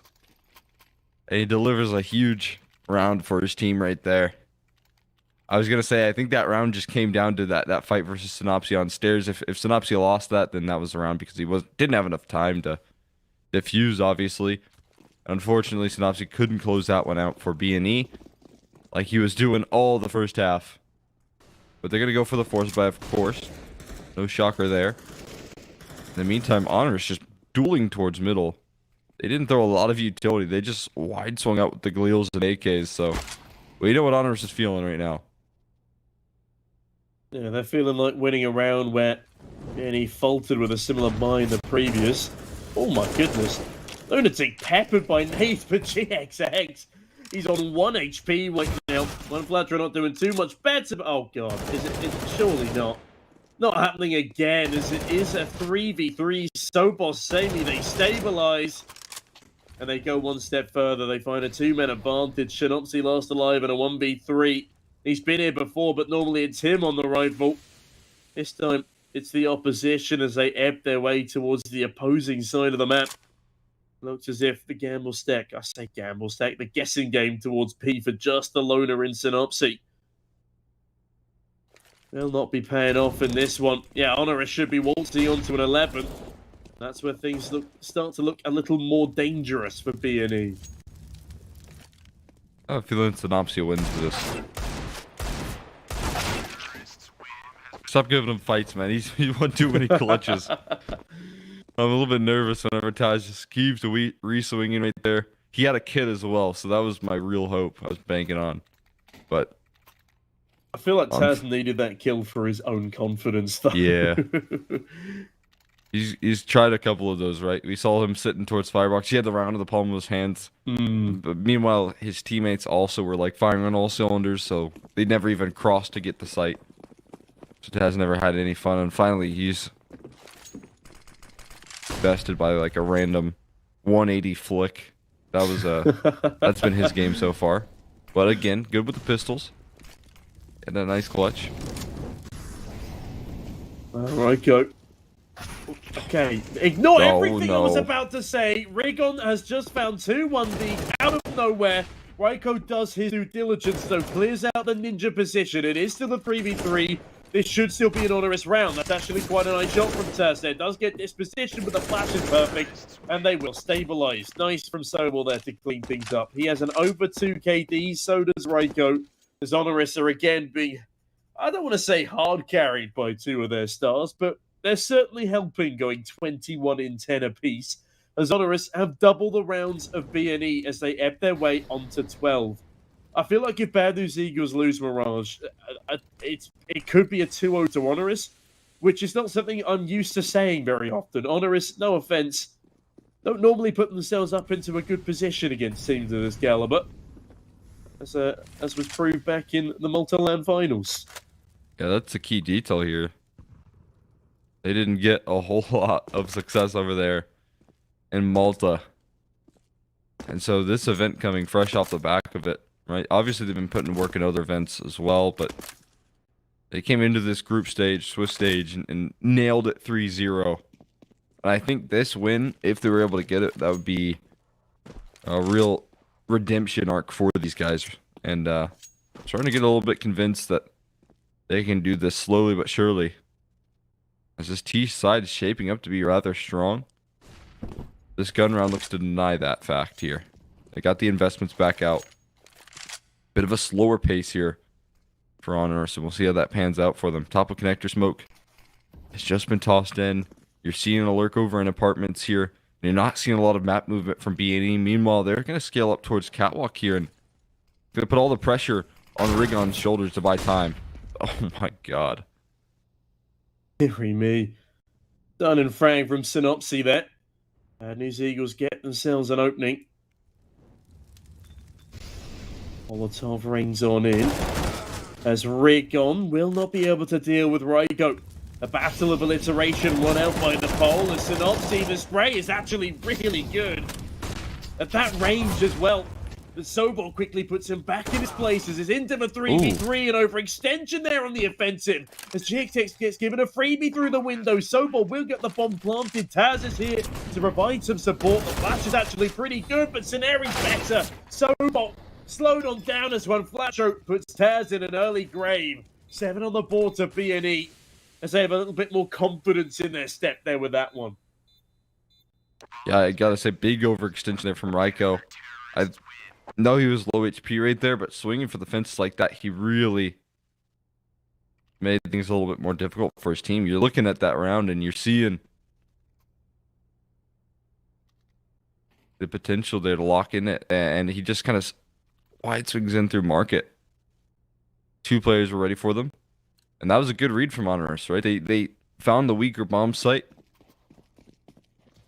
Only Rigon was there, surprisingly enough, and usually 1 player on that B bomb site versus 4, that's not going to favor you, and it didn't. Still a good retake effort there from BNE. We'll see if they can hold on to that momentum that they just gathered in that last round. Well, GXX is a nice start, but he is swiftly overwhelmed. Can he cling on to this AWP? Not quite, but hold on a minute. Sceneri. He clings on to every other frag that comes his way, leaving Sobol in a 1v4 with 1 minute and 27 left on the clock. Exner this round has been undone in a matter of seconds. The thread's been pulled upon. It's unraveled the entire outfit. Sobol might want to consider even possibly a save here, but there's so much time left on the clock. It's not going to be a possibility. Synopsy goes hunting, bags himself a free AK upgrade. And with that, HONORIS' lead dwindles down to just 4. The Bad News Eagles look to improve upon that, as they have rifles, and HONORIS very much don't come round number 21. Really good round right there put together. GXX, though he goes down 1 for 1, I think the distraction, you could see how many players were trying to clear him out under balcony right there. They kind of ignored jungle and CT, which then that just allowed for BNE to fire through them right there. Quick and easy. A couple AKs picked up on the CT side as well is starting to build a little bit more faith that BNE can actually get their foundation set. So we're going deep HE toss down range. Close to doing damage there. And picks up another one. This time Sobol spirals him right there. And now Synopsy has to defend. He has to be the hero once again. But he gets taken down as well. And now HONORIS have a chance. I mean, if anything, the aim in this game has been pristine across both sides as when Flatro chimes on in for another. In from the short side, follows through. GXX. Yet another as Taz is left in a 1v3. Finds the first tag by the second one. Flatro spins on in. Ensures there's nothing more to be eluded on the side of Taz. As Bad News Eagles stabilize again, they find a night, admittedly taking heavier losses than they probably should have. It's a valiant effort from the opening fraggers. But now going into another rifle round, this is quite the decisive swing. It's a huge recovery right there for BNE. 5 on 3 there. Things were looking a bit bleak for them on that B bomb site with some nice shots to crack things open, but eventually HONORIS do get shut down. That molly should have been hurt extinguished right there and giving GXX a chance to play around the smoke. And yeah, you can see that they don't really peek into it, right? Knowing that it's a bit of a liability. No one wants to make the first mistake here. Now they start to assemble a bit of a setup here. Deep underpass being watched here by GXX. Eventually he will fall. He's tasked Juan Flatro, his teammate Synopsy alongside him, do the heavy lifting. It's a lot of information there. The op over towards A main. And they're taking a lot of damage as well. Yeah, lovely frag from Synopsy. Taz, good trade. Sceneri swing straight into his rifle. Just now. Have we lost crosshairs? Okay, we have. Fair enough. Regardless of that, Bad News Eagles still have this round in their sights. Sobol edging up connector. Looks looks to find one. Flatro can't quite get it over the line. Molotov flies on in as bullets fly just narrowly past the CT side. Synopsy catches Lunatic, and my goodness, in a matter of seconds, this round collapses again for HONORIS. GXX, it's gorgeously done. Sammy, a valiant attempt, I suppose, but the first shot misses. 12-10 now for HONORIS as BNE find double digits and are hungry on this comeback. Looking very good right now. You can see a little bit of hope in terms of the space that gets created there from HONORIS, but when they finally do execute, the kill feed just fills with blue, and it fills with Bad News Eagles just taking them down. The crossfires established, the slight hesitations that you see from HONORIS just doesn't seem like they're able to coordinate fully here, and that's allowing Bad News Eagles to pluck them out in unison.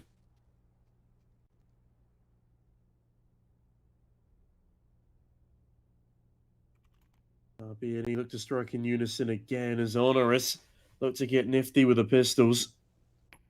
Again, they've come very, very close a numerous amount of times, pulling over ridiculous rounds with just their sidearms. But as their sidearms become primaries due to the lack of economy behind them, Bad News Eagles again set up a stalwart defense. They've been very, very hard to crack. HONORIS have barely been getting anything over the line on this T-half. Fletcher first up to the chopping block with Sceneri, finds Lunatic. The IGL will now have to call posthumously as when Fletcher ensures Ryko joins him. Sammy is at least able to trade here. Bags to take 9 for his troubles as he looks to extend further. GXX could be in a vulnerable position, but HONORIS, they pump the brakes. And I'm not turning around like this. That's the best of ideas. They drop a smoke. It allows a little bit more wriggle room, but the nade could be deadly. A little bit too deep to fully capitalize. Synopsy still looks to capitalize with plenty of damage onto these two T-ramp aggressors.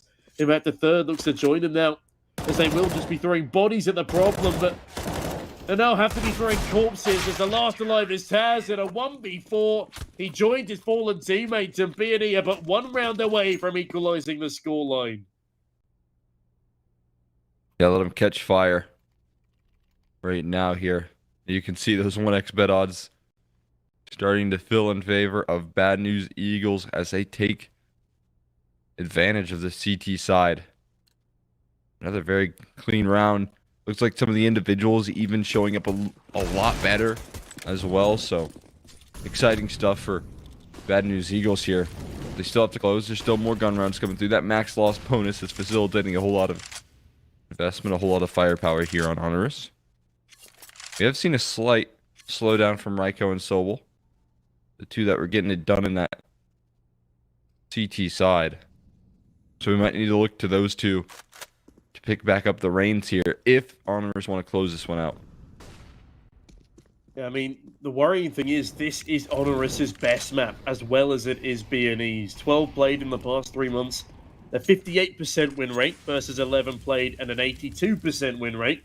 BNE, of course, with the more favorable stat line there. As they always seem to be able to pull off the ridiculous. Again, comebacks to their middle name when it comes to the defense of this map. And they had a better T side than I anticipated after almost losing back-to-back rounds to unupgraded pistols. And regardless of all that went on in the previous half, BNE are the dominant force here. HONORIS haven't been able to weather the storm. Sammy slipping back into underperformance, but as soon as I call upon him, he answers. Sceneri falls to the very AWP.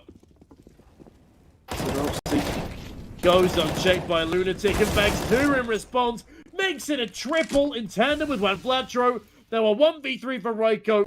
Left again to be the hero. He does find one towards the stairs, but this looks like too tall an order. Synopsy does it again, man. He just never stops. A huge round from him. A massive 3K. This time it's not in the clutch, but it definitely bails him out of a lot of stress right there. And they execute man advantage as well. They needed someone to pull things back, and Synopsy finds 3 and stays alive. He doesn't even get traded there. That's absolutely incredible. This guy putting up an MVP performance right now in the quarterfinals. And yeah, To remind you all, of course, this is a single elimination playoffs bracket. As, my goodness, that nade almost eliminates 3 in tandem. Wow, and Flatro, he's just making it look easy, except it's another day at the ranges for him. Scenario chums on him. Raiko dies through a smoke.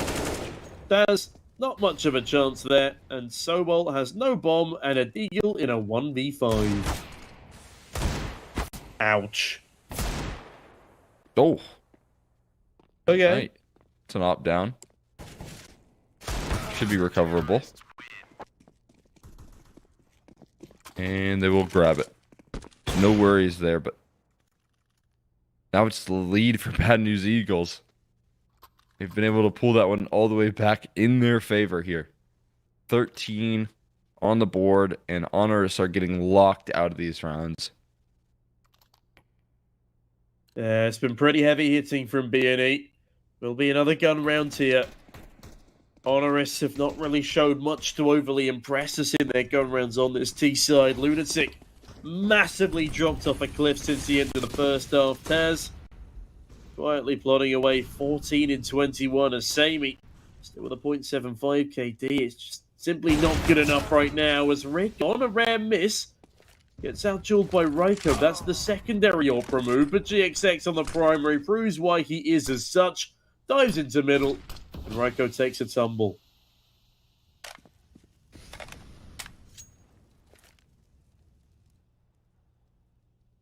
Look at this off angle here from Scenari. Going to be a battle between these two players. Taz looking to launch his way through Palace here. The Mirage Classic, the Palace dry swing in the mid round to catch you off guard. Scenario has gone for a retake setup here in the meantime, and there's not a lot of help here. And the help that would come through, it's going to be so very delayed.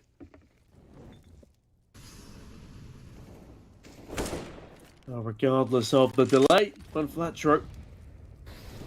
No delay in finding that frag. Taz does trade back, though. The 3v3 is HONORIS buy themselves a chance. They fought back from a worse deficit on their T-side versus Eyeballers yesterday. As Taz spots another head, but Scenari's the one who capitalizes on the full frag. Flash over the top as this retake looking very doable. Synopsy in the back lines again, looks to cause carnage. Spotted out by Sammy, but still wins the duel, leaving Sobol in a nightmare 1v3, almost winning it out, in fact. GXX very lucky to be alive there, but Synopsy steals the defuse, steals the round, and a 14th on the board now to BNE as they lead by 2 despite their initial deficits. They were fighting from a 12-6 scoreline, Exner, but look at them now. They're making it look easy. Yeah, this is looking really strong here. Starting to think that HONORIS not quite in this T side. Gotten, what was it, 1 gun round so far. That second gun round comes through from Bad News Eagles, and they just take this series, or rather map, by storm. GT side, obviously a known strength for Bad News Eagles. And so again, I gotta say, you're kind of looking to Synopsy on that T side, giving them all those extra rounds with a couple of sick clutches. I mean, he definitely kept them alive in that first half, but the way they've been performing in the second makes me feel like it wouldn't have mattered if their HONORIS were the first onto 14. Again, we saw what they could do yesterday on the CT side comeback. It's the firm belief in themselves as well as an incredible ability to back up that saying that continually drives them over the finish line. They look to do it again here as Raiko can't even find Synopsy despite an initial advantage there. 5v4 though, as the man advantage for BNE remains ever prevalent. Scenari takes so much space towards ramp, and Sobol does find a timing, but still goes down. 5v3, bomb is dropped.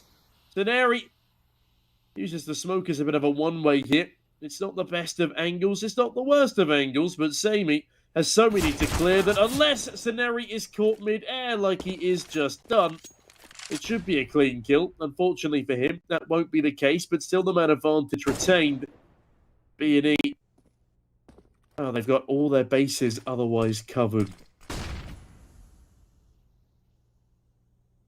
Become a very awkward, somewhat telegraphed round here for them. Dropping that bomb here and taking so long to pick it up.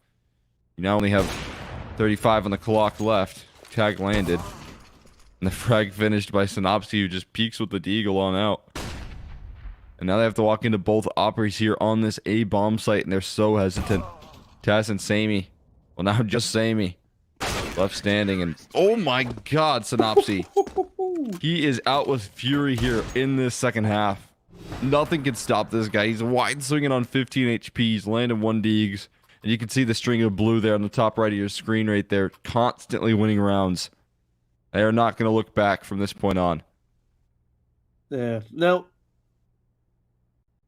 without wanting to paint too ridiculous a storyline, it was HONORIS at a 12-15 deficit. No, I've lied to you. It was HONORIS an 11-14 deficit yesterday against Eyeball as they came back to win 16-14. Now, there is still 3 rounds separating them from catching up here. It would have to be an overtime endeavor, and already Ryko has fallen. A significant slowing since the first half as Juan Flatro now posts up in middle for another. Lunatic very much isolated, goes down to Juan Flatro as Rigon. Hold on a minute, Rigon's in the back of TV room. Taz appears to be aware of this as he sits there patiently with Snowball and Sammy, but Taz is spotted. Down goes Rigon. It's a 4 versus 3 here. The Synopsy eats up another 2 with a frag grenade and a follow-up frag. Sammy 1v4. I meant kitchen, not TV room. My apologies. Yeah, Sammy. This is far too tall an order. He's got the bomb on his back, but he's got Bad News Eagles breathing down it. Spots the first in Juan Flatro, but they now know exactly where he is. The name does huge amounts of damage. The next up, Zaneri, all he has to do is left-click once. He finds the headshot, and that will be 16-12 to BNE. Again, bit of a shaky T-side, but a fantastic defense, as we've come to expect. Yeah, that's absolutely incredible right there. CT side on lock right there. Did not look back there after the first gun round that they lost. They continued to string things together, and that's the Bad News Eagles that we know. That's the Bad News Eagles that can do a lot of damage here. Now, that's the Bad News Eagles that they have to face on Overpass. The CT side dominance that we just saw at Mirage, it could be potentially even extended further on a map that's even more CT sided. Yeah, it's looking a little bit worrying for HONORIS going into their own map pick here. They had the advantage. They definitely could have closed Mirage if they just pegged a few more rounds, especially on that initial half. I mean, they could have won, what, 2 4v1s and then a 3v1, and yet they let all of them slip by them despite actually having perfect crossfires. Regardless, we are going to go to a short break before this second map, so don't go anywhere, ladies and gents, and we'll see you all in just a moment.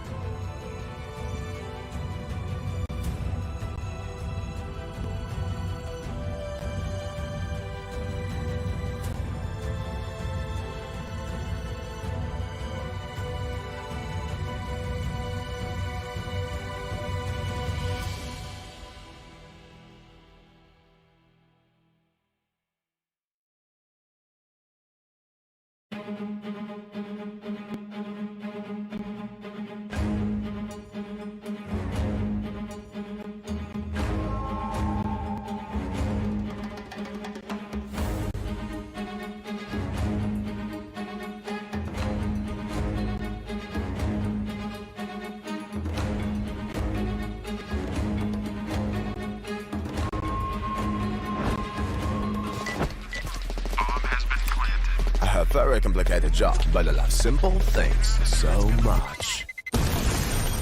One move, one push.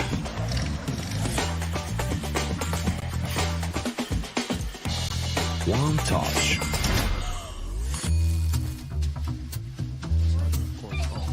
One love. One click.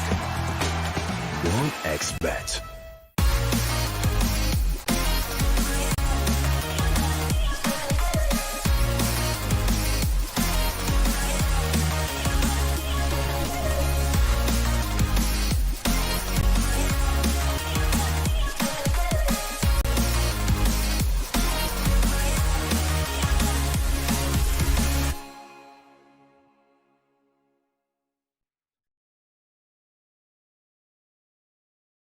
Are you sick of just opening cases? Join the events. At each event, you can find special cases from which tokens fall. Tokens are your ticket into a world of unique awards. For tokens, you can buy a skin, premium, or special balance. Try your luck in the skin generator. Also, you can leave your tokens at the token vault. And the more tokens you keep, the better skin you'll get. Add variety to opening cases with Hellcase. The hunger for glory feeds the desire, the courage to look for a challenge, to feed your ambitions.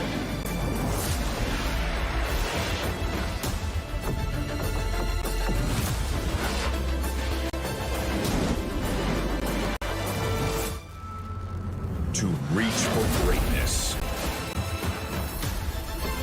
To become the champion of champions.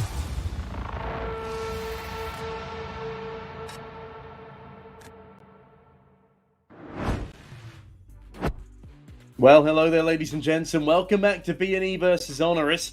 It was a little bit close in the first half there. HONORIS definitely could have slipped away with things, but Bad News Eagles, as they so often do, stabilize on their defense and bring us to a second map with them opening with an advantage. Can they do it again, though, on their CT side of Overpass, which is where I assume they'll be starting? And can they, well, ensure that they stick the landing as they flip on over to the T? That's probably my main concern here for this 2-over-3 chance. Yeah, they got to show up here big time on the CT side, give themselves a lot of, runway for the T side to maybe make some errors here. Again, they got bailed out big time there on that T side by Synopsy. The guy was playing like an absolute beast in that entire map there. He closed things out with, I think, 31 kills, if I'm not mistaken. So a fantastic little map from him. And now he looks to bring that same energy into the next overpass here. Obviously, I think that they have a lot to look forward to, right? They have the CT side start that they were hoping for. HONORIS, they've had some really high highs, but have also seen similar struggles where they just don't do anything, super active on their T side. So I'm wondering what sort of HONORIS we're going to get out of today. I've seen some more promise out of them, but we'll have to wait and find out here because we do have Overpass here waiting for us. It's going to be an exciting map. No, I did just go and check for you. He actually had 33 kills, plus 17, and 117 ADR. Synopsy was wild, very deserving of that 1.83 rating.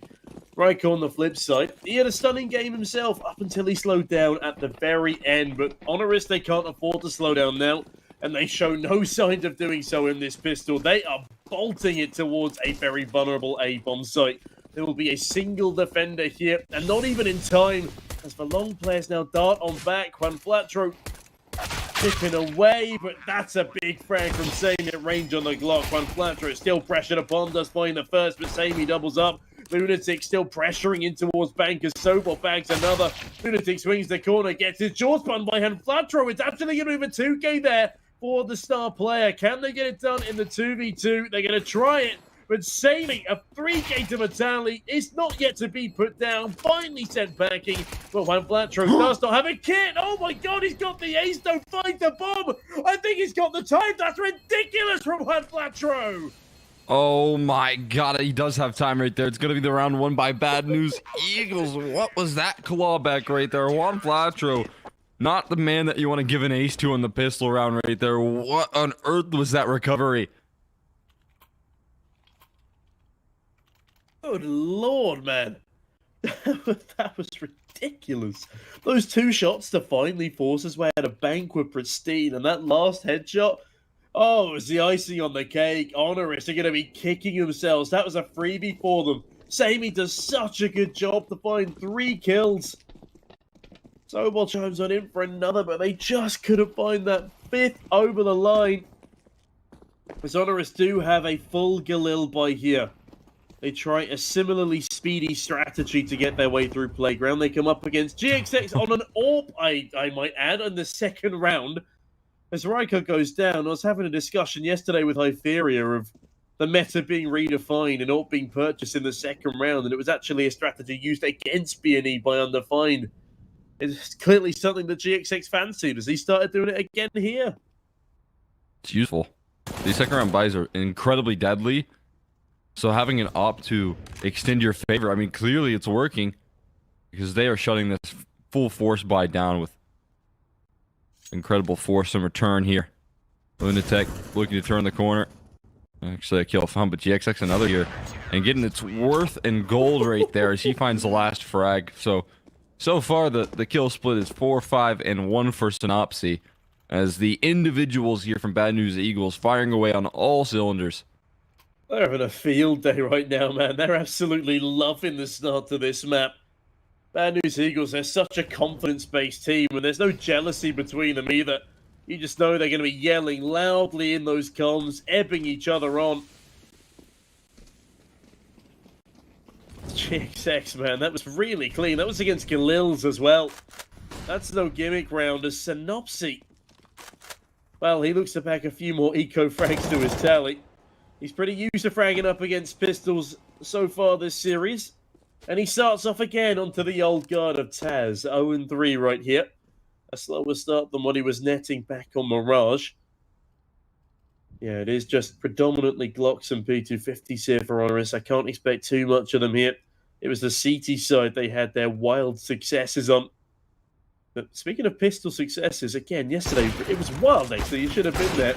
It's a 5 Glock round with no flashbang, and Bad News Eagles were able to win it against Undefined. Oh god. You don't get that all that often.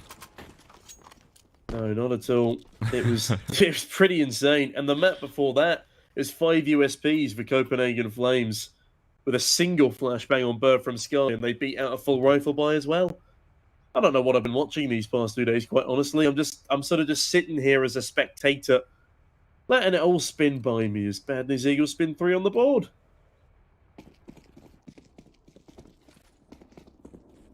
Yeah, things apparently for you have been a bit wild over the last couple of days. It's been a long few days, man. Sounds like it. And it looks like Bad News Eagles are going to speed things up for you right now. You know you've jinxed it. You know exactly what you've done. HONORIS are going to win 2-1 now after you saying that. We're going to get at least 1 overtime in this series. And I reckon it'll be here. HONORIS win 19-16. That's my prediction. I'm still pretty fresh. I had the day off yesterday, so I envy you. My day off is tomorrow. With a good mindset here. Good mental.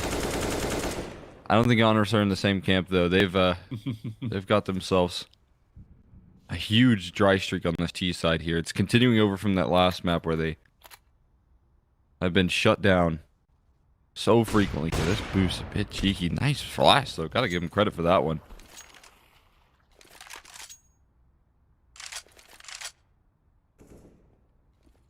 Yeah, I mean, We give credit to HONORIS as well if they can make this monster play work out. And they do. Lunatic starts it off. Scenario Swift the trade, though. This is a bit of a bonus buy still for BNE. GXX. We might have to give him a bonus if he keeps fragging like this, but unfortunately for him, it's only a tag, not the final killing blow. Sobel yet to be dealt with. Makes a bit of a mess of it against one flat. Tro has the advantage in terms of the angle, but Taz looking not to become a disadvantage. A deadweight to this squad. Falls again, leaving his teammates 2v3. Raiko tries to catch GXX as it's a laboured spray from Sobel there. Raiko 1v3. He does have time on his side, but he's got a lot of frags he needs to find, and Synopsy will deny. Another big round for BNE as they lead 4-0 on HONORIS' map pick. I mean, Synopsy gave him the 100-mile-an-hour wide swing right there. He was moving so quickly. And completely finds the last two. Good stuff from him on the recovery right there. And kind of a continuation on that performance. But now you add Juan Flaucho with a good round there in the pistol. He's building confidence. You got GXX. Feels like even if he's not landing the kills, he's connecting nearly every shot. Not doing too much missing here. It's a big asset, especially on this map here. The 1-2 punch that this team has. And they're up. Rifle combo on that A bomb site is going to be monumental in their defense.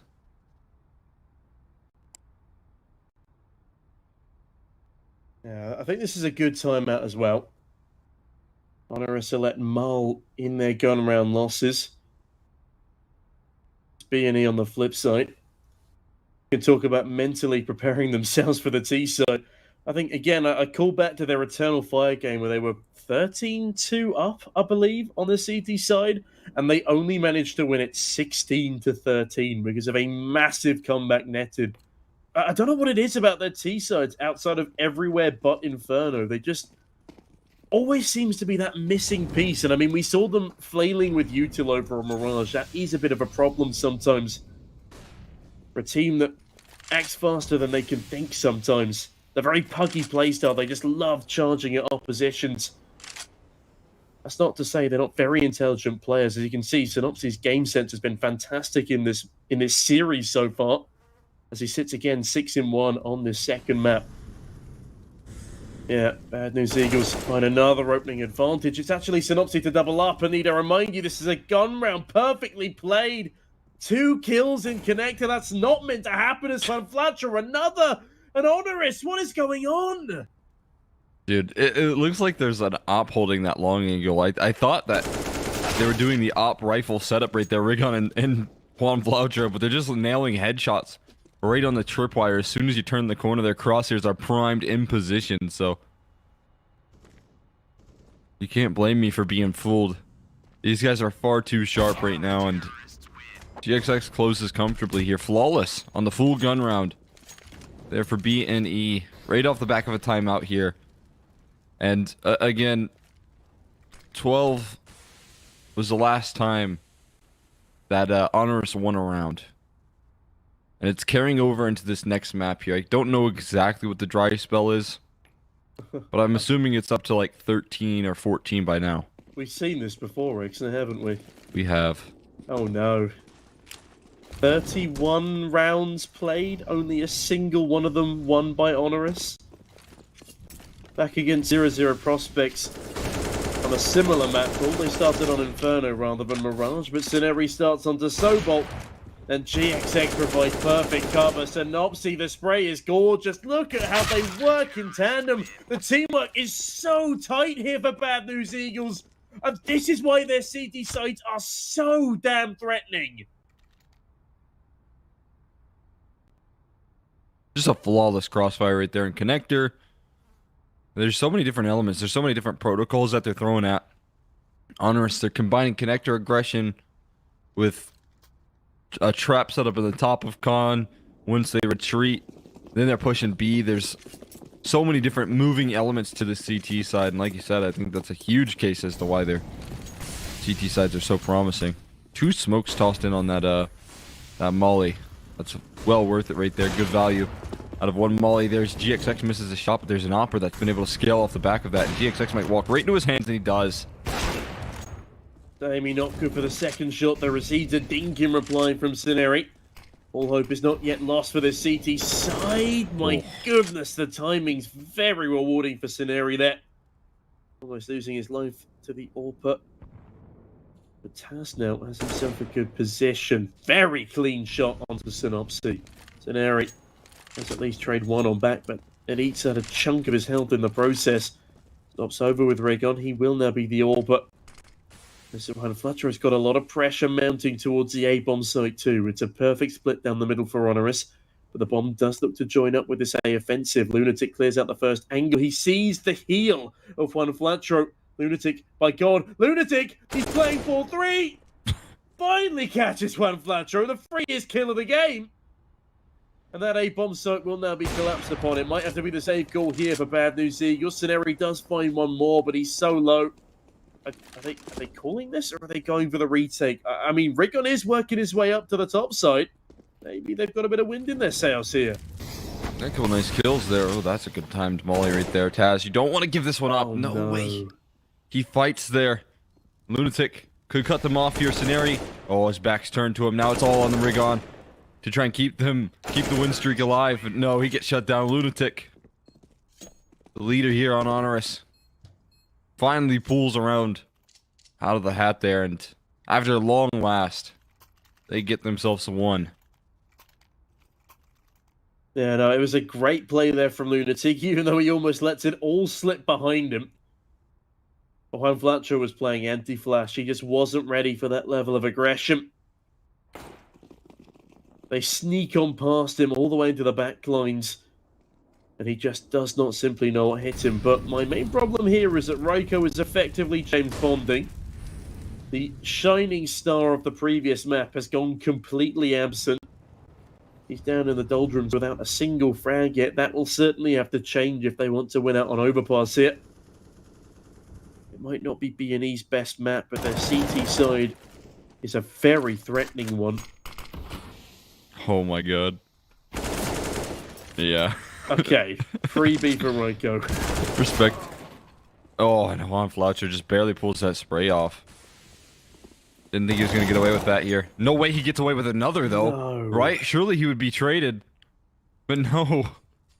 Nails the shot right there. Deep angle from GXX and tosses Amy down as well. Sobel finally fires away, but look who's waiting right alongside him here. There's always a trade. There's always one more man that stands. And BNE, they respond swiftly. Well, that went very well for Bad News Eagles off the back of Juan Fletcher and Connector. GXX as well. A sneaky sniper he is. That frag onto T-Stairs was ludicrous. HONORIS, though, getting a taste of their own medicine. They sit 7-1 down on their own map pick. Although, unlike Bad News Eagles, they don't quite have the same tenacity when it comes to comebacks.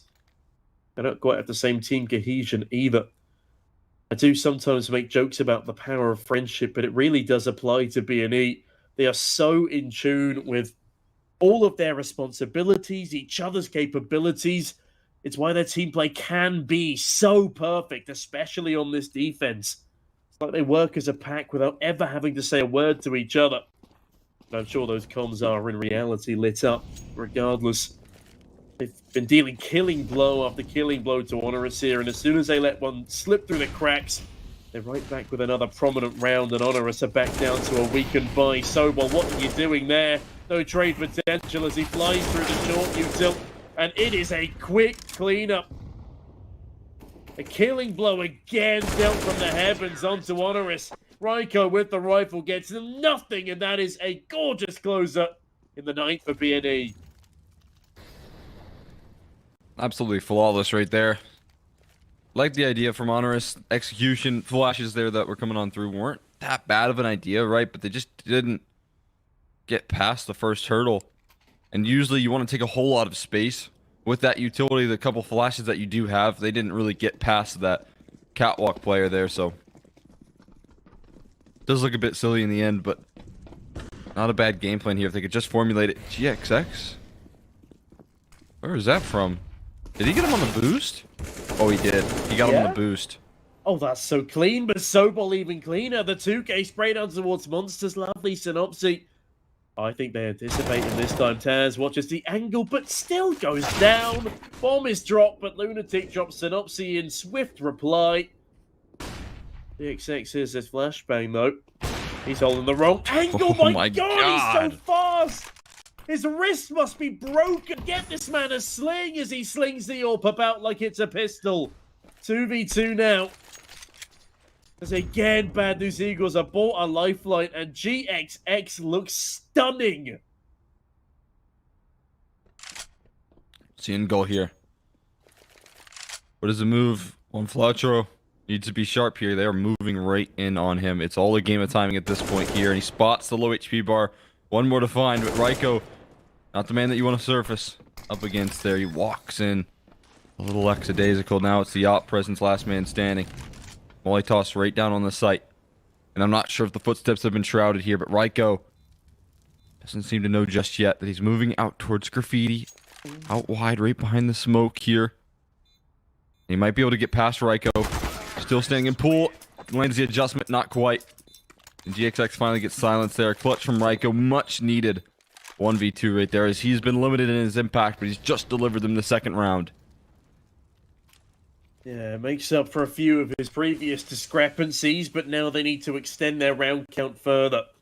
A minimum of 5, I'd like to say. Which is still within the realms of possibility, but it's going to be a tall order with the economy behind BNE. GXX, another AWP investment, and another should he choose to use it. He was almost the hero in that previous round, finding 2 massively impactful frags at very difficult angles. A difficult angle to stay alive in as the Molotov pressures him down. We'll fire one off in response as Samey will be denied presence towards Playground on Party. And Synopsy denies Ryko anything further. No more impact in this round as he's been cut down early. It's a man advantage to the Bad News Eagles.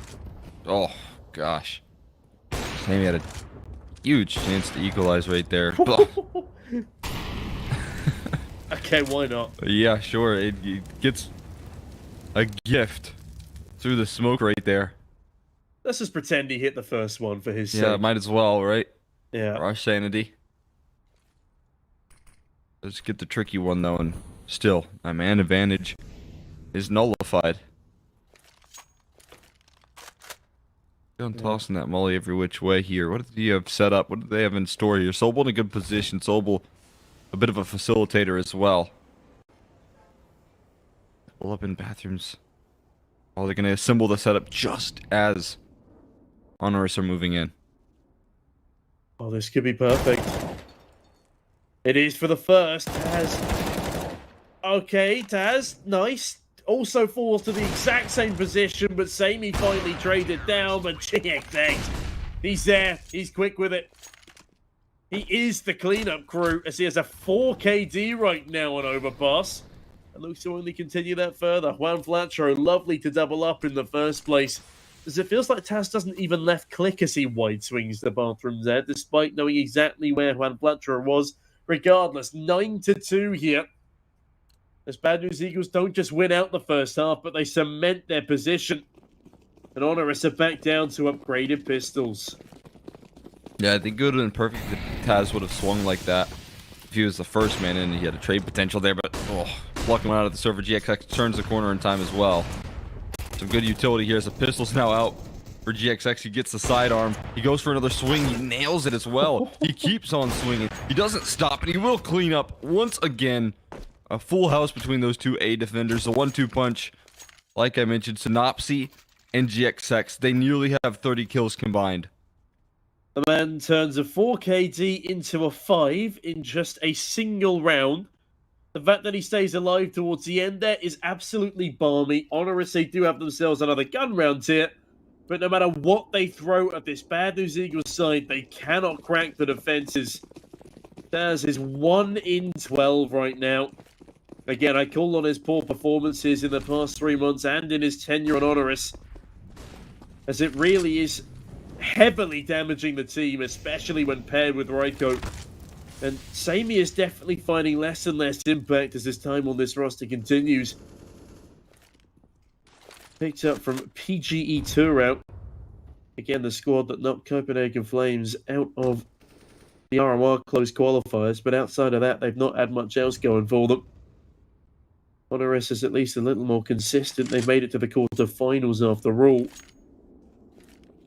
But what is unfortunate for HONORIS is it's not often their merit that gets them to the Studio Land final.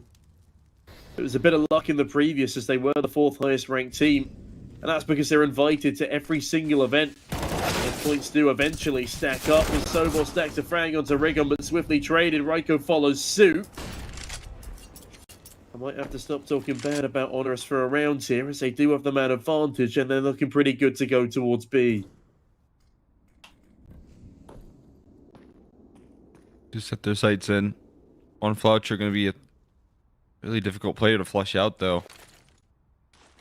And rotations could arrive quickly on the scene. Here's that utility. Now Juan Fletcher, he needs to be a deterrent, but he gets taken down instantly. Raiko, big kill. Definitely needed more impact out of him right there, and he showed up massively. Numbers now being planted. There's a Molly and Synopsy here, but 4v2. There's a couple low HP bars, but I'm thinking maybe a save, but they're still sticking around here. Not too interested in the save. There's a lot of cash stacked up on BNE, so they're actually going for this clutch instead. Okay, they do find the first. Good frag from Synopsy despite being fully blinded. Synopsy! Oh no! He finds 2 more to Vitali, leaving Lunatic in the 1v1. Time is ticking though. There's no utility on Synopsy here. Is he just going to stick it? He taps the bomb. Lunatic rounds the corner. Synopsy finds the frag! No way he has time. There's no way. I don't think he's got enough No. time. Oh, so close. 18 kills and a half, but HONORIS, they slipped through a third, but look at how costly it is for them. That's just a lovely attempt right there from Synopsy. Maybe had to just go for the stick right there, and a good play from Lunatic to play his cards right. Just simply use that timer, never giving the guys who are not missing a single shot a fight to actually win that round. But yeah, Synopsy doing so much economic damage right there with the lead that they already have. The round that you finally do win, HONORIS again, all of you fall. It's kind of even just a loss in the mental battle as well, knowing how difficult these rounds are. I mean, the thing that HONORIS just need to keep telling themselves here is Bad News Eagles, not very good on the T side. If Bad News Eagles can put up, what, 10, 11 rounds on the CT, so can you. And hopefully that will instill enough confidence in HONORIS to keep this one competitive. I mean, Taz slightly less than competitive, sits 1 in 13, and Synopsy cuts down Sadie again as he sits only 7 in 13. Synopsy, 20 frags and a half. There's no stopping this man. It's just getting ridiculous at this point. Talk about a fragging IGL. Good lord, Exner.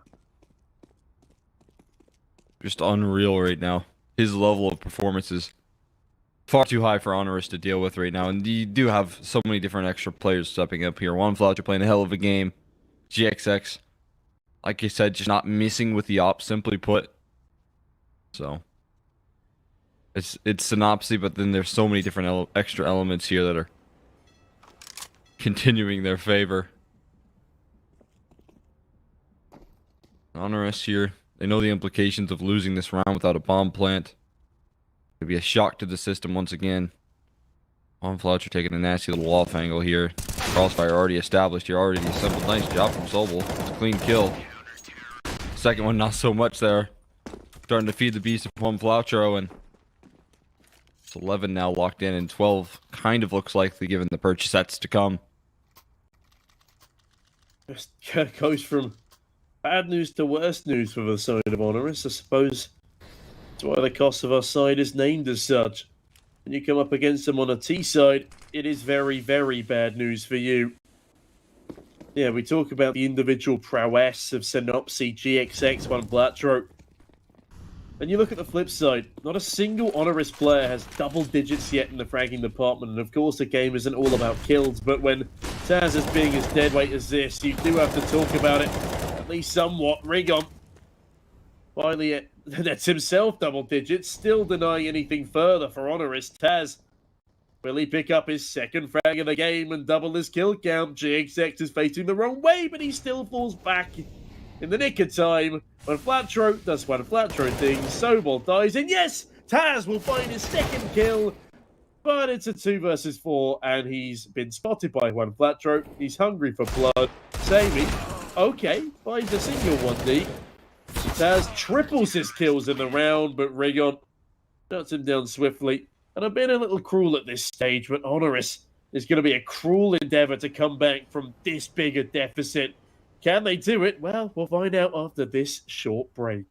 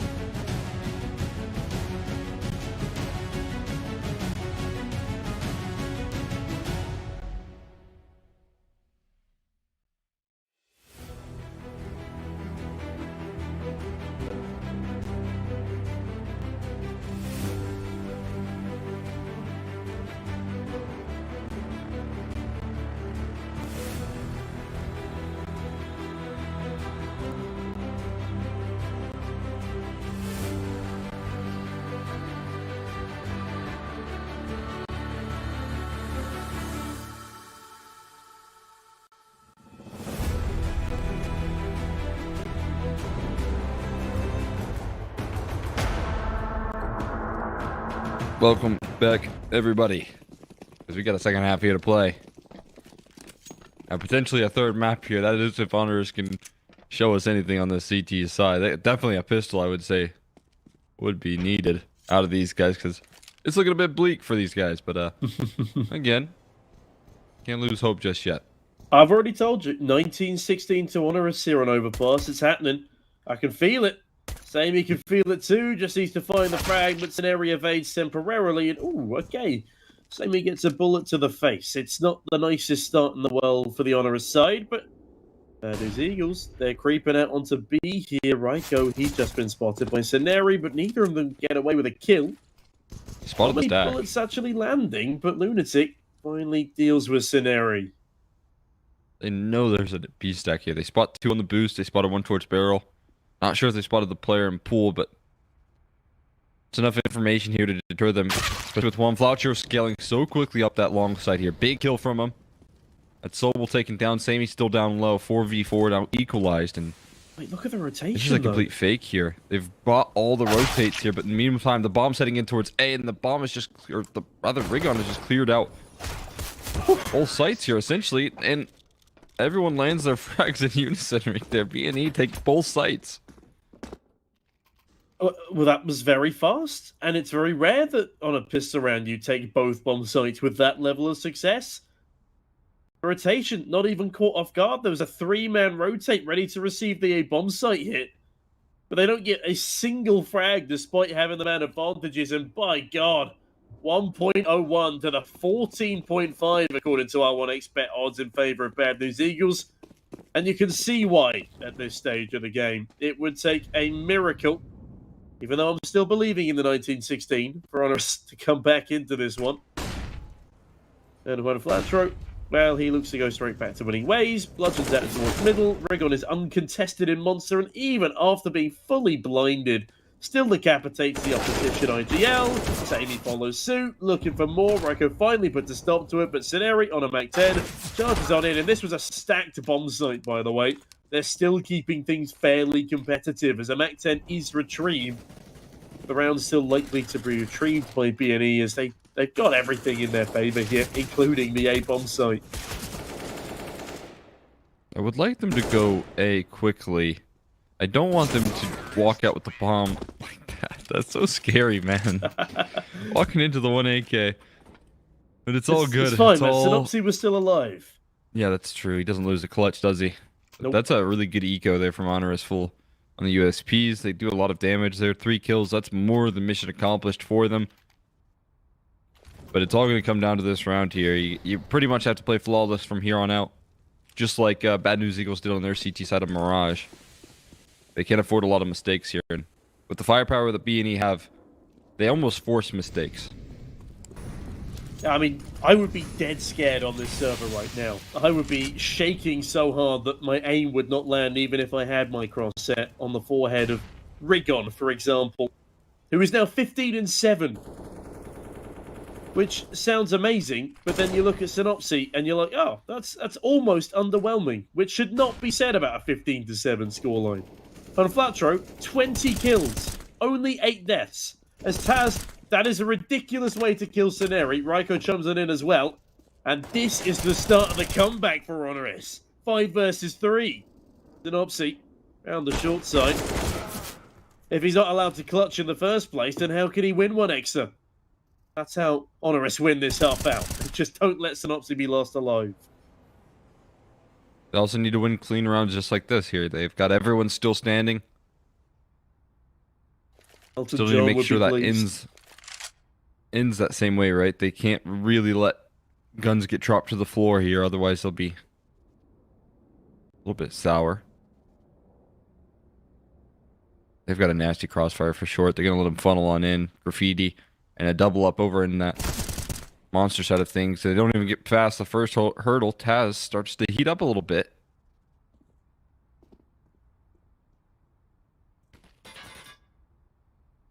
Oh, GXX. Gonna have to become an atom bomb's worth of heat. Not gonna happen. And that is a flawless round for HONORIS. They win out the first gun round of the half convincingly. And Bad News Eagles will be down to the pistols for now. Synopsy and Rigon maybe spurned into a bit of a force buy here. Don't think it's going to happen just yet.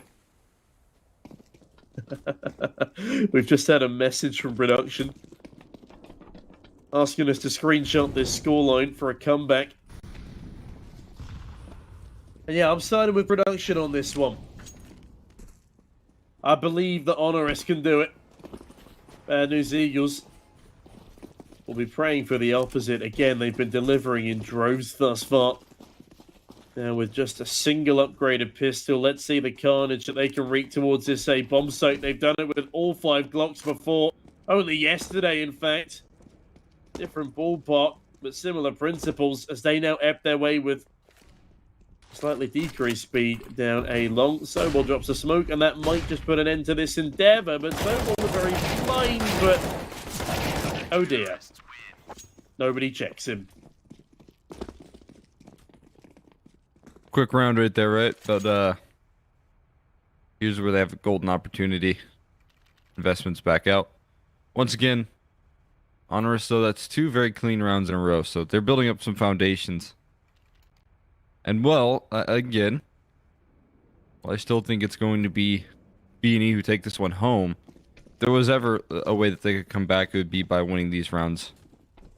Right? Very flawlessly.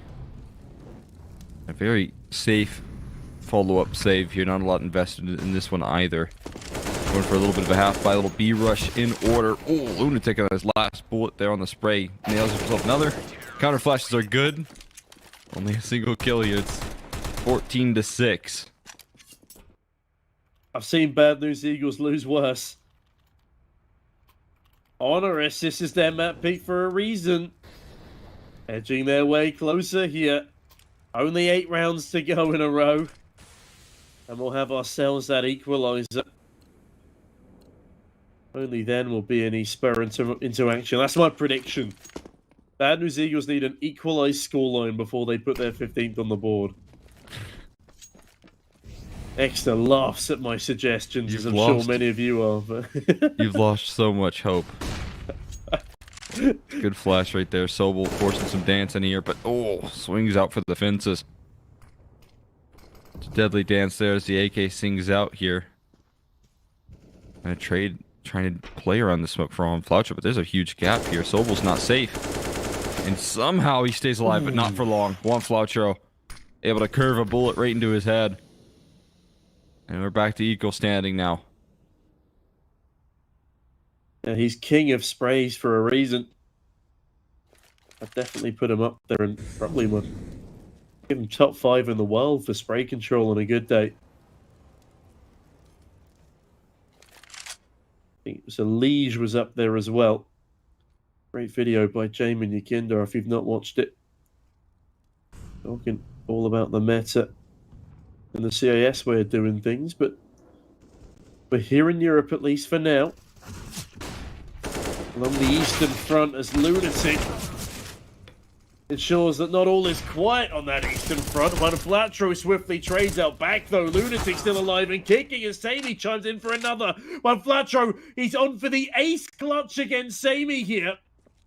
As he just about evades the Orpus gaze behind the smoke. Is he going to go for this bomb plant and will he survive it? Sammy jumping down into the water has been heard. He must have been. The ace clutch is denied and Sammy clings on for his squad here. The 7th on the board for Honoris. And the economy, again, a little bit messy for the side of BNE.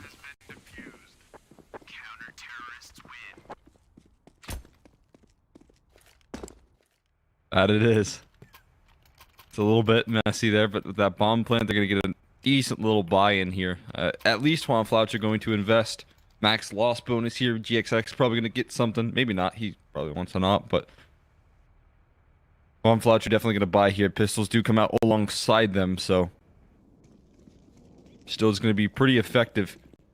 Pretty scary, and that's what I mean right here. BNE, sure, maybe they don't have the most going for them in terms of the T sides here, but around like that can happen any step of the way once these AKs do come out in a consistent fashion, and that's why I still do have a little bit of faith in them. Although that was a Juan Floucher 4K right there, and that wasn't enough. They're going to need some extra elements here for sure. They're going to need some unification here to get past the CT side. Is a Juan Floucher hero AK enough with the pistols as cannon fodder for him? Wasn't enough with rifles in the previous, but has with a .33 KD is the first point of contact. If they can dispatch of him, they'll make their lives significantly easier. Great flashes, but they're not pushing off the back of it. In fact, fantastic flashes, blinding Raiko so much they take him down to 20 as he's forced to walk backwards into utility. But Lunatic Sobel, they start the fragging. Oh my god! It's over! 2 seconds is all it took to destroy the entire Bad News Eagles lineup. And this is where we start to actually bring in a comeback into the conversation. 6 rounds separate these two teams. They've almost thrown a 13-2 before. 12-3 isn't even as good as that scoreline. As Honoris, they creep their way in. And Exeter, your prediction's been thrown out the window.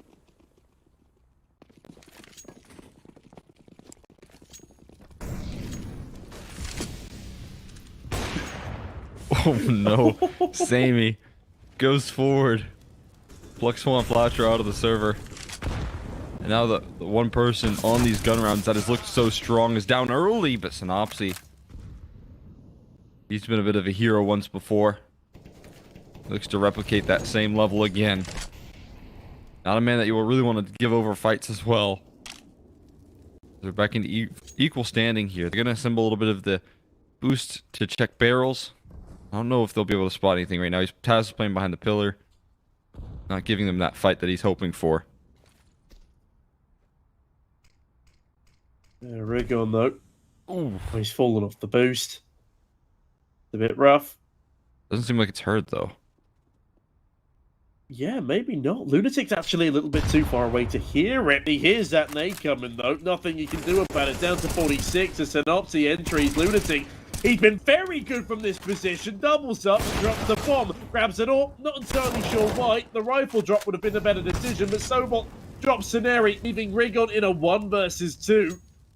He slips away with the bomb. He's got 30 seconds to work with, but HONORIS knows something we don't. They've already rotated up and towards heaven. Yeah, they're playing fast rotation here, and I'm liking it from them. It's a good read. They want to stick together. They don't want to give Rickon the opportunity to isolate these duels. The man wants 15-7 now, 15-12. As the past few rounds have been cruel. But can he deal a cruel blow against HONORIS here in the clutch? Finally getting those numbers punched in. Not going to be able to catch him on the retreat here, though. They've done a little bit of damage, and they spot him running away here. He steps out for one. Can't find a second. Another clutch one out by HONORIS here. It's now 9 on the board. And BNE cannot find a round to save their lives right now. And now I'm starting to understand just a little bit as to what you were on about there. It's looking so sour. Now that one was close, but... What's that I hear in the distance, Exeter? Is that the faint whisper of overtime? 1x bet odds don't agree, but they don't know what we've seen. I guess they probably what do. Been through, man. They probably do. But my God, this is unreal. Deary me. If HONORIS take this to a third, the funny thing is, I don't think they will win on the third map of the series. If I'm not mistaken, it's Inferno. And Bad News Eagles were dominant there yesterday against the likes of Undefined. Synopsy. So makes Lunatic early doors. That's a massive frag to find. Lunatic has been such a thorn in their side in this position. Raiko next to the chopping block. Evades the gaze for now of the opposition. As it is a man advantage here for BNE, but they've had more than that before. And they've still come out with less. They need to group up. They need to hit a bomb site together. Do a proper execute. Let me give A crack, because they've left that fairly quiet for the past few rounds. Flash off the lamp as Sceneri keeps mid-guessing. Util is hurt, but the defense remains split. Hoping to catch that A bomb site weakened up here. Juan Floucher known to get a bit sneaky up long. He tries to do that once again. They split the defense 2-2. That bomb's heading in towards A. 30 seconds left on the clock. Not a lot of time left for them here. Rigion's lurking out towards Monster as well, so we'll see if he can sell any sort of rotations. In the meantime, Sammy's got himself posted up in a deep angle here. 20 seconds. The execute needs to come on off soon. Oh my goodness, they're going down to B, and Rickon catches Raiko off guard. Taz will have support coming in, but it's split. Taz, He dropped the bomb. He just kills the bomb! Do they realise? They've got the bomb. They've got 1 second to plant it. Oh, and it goes down. It's going to be 15 for BNE. Sammy. No opportunity really for a 1 versus 4 clutch here. They do have the money to attempt some damage at the very least off the back of Sammy here, but he's not at the strongest of performances. And as that timer ticks on down, yes. 15-9. It's all part of the plan for HONORIS. They're giving Bad News Eagles a false sense of security as Sammy misses the easier of the 2 shots, goes back for a no-scope, and that's what connects, because why not? Why would anything make sense in this series? As the timer ticks on down, the bomb will be going off. Sammy, this is another and another one gone. As Sammy will bite the dust. 6 rounds lead again for BNE. As they do finally achieve map point, but it will be another buy round here. They can't afford to rest on their laurels. Yeah, Hunt, not too valuable considering the fact that there's so much money on this CT side, so they've still got a very difficult path to closing this one out if we see HONORIS respond quickly. But that's a big round right there. BNE, a bit of a sigh of relief knowing that they've grabbed themselves 15. They at least can't lose it in regulation. There's still a chance for overtime here from HONORIS. See if that has dimmed the hope out any, though, for these guys. Maybe a trialing task here. Again, BNE good at forcing errors, even if their T side's not always the most coordinated. I was to say they're quite good at committing those errors on their T side as well. Yeah, that's a good point. Apologies for the interruption, next day. go ahead. The Samey goes ahead onto Ceneri. Nice opening frag. The CT's back on top. Ooh, that's A though. Okay. No, you're right. That's a completely open A bomb site. Synopsy, poor position, flashed off the angle. Synopsy, that's a ridiculous shot to land. Samey, he's back on him for another. Synopsy traded. It's a 3v3. The bomb's yet to be planted. Great util usage. They're playing with time here. There's still 40 seconds left. There's plenty of it. Great Molotovs from HONORIS, but Rigon. Look at this flank, Exner. Everyone just stay alive here for this flank. He's activating now. He's pushing and pulling their attention between these angles. No way he's just going to run through his own molly. But Samey catches him in the meantime here. And now Juan Flatro taken down as well. It's all in the back of GXX to close, and he cannot. Raiko saves the day in a big way right there. And they will play on for another round longer. Goodness me. That's when you thought it was safe to go back in the water. The jaws of HONORIS close around the likes of BNE. I can't quite believe it. That should have been the send-off. That should have been the round that got them 16, but frustrations lie, and perfect utility usage from HONORIS denies 2 bomb plant attempts. And even with Rigon's god flank pushing through his own Molotov, Samey lands a ridiculous shot. He's not been the most consistent, but he needed to land that kill, and he does. Rigon now. Pesky on the B-bomb side, to say the least, is looking to go back to former ways. Hopefully adding frags on top of it, though. As Taz is still 7 in 21, and still HONORIS and netting this degree of comeback, it just makes it all the more impressive, if I do say so myself.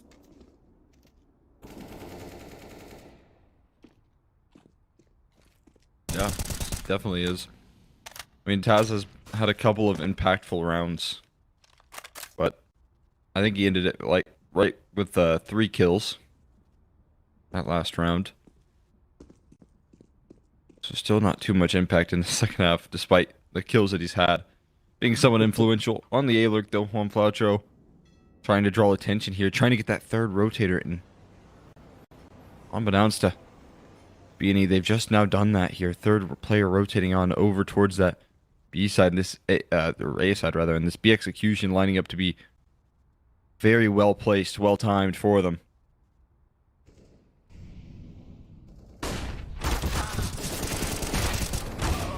Oh, it's clean. But we go back to a 3v3, and Samey is still here on the bomb site looking to deny. When Flatro, the lurk on A. Oh, the lurk on A is perfect. He's managed to sneak his way all the way down, and Sobol's none the wiser. Samey, great frag, though. The XX will fall, but Sobol, does he clear his corners? Yes, he does, but Juan Flatro clears harder. Better, faster, stronger. As now, in this 2v2, it's again a heavy advantage to BNE. Samey's running. Meanwhile, Raiko goes slowly behind him, but Juan Flatro wants to end this one early. And one more kill will do it. Raiko spots him on the peak there, takes his head off. Another clutch opening for Raiko. But will he check for Synopsy? The clutch man himself here will get the job done and finally deliver BNE the victory right there. The 2-0 moving on forward into the semifinals. Synopsy one last clutch is a very poetic ending for Bad News Eagles as they lock their position further in playoffs. No, but this makes the storyline all the more exciting. If HONORIS can, sorry, not HONORIS, if Aurora can win in their bracket later, we get one step closer to a rematch of the previous grand final, Aurora versus Bad News Eagles. And as I've already said, that is what I want to see. I'm really excited for that eventuality. But in the meantime, yes, Bad News Eagles, they sweep things 2-0 here. Got a little bit dicey at times, I think it's safe to say, and there's still a lot of work they need to do on some of those T-sides. But before we do throw to a quick break and head into the next map, I do need to first of all thank our sponsors over at Hellcase. So thank you very kindly to them for offering up what is a $400 giveaway right now. All you need to do to enter that is scroll down below to the banner in our stream description, follow the link to the clean giveaway, and try your hat at winning one of the $400 worth of skins. You can, of course, use code CCT over at their website. That gets you a 10% deposit bonus and a free 70 cent when using their site. But please remember that case opening is still gambling, So do not gamble if you're under the age of 18, and do not gamble with more than you can afford to lose. Don't go chasing your losses, as it's just not worth it. But in the meantime, we've got about a 40-minute break, I believe, before the next series begins. So this time, I do encourage you to grab a drink and a snack. And from myself and Exeter, we'll see you in that 40 minutes. Until then. I have very complicated job, but I love simple things so much. One move, one push.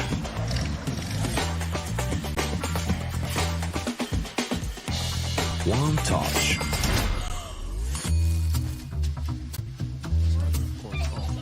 One love. One click. One XBet.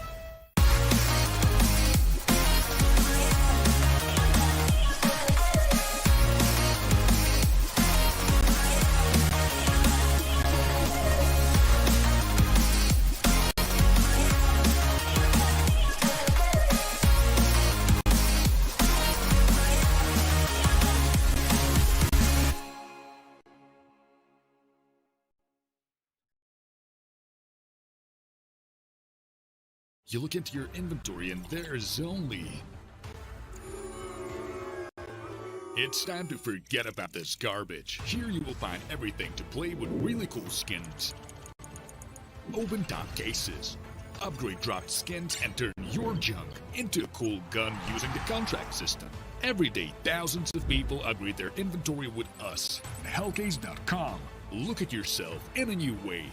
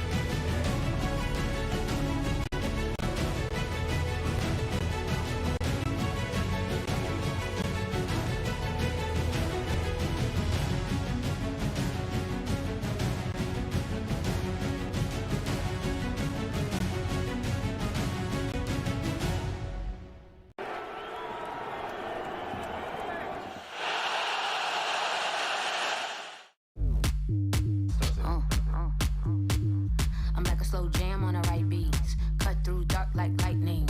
Lights, camera, ready for that action. Cause maybe it's a look. It's a look. Ready?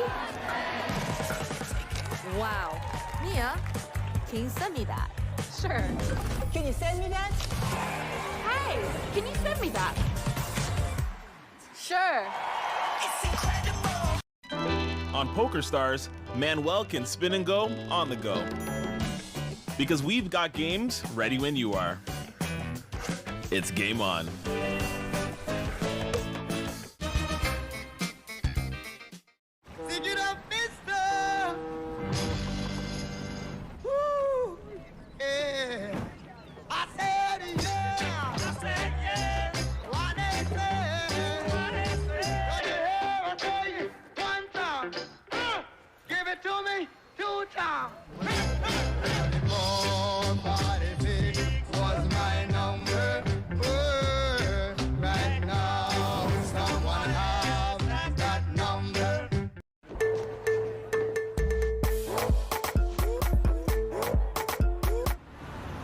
We've crash landed on an uncharted planet. From the writers of A Quiet Place. There's something up there.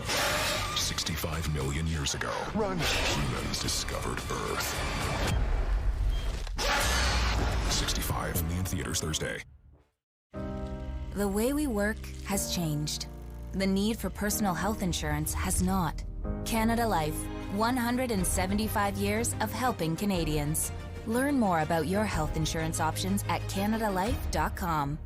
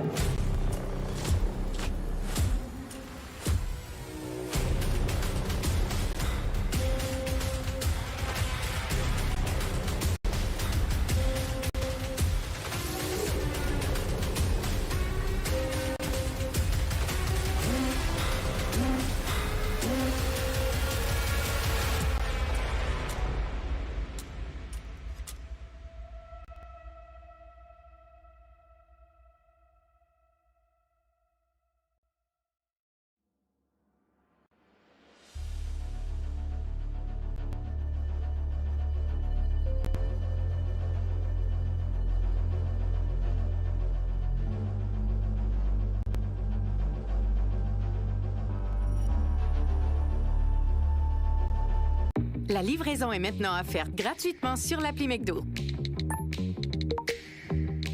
Et elle vient avec 6 McCroquettes. La McLivraison aime les récompenses Mon McDo.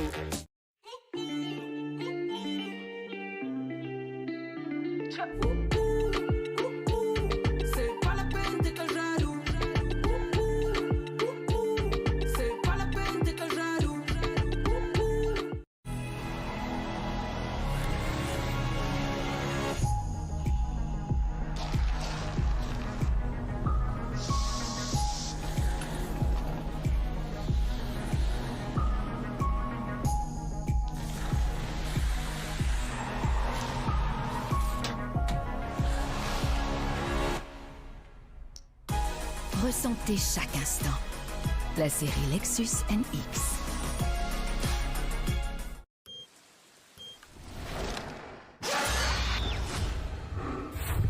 Run.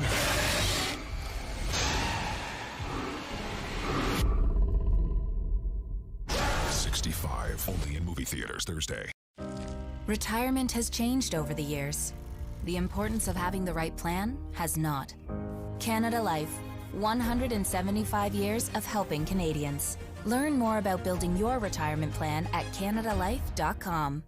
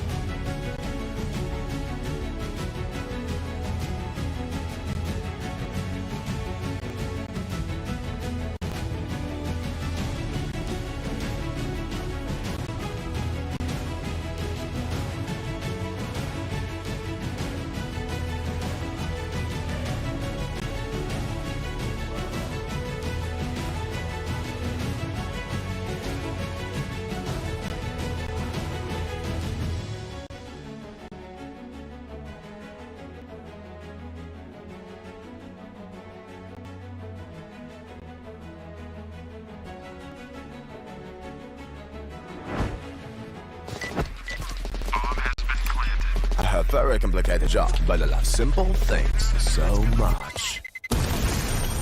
One move, one push.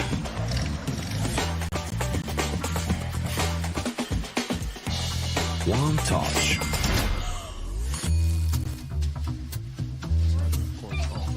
One love. One click. One XBet.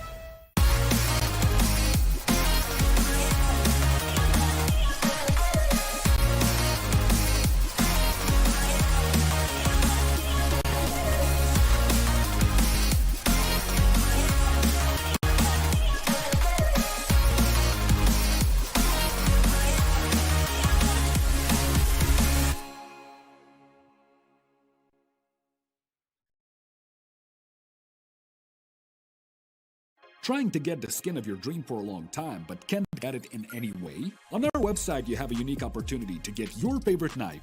Users on our site can hand out skins themselves, and participants need to fulfill some simple conditions. For example, watch a video or buy a case on our website. After that, you automatically become a member of the distribution. Go to the user giveaways tab and do what you like. Hellcase.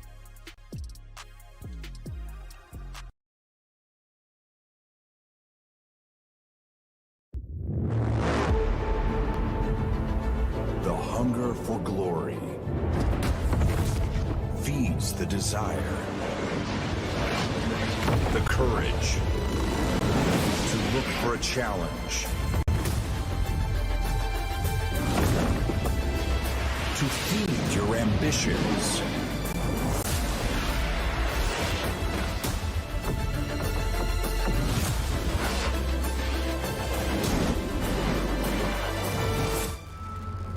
To reach for greatness. To become the champion of champions.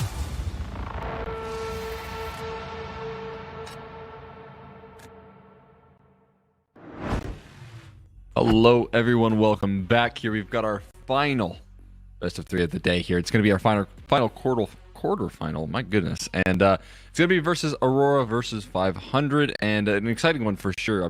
I'm really looking forward to this one. It's been a while since I've last gotten to cast Aurora. Still looking pretty good here with their roster that they've been able to bring to the table so far, and 500. It's been even longer since I've casted them, so it's going to be a good refresher on these guys because both teams in really good form right now. It's going to lead up to a very good matchup, I believe. Yeah, I mean, it's the 26th in the world versus the 34th, with Aurora just about edging that one out. And as I've already said, Aurora are one of my favorites to make it to the finals of this tournament. In fact, they won the previous South Europe Series 2. They did it against Bad News Eagles, who are already progressing their way through the other side of the bracket of this tournament, which is, again, something that really, really excites me. The prospect that we could have a rematch there. But we can't rule out the likes of 9. We can't rule out Copenhagen Flames. This is going to be a very, very competitive semi-finals bracket, regardless of who makes it in that final spot. But I do think Aurora are the slight favorites here. I imagine the bookies will agree with me, as 500 have been a little bit more inconsistent in their form as of late, despite, I believe, winning EDC 7. Yeah, it's going to be interesting matchup here, just from the way these two teams, stylistically look. But I gotta say, man, I'm gonna be super interested to see these semifinals. Like you said, man, I think we got nearly the best of the best of the tier 2 teams right now. Maybe if we could ask, of a couple different rosters to be joining in here. But in terms of the 4 teams that could be potentially locking in these semifinals positions, man, the competition is about as good as it gets. So very, very excited for these 4 teams, no matter what the outcome is of this last quarter. Yeah, I mean, the only team that I was a little upset that we had to say goodbye to in the round of 16 was Apex, because that was such a banger matchup yesterday. We had, 2 overtimes, 2 16-14 we had 2 16-14 debacles, and an overtime thrust in between, as just neither team could close out on their own map or on the comeback. It was just such an exciting game, and I really do wish that we'd had that in the quarterfinals rather than the round of 16. But regardless, we are here for Aurora versus 500, our last quarterfinals matchup to decide who will be joining a very high caliber of teams. And with that, why not take a look at 500 to start things off? They are a very solid Bulgarian lineup And they are also the team who, as I mentioned earlier, took Grasshog off of HONORIS. So Grasshog looks to be going one further than his former team. He used to be a player. He is now the coach, as he will be leading the charge with Patrick, Nicky, Ships, Rainwaker, and Denny Slaw, a couple of fairly familiar names in that Bulgarian scene. Yeah, no question. These guys have a whole lot of firepower going on, man. It's going to be super interesting to see them testing their mettle up against Aurora, because historically, I mean, in that RMR, they actually did really well up against them in that best of one. So, you know, one of the few teams that was able to shut down Aurora's win streak there in an incredible fashion. So, it's going to be interesting to see if these guys can replicate that in the best of 3 here. It'll be a good test, a good trial for, you know, the peak of this roster, because as of recent, they've been, you know, doing good work here. A couple losses to HONORIS and LDLC, I believe, actually in this Swiss stage, if I'm not mistaken. But they can kind of shake that one off and look forward to, you know, the future here, and you know, try their luck up against some toughest competition, especially if they could extend that into you know, a deeper run into the grand finals. It'll be a real, you know, use case as to Grasshog, his value as a coach, and how this roster is sort of formulating. Yeah, it was actually 500 to get invited to the playoffs here. So I think the LDLC loss might have been RES, if I'm not mistaken. Okay. But regardless, your point still stands. They had a couple of small stumbles along the way to get here. Obviously, they had a fairly solid run of it in the round of 16. They're now here fighting for what would be a well-deserved semi-final spot. Both teams very, very prominent. But talking of the other team, why not have a gander at Aurora's lineup? We've got Lackey, Norway, Kenzie, Seltzer, Latic, and the coach of Starrix. Again, a very historied coach here, and all of these players, despite being youngsters, have already been making quite the name for themselves. Norway and Kenzie, especially with dynamic duo coming over from Forza. I mean, soon we won't be able to call them the Forza duo, because they've been putting up a storming performance on Aurora in their own right. And I'd say that this roster has a higher skill ceiling than the current Forza one. They're also a little bit more consistent across the board, and it's great to see the youngster in Latic so well assimilating into this lineup, along with some of the older guard of Lackey. Yeah, it's going to be really exciting to see these guys again continue. I want to see them on land, though, that's for sure. I think these guys can do so much damage.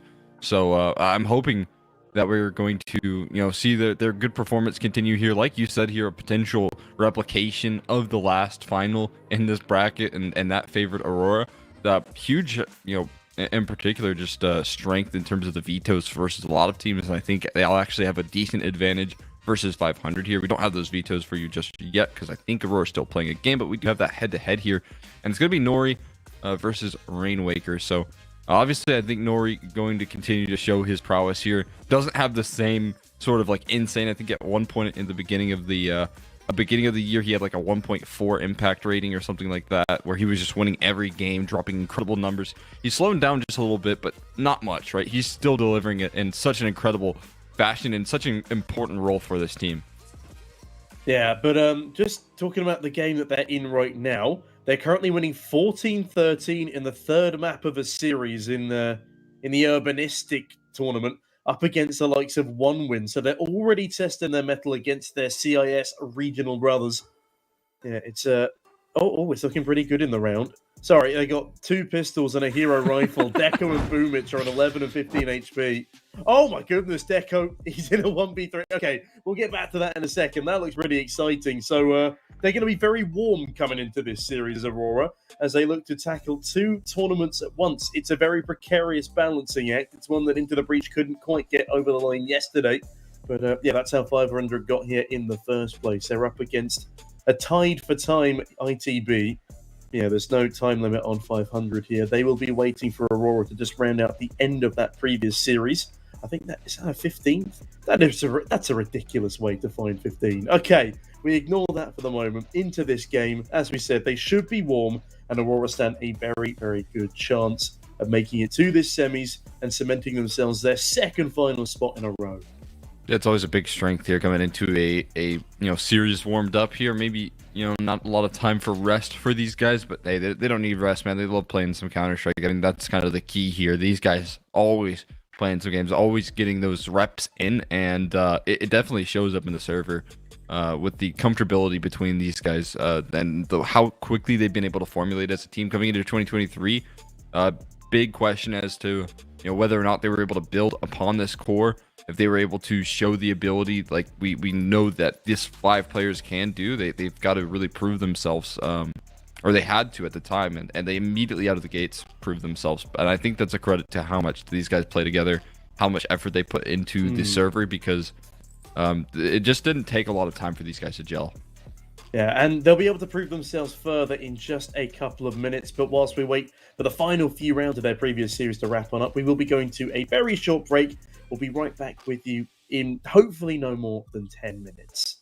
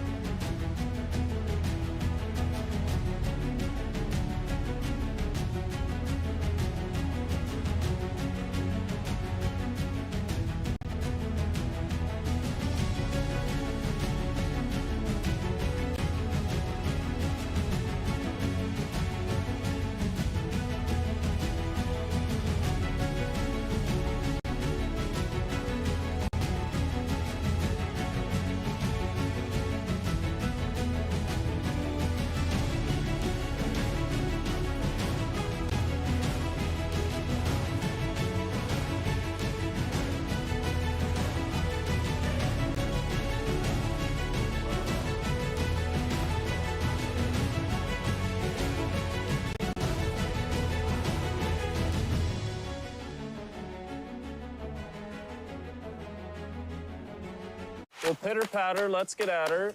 Canadians, the fastest rising stars in comedy. I am comedy struck and starstruck. Telling Canadian stories for real people. Incredible. You're the first female to direct a Pixar movie. The first Muslim superhero. The first project with all Indigenous creatives at the helm. And the award goes to... We are a country of accomplishments. The impact that Canadians can make on the entire world. Like, it is awesome.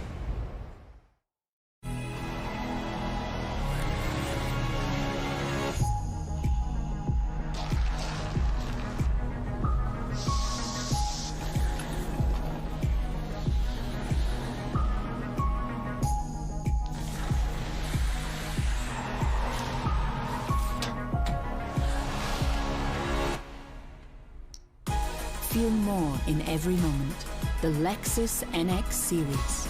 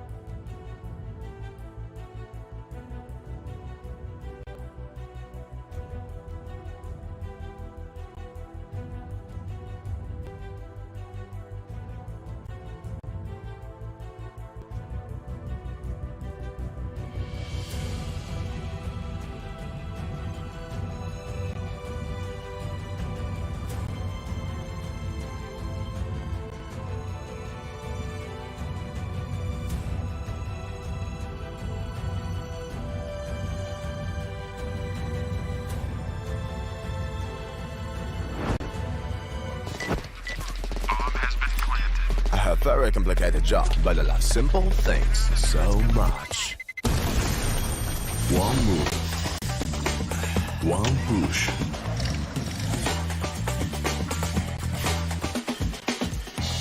One touch.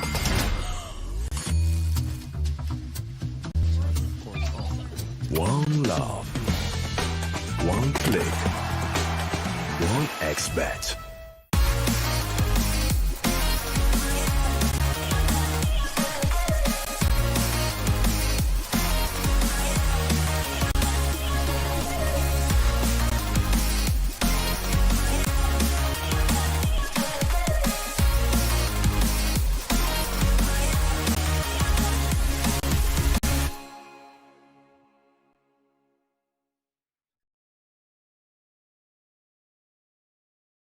Trying to get the skin of your dream for a long time but can't get it in any way? On our website, you have a unique opportunity to get your favorite knife.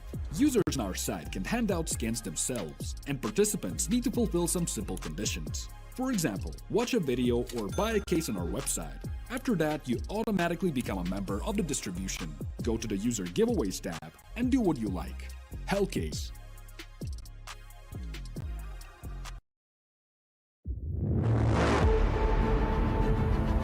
The hunger for glory feeds the desire,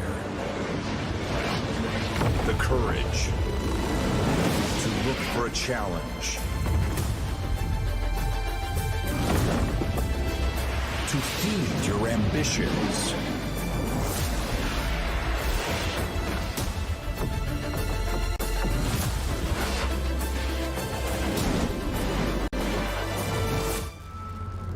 To reach for greatness. To become the champion of champions.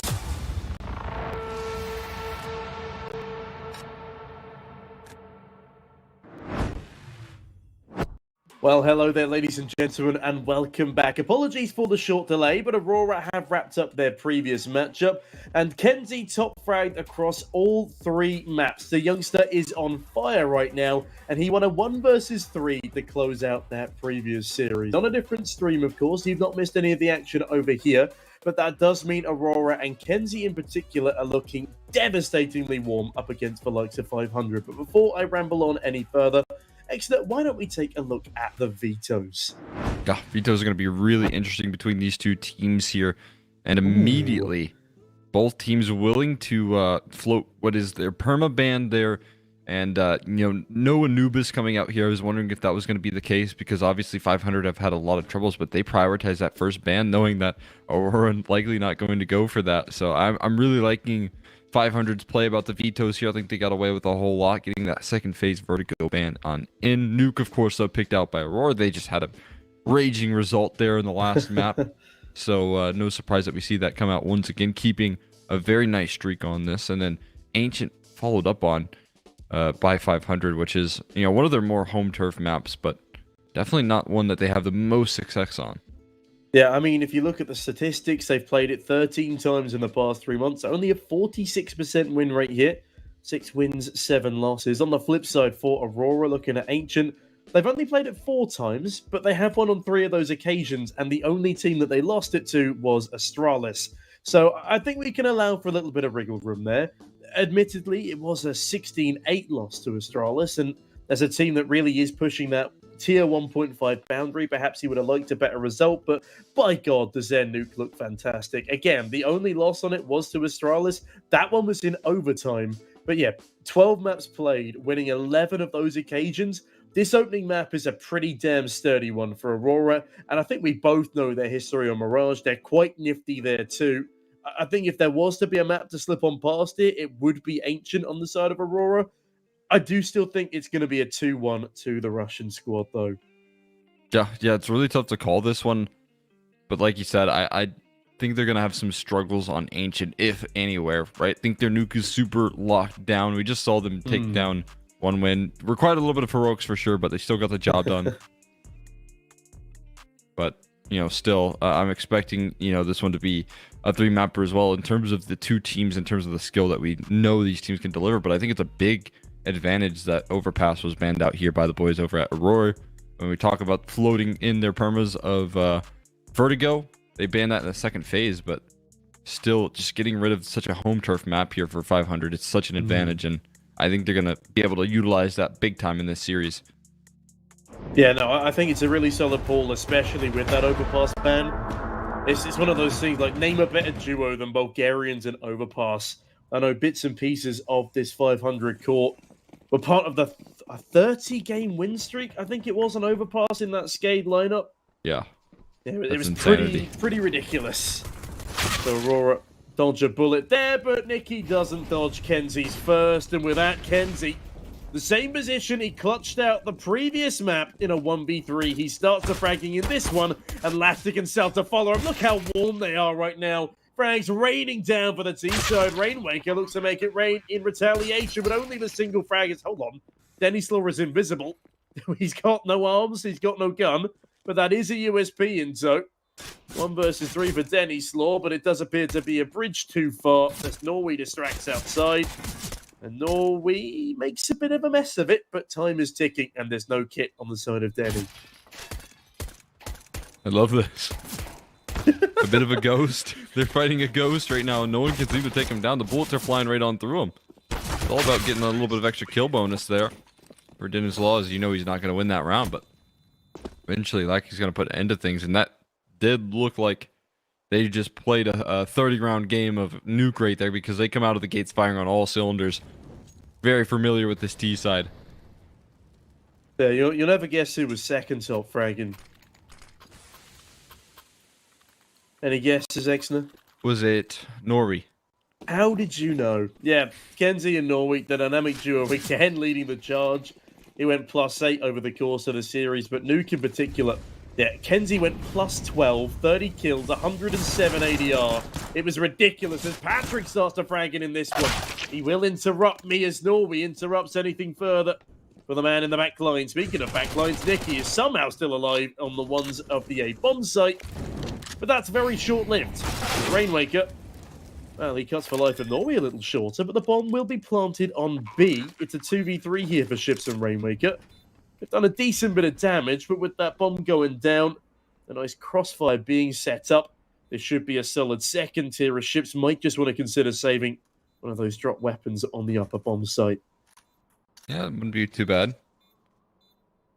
You could actually toss an MP9 or your Deagle over to a teammate in the next round, and you still have a pretty fruitful investment despite losing and going down 0-2. But another round converted there. Aurora off to a nice 2-0 start.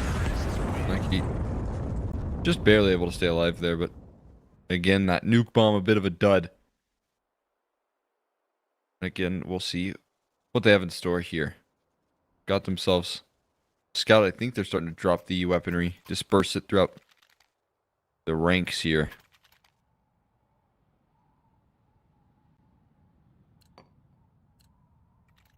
Yeah, I mean, as they do a little bit of reassembling, little bit of building back on up. I have to see if Aurora can keep building themselves up. Or can 500 knock them down with a bit of a force here? For a half by more precise as Ships. Very precise with that. There's an Eagle finds 3 outside alone.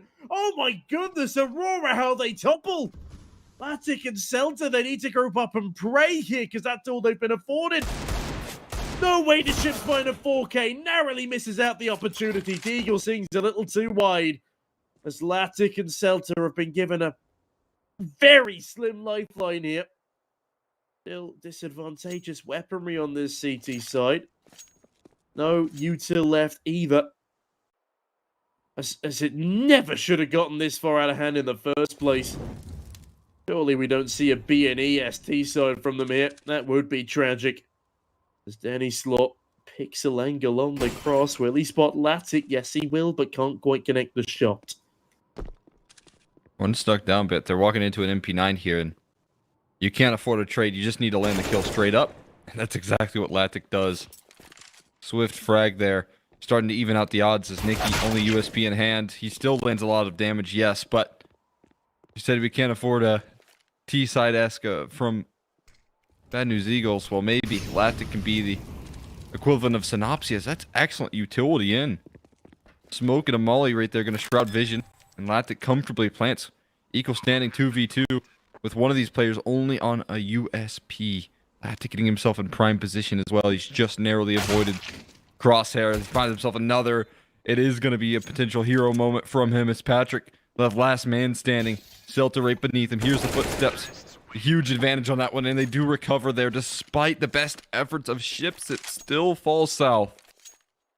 Goodness me, I thought Ships had done more than enough. Imagine if he had landed that one dig onto the 4th man outside, but Latic stabilizes with 4 kills of his own. is afforded a big green and affords Aurora a 3-0 lead. Not without trials and tribulations at that. But 500 do just about get nipped at the bud when it came to wacky half-bite antics. Now, heading into our 4th round of play, it's our first full gun round. Everybody fully invested. A real bonus to keep on over for the likes of Aurora after the previous discrepancies. 500, if they can do that with a weak buy, let's see what they can do with the full-on guns. As Celta does creep out towards A here, misses the vent drop slightly, but does eventually get afforded it. Makes a noise on the ladder, though, and that should be communicated over to the lower site players. Denny Slot waiting.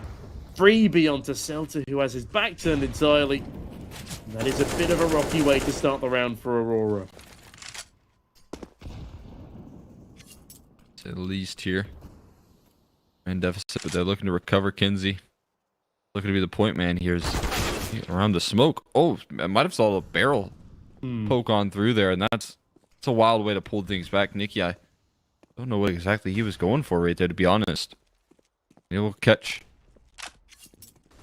Strays back and forth here.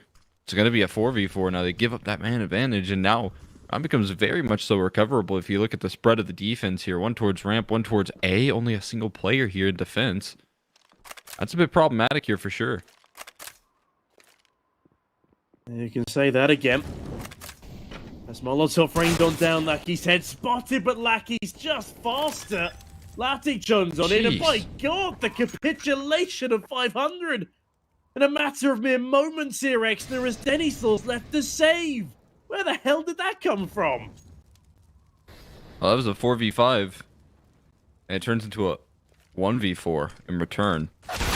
Wouldn't really believe it. Lackey takes down the op. Denislav caught asleep at the wheel. Opens up the round. He's the last man standing. He's left scratching his head as to what on earth was going on. I imagine there was some sort of discussion there while he was posted up with the op trying to save, but that's a wake-up call here for 500 that they need to know who they're messing with right now. What do you reckon is the minimum number of rounds 500 can post on a CT side here?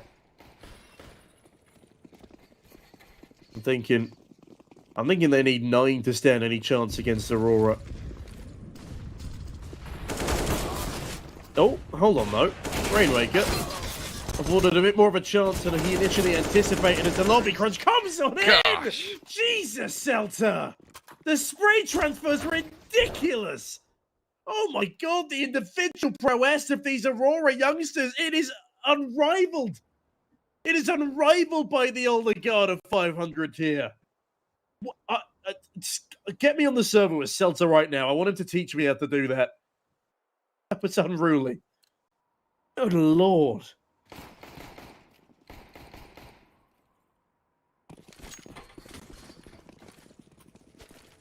Yeah, sorry. I know that was against the Pistols, but how could I not get excited over a spray transfer like that? The ships has been very, very good outside so far. And another entry right there to open up things. 1 for 1 there. Now they walk out, but Lackey has a gap in that smoke or a one-way or something. He had vision and a trade as quick as can be. Lackey continues to get his entry prowess. Maybe missed up the smoke there, Molly rather. Just a tad second. There's still no gun. But he's going to get taken down in the meantime right there. And, oh man, Rainmaker left to pick up the pieces. Well, you said 500, they needed 9 rounds. Is that correct? Well, that would mean they'd have to win out this half. Well, I guess barring any 1v3 heroics here from Rainmaker. I'll not cut him loose just yet. Or he's very low, and he's about to be back turned, but... Oh, no. No way. Again, the game of timing's lost. Oh, we tucks in comfortably now. Lackey's been off to a blinding start as well. I reckon if there was to be a weaker link for Aurora here, it can at times be Lackey. There have been a couple of instances where he has been really slow to join the rest of his squad. But yeah, I'm pleased to see he's had a blinding start here as 500. Just don't know what hit them. Like you said, if 500 were to meet the round counts I set for them, they would need to win every single following round from here on out. It's just not going to happen. Look at their economy. Rainmaker, if he saves over this M4, that's at least something, a very small buffer, but he won't even be afforded that. Of course, it's Kenzie who continues to deliver series after series from this youngster. Allowed the looser playstyle. Jerry raised him, but he cut his ties, and now look at him soar. 500 on the flip side. Still a man on 0 kills. And the fragging's not really the problem. It's the closing of rounds that's really started to sting them. Also, are those odds correct? Surely not. I don't know. I wouldn't say so. Potentially. Either way. Move quickly in towards that outer yard. If you do want to check out those odds and figure out for yourself, CCT.gg/1expect, you can find that out. All that being said, very good distance being scaled here, or with a little bit of a slower round here, more so as a reaction to 500 not pushing at the start of the round, right? That's been the big reason as to why Aurora have been able to pick up the pace here in so many different occasions, is all the aggression that's been tossed at them. So both sides willing to take a bit of a slower approach here, but now they start to speed things up. Explosive as ever is Aurora. Oof. Okay, it is traded. Denny Slaw gets something, but Denny Slaw's just missed the opportunity to catch a man jumping on his rooftop. Oh my goodness me, that's a fast shot. Doesn't kill. Atlantic follows up. Norway from above. Strikes down a hailfire of lead as Ships left in a 1v3. He's found 3 on the Deagle before, but can he do it again from the vents? Ebbs his way up slowly. Norway in the heavens, spots him out, and Ships has been dispositioned this round, put into a firm position for the likes of Aurora. I reckon this is probably going to be 7-0, as Kenzie is so confident right now, he is hunting a literal Deagle. And Latic decides to face a Deagle with an AWP, could have got quick swung, doesn't matter. That's how confident Aurora are right now. They've already basically won the half, because 7 on a T-Cypher nuke is pretty ridiculous.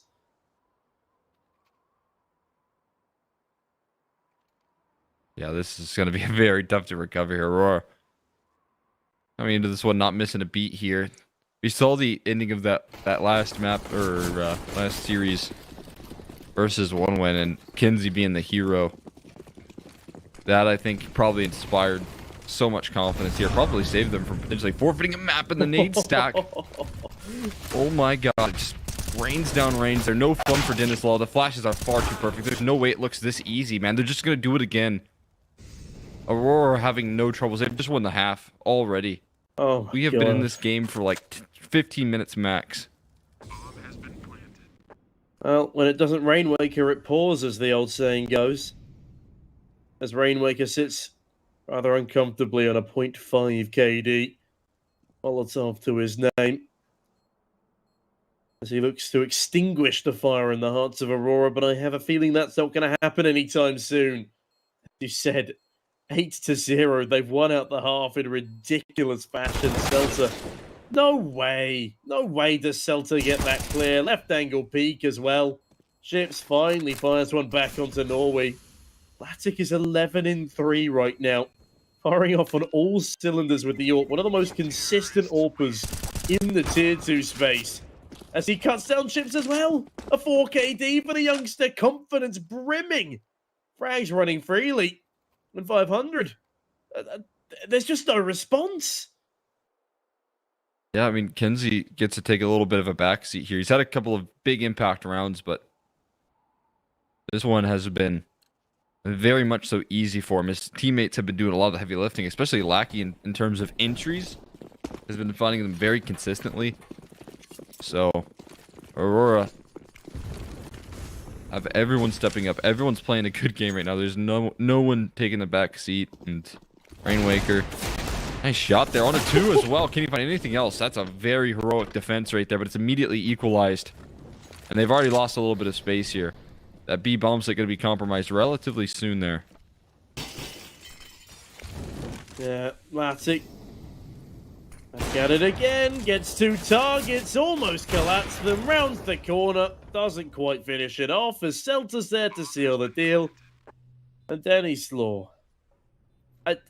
What is there to do? His arms have gone again. Not entirely sure what's happening today. This is probably just a GoTV bug or something. I've had this before.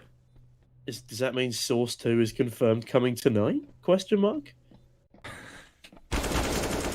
Oh, that just looks weird. However, whatever makes you feel better. Source 2 is coming. I'm excited. Yeah, I mean, if Richard Lewis says something, it's normally correct. Unless, of course, he's talking about Hooksy, but that's a story for another day. Yeah, it's gonna be good. I love putting myself in the crosshairs, man. Maybe we'll have Denslaw's arms and AK back in Source 2. Yeah, or CS2, whatever it is. First time out called by 500. I feel like it's a little bit too late, my friends.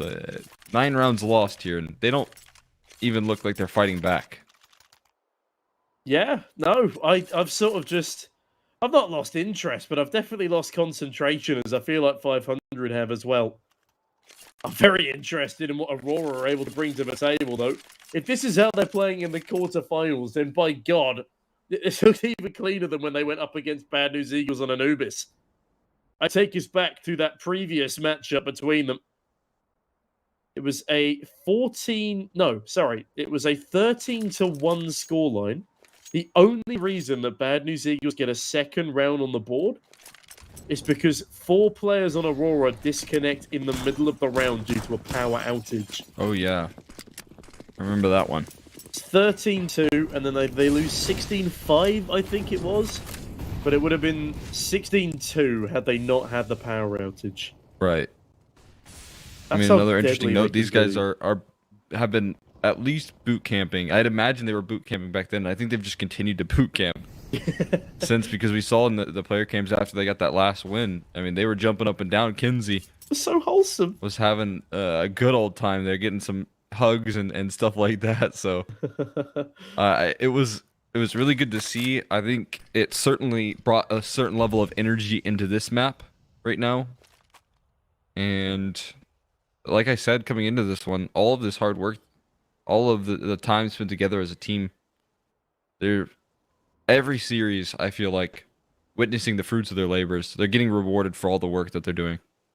I mean, if they win this series, they guarantee themselves a spot in South Europe land as well. Lucky, Jesus, chill. I'm trying to talk about rankings here. He's already taken 2 more heads to the tally. Celta another. That's 10-0. It's a 1v5 for Rainmaker to win this round. As no doubt shaking his head in disbelief. I'm shaking mine. I don't know what's happening here. Lucky's on a storm with Latic today, and Celta as well. It's the dynamic duo of Kenzie and Norway taking a well-deserved rest, a back seat, as Lackey finally punished. Egregious overextension there. As Rainmaker almost dies to a stray AWP bullet. Good lord. Oh no. Celta's got his number. He will fall, but Norway doesn't. Not a single save allowed for 500.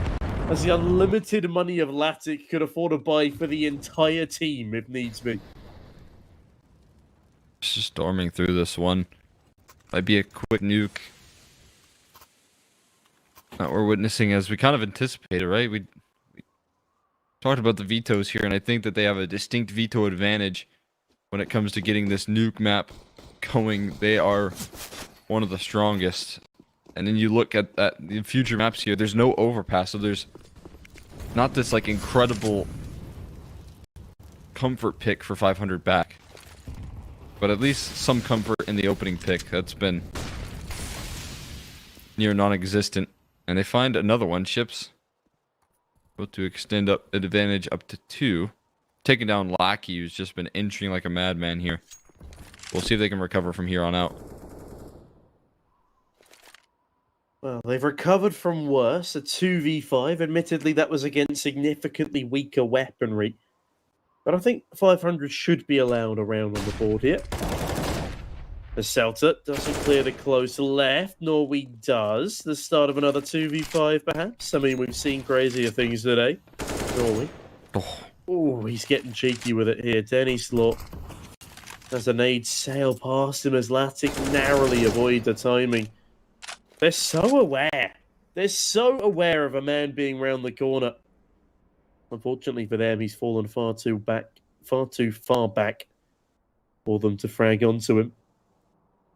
Regardless, time is ticking. The B-bomb site is awaiting, but there is a two-man crossfire here that needs to be cleaned out first.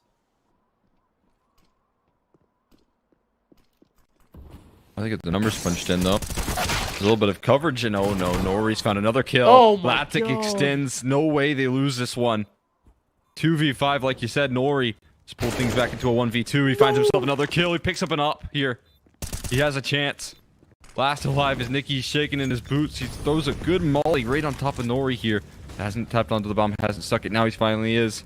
It's a full 10 seconds, though. He gets off of it. Nori, he's not biting on this. He knows it's a fake here. And there's still a full 10-second defuse that he has to get down range. He spots him on the jiggle. He goes wide, but there's not enough time to defuse. They've done it like that. Unbelievable. Honestly, if Nicky sticks the bomb, he probably wins the round. Of course, he wasn't to know that, but Aurora, no way do they get 11 on the board in a row. This is just ridiculous. 500 are limping. They're walking wounded here. They can afford a buy. Not the strongest. Rainwaker's down to a Deagle. Oh, I don't think they're even going to force up around it. It's going to be a half bite. As Aurora, they are flying through these rounds. What a clutch as well. Perfectly played by the youngsters again. As Kenzie, the hero of the previous map and the previous series, no doubt smiling to himself that his team have decided to wake up for the second series they played in a row. Celta, his position has been alerted to. He sits in a Molotov for a little too long. Let him cook, they say, on the 500 side, but they might have been doing a little too much backseat chefing, I suppose. I don't know what I'm talking about anymore, Extra. All I know is that Aurora, they lead 11-0, and I've not been impressed really at all yet by the likes of 500. That's a fair statement. Another red buy. They've been too lights out here. No way, Kinsey just walks away with 2 kills like that. Oh, dear. Just so ready for the follow-up as well. It's incredibly impressive. Gets his smoke down as well. Rainwaker pops a shot off there. No fortune on the connection. There you go. Finally take down Kinsey. Well, he was one of the players down low. That's just a sacrifice here for some info. Further extended. Lackey's clearing out a lot of angles as well. He's taking a deep angle here versus Patrick, and that's so difficult to deal with. Mag 7 on the flank. Lackey hasn't spotted it, but one snipe comes through from the Mag 7. Quick trade to finish the job, and it's already 12 on the board. I don't know what's going on here. 500, they just can't find a way to win a round. Bear in mind, sorry, this is 12 rounds on the T side, not the CT side. I've seen this happen before on CT, but this is absolutely ridiculous. I've run out of adjectives in my thesaurus to describe how bamboozling this current situation is. Maybe I'll get unshackled from my chair early today. My casting prison, as it has been for the past 3 days, is getting rather bad for one's back, as Ken's relieved his back won't be aching from the carry. As Lackey, another opening frag. Where do you go from here for 500? If this was Face It, I imagine it would be exclamation mark GG, because I wouldn't want to face any more of this Aurora tandem. They're speeding through. It's a speed run on Nuke. They could be going for our new CCT record of 26 minutes, I think it was. Yeah, it's getting there. I would imagine. It's fast rounds as well, like you said. This is a speed run here as Kinsey extends favor towards that outer yard. Rainwaker has to have his head on a swivel. Good advantage on this peak here. He will nail it. Nice job from Rainwaker to keep things in check, but Nori trades as quick as can be there, and they spotted out Nicky. Patrick, he's kind of been confirmed earlier in the round here as he dances around the smoke in towards Vince. They still have the site confirmed now. I like this, though. They get the AWP to plant the bomb. No, they don't. I've lied to you. Doesn't matter who plants the bomb. Aki finds ahead of Patrick. Nicky gives up his position. It was Norway to punch with digits in. As Nicky is about to get punched in the spine by a... Oh, no, I've lied to you. Oh, Attic, he's fumbled. He's fluffed his lines. Norway, 1v1 here, Exner. Nicky pushing his way up towards the bomb site, but he gets decapitated. Aurora, they keep the flawless streak alive. 13-0 on their T side. The T side of Nuke. I sound like a town crier. Even with the most uncomfortable whiff as well right there, it doesn't matter. They're still just closed out on 13-0. Again, it just looks like they can't find a round to save their lives here. 500. No matter how hard they try, no matter what things go their way, it's just not formulating. Aurora too strong right now. They will not look back.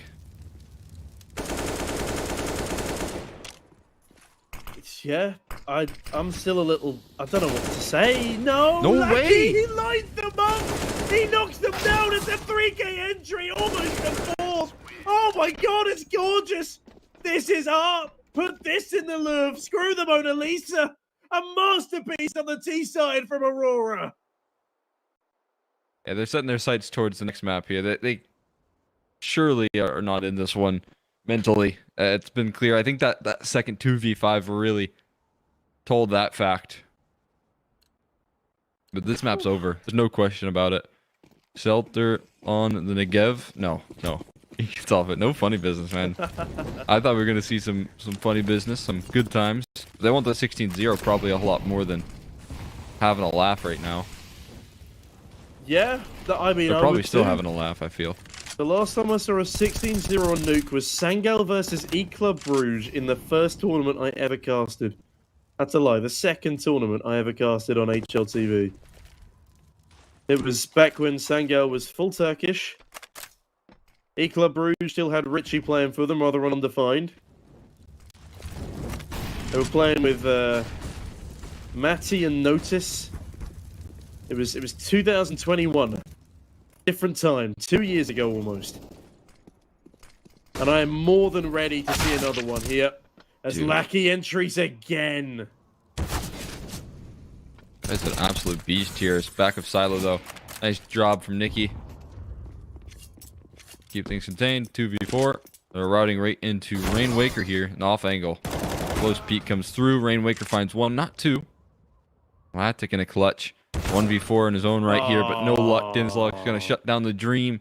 It's going to be a 14-1 half here at the break. We will be going to a break, and once we come back, we're going to see Aurora close things out.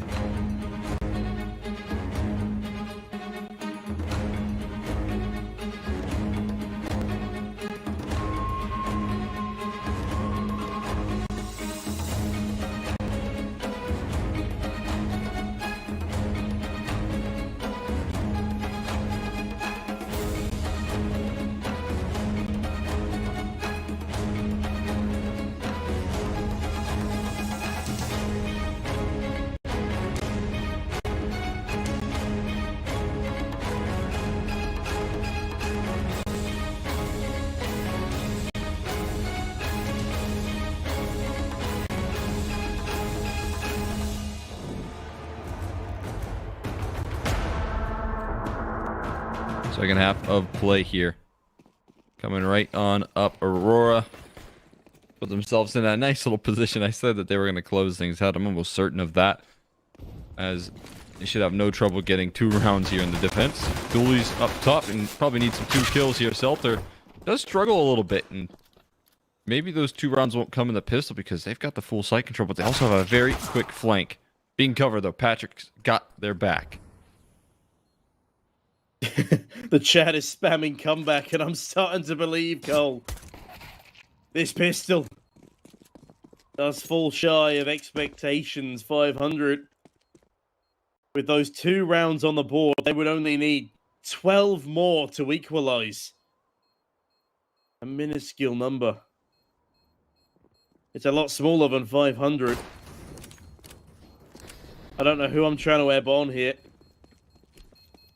Regardless, that will be a second on the board to the 500 boys. Lackey finds one on the exit for good measure. And the bomb radius is so tiny on Nuke, he continues to pursue into lobby. But will not find anything with his cheeky pre-fires.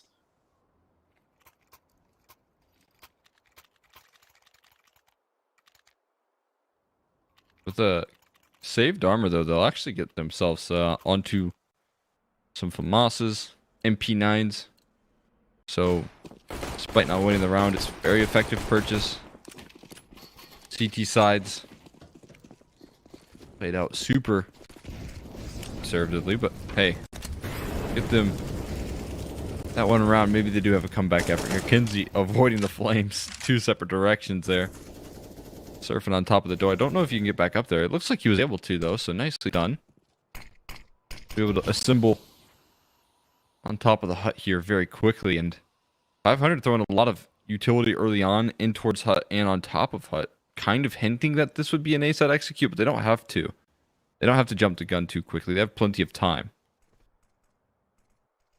Yeah, they've got time and an advantage on the 500 side. The weaponry and the utility stacks up quite nicely. Now, Chips as an individual was almost able to win with a lesser bias. Kenzie starts the fragging. Lackey does get waltzed on past. No flashbangs to give up their presence towards ramp. Nicely played there by 500, and this now should be their round. Seltzer.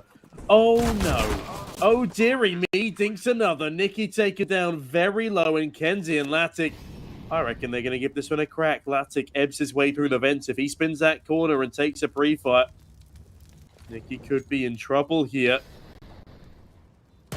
Being in tandem. Kenzie finds the spray. It's a 1v1 now. The position of the last remaining player is as yet unknown. Denny Slaw hides towards the top of ramp. Bomb. He's sort of planted for him. But with no defuse kit, Kenzie will scamper away. A valiant effort from the 2 youngsters. But 500 will find 3 on the board now.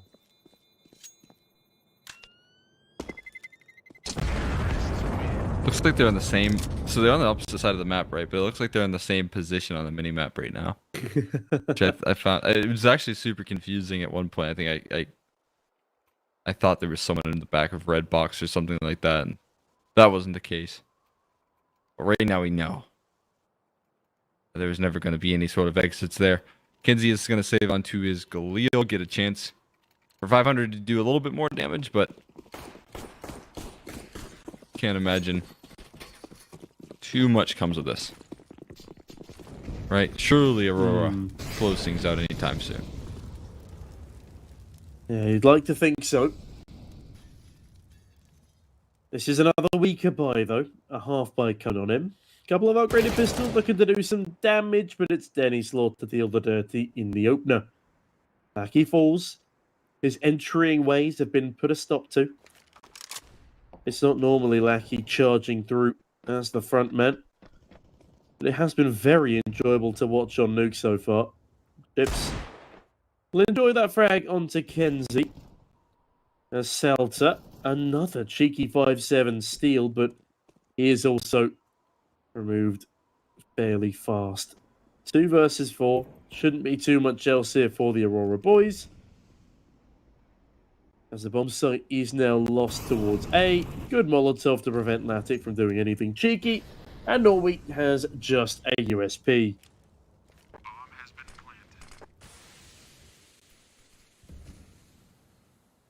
Only ships knew there was a free eco-frag around the corner. As Patrick gets eco-fragged. Attic as well, looking for more here. You don't want to continue to feed the beast. Oh no, and that's what they've just done. Oh no. It's really not, right? Oh, swung that corner with fury, but he will get taken down eventually.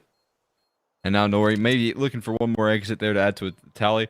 I gotta say here, depending on how much rounds 500 can get, I do feel like at the very least you're going to see some confidence build. Right? If they could get like 8 or 9 rounds on this D side, which seems a bit unlikely, that would give them a better headspace heading into their map pick of Ancient. Yeah, absolutely. I mean, they're starting on the T side, presumably on Ancient as well. Which means there'll be a bit of continuation going over. I'll be able to feel a little bit more comfortable starting on the offensive side. Because apparently you sound like Tarek, according to our friends in chat. Yeah, I get that a lot. That's pretty common. What?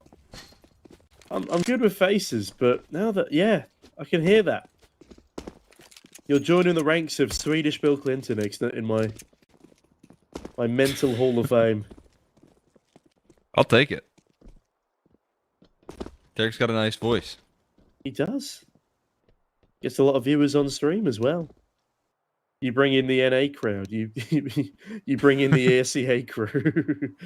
It'll be perfect. All I need to do is start streaming CS2. You're and right. I can be the biggest face. I have a feeling that's going to break Twitch. Like, when Source 2 is added to CSGO, I have a feeling the Twitch category is going to hit 1 million. I really do. Wow. It's going to be good. I'm excited. Imagine if Valve add case drops to Twitch. Oh my god. Have you seen like all the people's wish list? What's on your wish list for CS2? Oh, as in like, what do I want to come out of it? Yeah. Well, obviously I want to keep the skins, because otherwise I am in a lot of trouble. I've got more money in skins than I do in my bank account. And speaking of skins, why not check out our partners over at Quick plug. Hellcase? Ah, yeah, wow, you nailed it. Yeah, use code CCT for a free 70% or a 10% deposit bonus when you first sign up. Or a top-up bonus with the same code. You can use that a couple of times, I do believe. Yeah, whilst at Hellcase, check out a wide variety of cases and upgrade games. Please do remember that case openings are still gambling, as is the upgrade software. So do not gamble if you're under the age of 18. Do not bet with more than you can afford to lose. Do not go chasing your losses, as it is simply not worth it, ladies and gents. As I am going to assume, because that round was not live, it is not 15 to Aurora. It will remain... Map point. Map point. Just giving it to him for free. The 500 are like, screw it. Just take it. You've embarrassed us now. Yeah. Just get it done with. Get on Ancient. Yeah, I assume this one's going to be adjusted pretty quickly. But what else? You said skins transferred over. You nailed the plug. All right. Anything else? You get any other ideas? Okay, skins transferred over. I mean, obviously, I want map creation to be significantly easier for the community. Ooh, that's a really good one. I haven't heard that one before. Yeah, like I'm not a map creator myself, but obviously I know a few map makers. I know how hard it is for them to get their creations to actually function in the current version of, I don't think it's called, I think the new version on Source 2 that you can work in for Half-Life Alyx is called Hammer, I think. So if they port that to CSGO, then the lives of map makers are going to become so much easier. And I can tell already that we're going to get some super cool creations. But one thing I would like them not to mess with too much is probably the graphics. Like, yes, tweak them a little bit, make them look a little bit cleaner, especially when it comes to like the darker tones of maps, so we can differentiate, for example, agent skins on Ancient a little bit better. So yeah, a bit more depth of color would be nice, but overall, I quite like the simplicity of CSGO, and I think it would be a little bit muddy initially for the competitive scene. If there was lots of reflective surfaces, it could get quite distracting. Yeah, either way. Better map making, not too much tweaking with the overall graphics, but making the depth of color a little bit nicer. And yeah, just I guess you could make my skins look a little bit flashier. Fair enough. I said that. Oh, and more operations and more maps, of course, but that's not source related. I said that we needed to keep Vertigo and Dust 2 permanently in the map pool, never let them leave. Keep Dust 2 and what? Vertigo. Okay, that's two greatest maps right there. I said I guess these two teams wouldn't like that idea, but I would. I have a feeling Aurora might like Dust 2. They might like Dust 2. They will take that, but Vertigo, they stay away from that. I said no utility anymore. Get rid of that. No utility. At 128 tick lineups, they're way too easy, right? You know, if they're gonna port Source 2 matchmaking to 128 tick, then they gotta make it a little bit more difficult. Just make it stupidly CT sided. Yeah, I posted this tweet as like a joke, and then someone replied to me with like the Valorant brim smokes, and that was one of the funniest replies right there. But we're back into it here. We've talked up a storm. Very giddy about the news, but Aurora giddy to close this one out. Maybe not so much as we anticipated here. We do have a little bit of a fight back from 500. Yeah, but how much of that fight will carry over into an actual comeback attempt here? It just seems so much of a bridge too far for Aurora here. We're talking Golden Gate levels of bridge at the moment. And extra, I don't think we're in San Francisco anymore as Latic catches Rainwaker. Trying something cheeky. 5v4 for the Aurora boys. They're just looking pristine. They let a couple of rounds slip. Like a couple of small mistakes, but again, they were already 14-0 up. Like, how much can you really criticize them here? Nobody's perfect, but they almost were. Right. That's the thing here. There's no criticism at all for Aurora. They built themselves up such an incredibly firm foundation on this T side that they have no worries at all. Opening advantage here, too.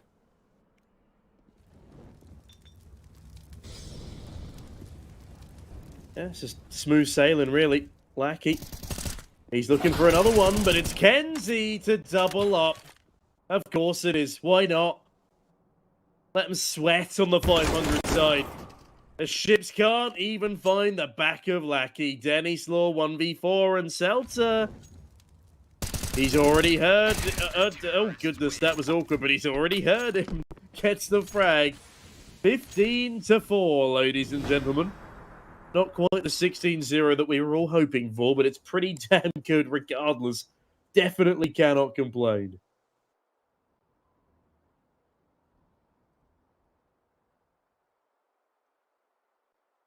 Yeah, they did so much damage as well.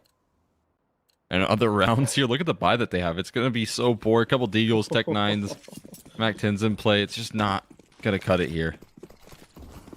Also, if Valve don't bring in Operation when they port Source 2, I am going to be a little bit upset because I miss wasting money on nothing more than grinding. As Kenzie grinds down the head of Patrick, Lackey finds another. Denny Slaw does reply with a P250, but Latic is there to cut off the backlines. And is that the bomb? That is the bomb.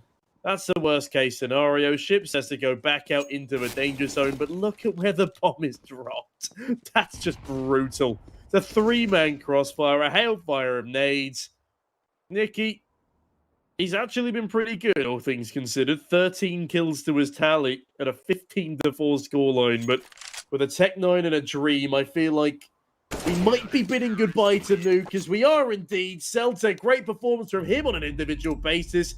As Aurora, they have 4 times the round as their Bulgarian opposition come the end of that map. And I must say, I have been coloured very impressed. Now, how could you not be right there? Aurora coming in with a statement victory in that first map. Of course, their map pick here, but again, how dominant it was, it's a bit concerning here of what's to come, right? Because that was a simple, out tactics. Firepower was firing absolutely out of their minds there. Lackey with the injuries on that T side was doing incredible work, so don't really see a world where this is stopped, even if they hop into their map pick. Yeah, I mean, it's not like it's the worst map in the world for Aurora either. Looking at their statistics again, they've got that 75% win rate. Their only loss was to Astralis, and I do think Astralis are in slightly better form than 500 at the moment, who almost lost 16-0. Now, I don't think there's much we can really break down there other than 500, not very good. Aurora, very nice. And on that note, my analytical genius will put us through to a short break. We'll be right back in about 5 to 10 minutes, ladies and gents, with the map of Ancient. See you all then.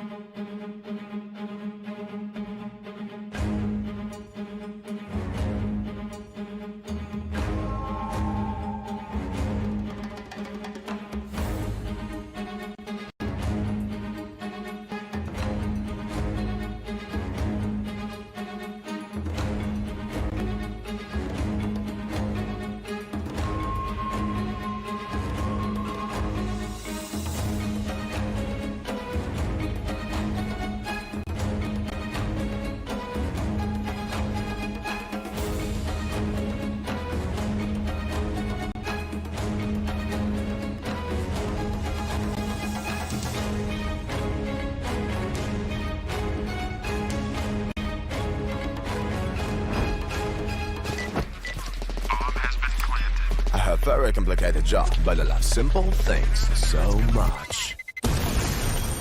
One move. One push.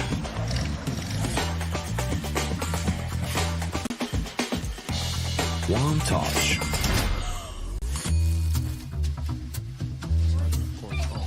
One love. One click. One X-bet.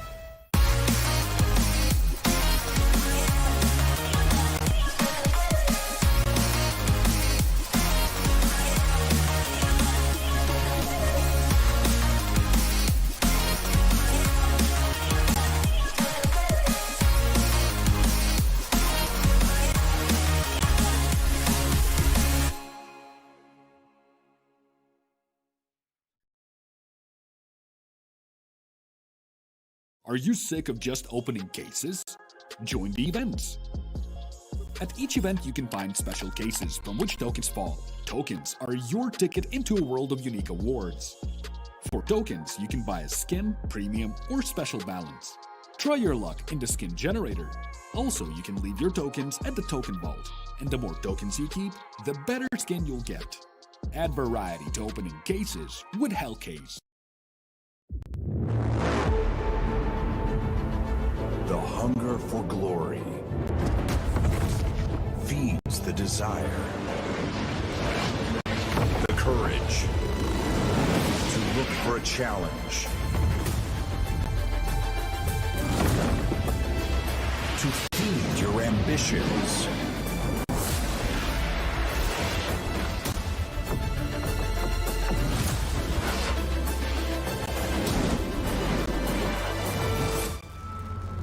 To reach for greatness. To become the champion of champions.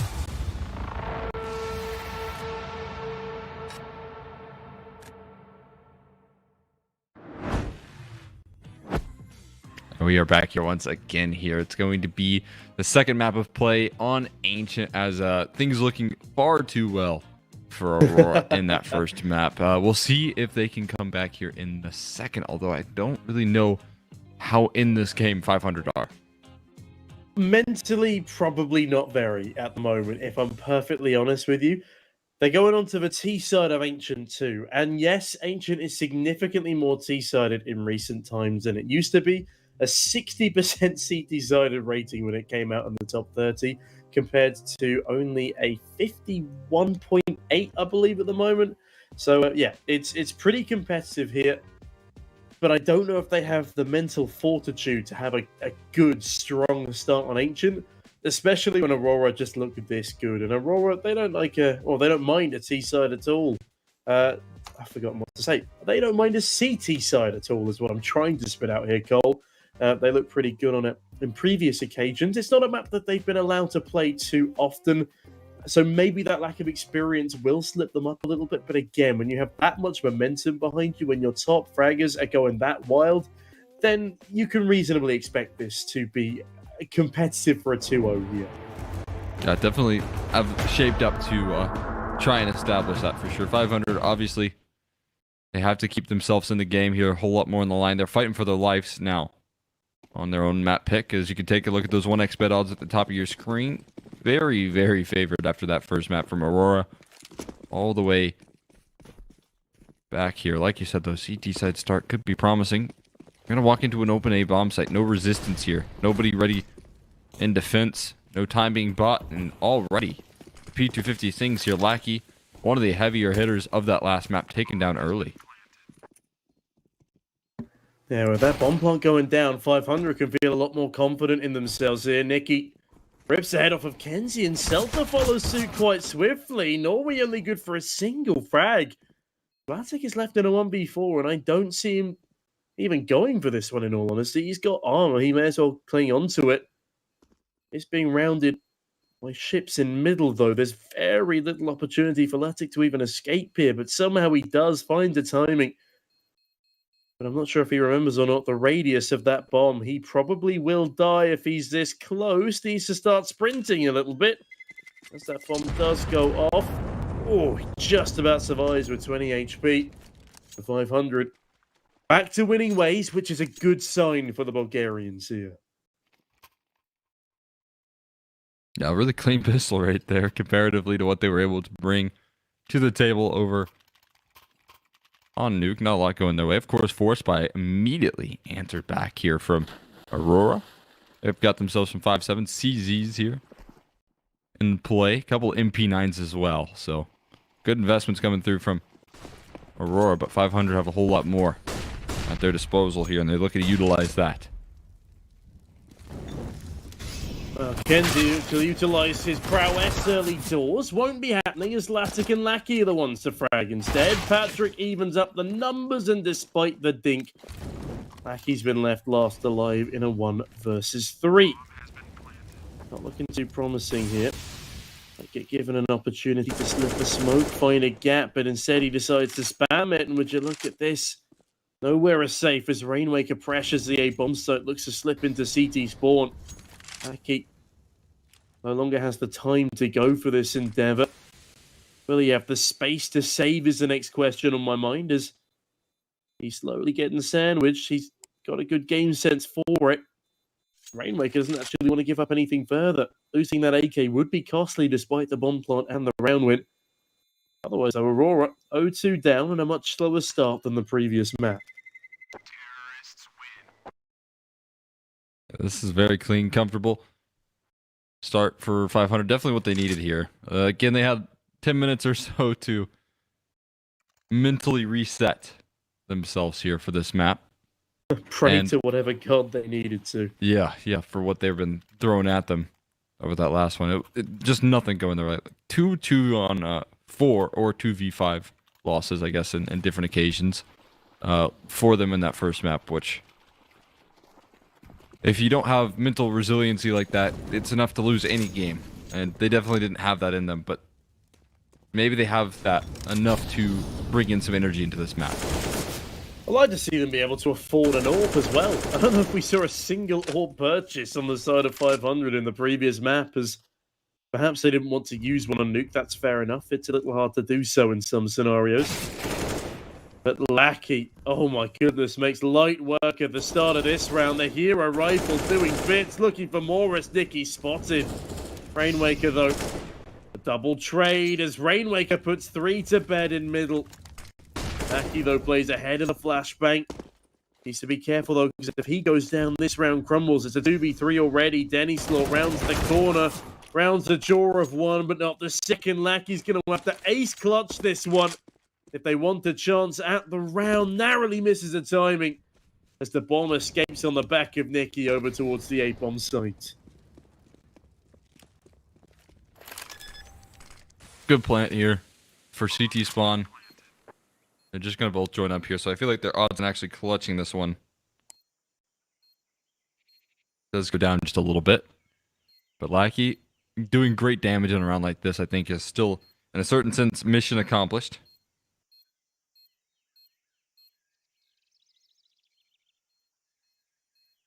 Moving forward. He's just going for this. There's probably not enough time to actually win it at this point, but again, you just want to find an extra kill. That was something that they were able to do so well in that first map.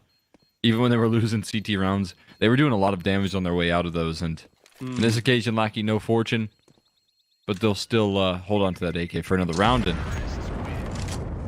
all is well. Yeah, Lackey looking to have better successes. The team, or than the team whose sticker sits on the stock of his gun. Poor old EG didn't even qualify for the RMR, if I remember correctly. There's Exnerus, my NACS professional here. I feel like I do make fun of EG a little too often when I'm casting with you. Even know what the... I mean, your very voice just reminds me of their failures. I don't know what EG has to do with this game. They catch him straights for no reason. I mean, they had a sticker on Lackey's fair gun. enough. Fair enough. Maybe in... I mean, hey, we got a tech time out here. We can go for a bit of a history lesson, but I think one of the main reasons behind Entropic as an organization's collapse, outside of obviously, global issues, is they didn't make the second major. They made Stockholm. That was the big surprise, but then they faltered right at the finish line when trying to get to Antwerp. It was a very tumultuous period for the organization. The roster just wasn't working like it used to, which is a massive shame. You can go back through the days to EPG Family, to Windstrike if you look even further. Yeah, this Entropic roster had been around for so long, but as people have pointed out, its disassembly has been very beneficial for the Tier 1 scene. Or, well, more specifically, the Tier 1.5 scene. As one win and Aurora bag a couple of pieces before they expire, along with the team in Forza.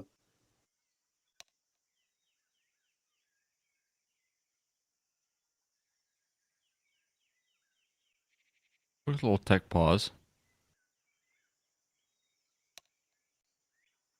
I gotta say, not the best time for it. Here for 500, they finally got a little bit of momentum. As soon as they do, especially heading into the first gun round, they might get iced out a little bit here. Oh, hello. We have been informed that you'll have to endure our faces a moment longer. Apologies for that. I have been informed that we've got a couple of tech issues going on. I believe that might be on our side, so apologies for the slowing of pace. Maybe it'll be enough for Aurora to come back into their winning ways. We'll have to wait and see. We'll see you all in just a couple of moments whilst we get the spanners out to fix this one up.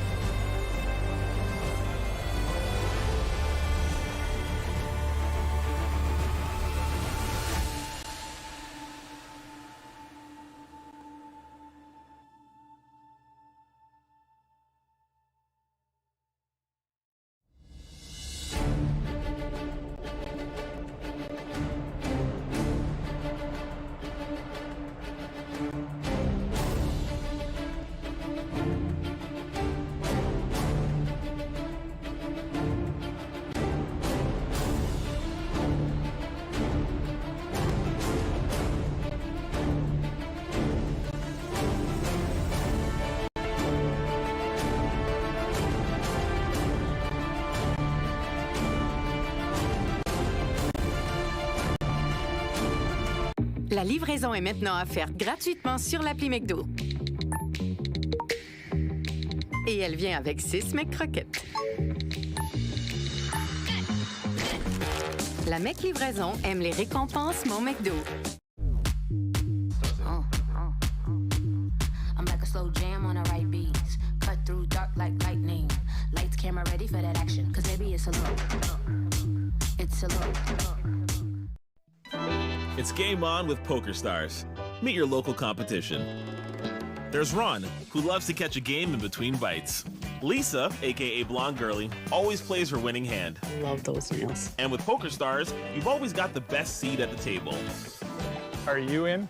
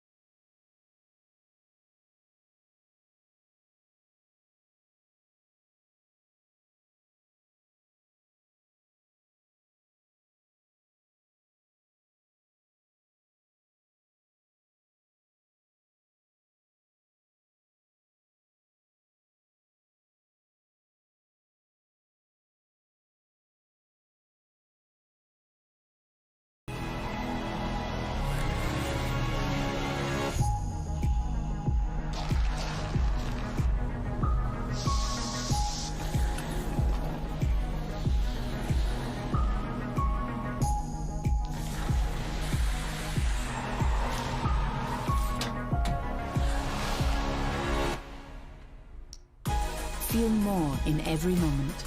The Lexus NX series. We've crash landed. I need to get you home. Ready? 65 million years ago, the past met the future. Run. 65, only in theaters Thursday. The way we work has changed. The need for personal health insurance has not. Canada Life, 175 years of helping Canadians. Learn more about your health insurance options at canadalife.com. Had no idea how close that one came down to. Absolutely shocking. 500. It looks like their bounce back has certainly come through. The mental's restored. They're getting their heads back in the game, big time. Up 4-0 on the T side of Ancient. Slacky forced off the middle here. Good utility countered. Nice frag from Ships to open up proceedings.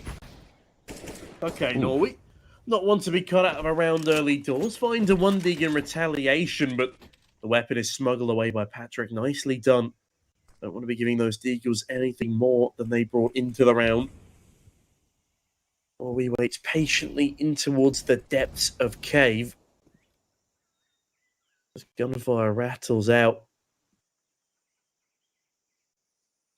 It's a slower pace here for 500. Don't want to walk into a stack of pistols, and I can understand why. They've been particularly pernickety today for the Aurora side. Mackenzie, on an individual level, not going to read too much into it 5 round into Ancient here, but he was a little slower on Nuke as well. Admittedly, his team were dominating. He wasn't really needed. But maybe that's cooled him down a little bit in the process. Norway, though, there's no cooling him off. Ships sunk swiftly. Rainmaker chimes back in for another. The bomb will be planted. Damage dealt by Latic, but Patrick thins the lines of the defenders. And this might well just be a save call here.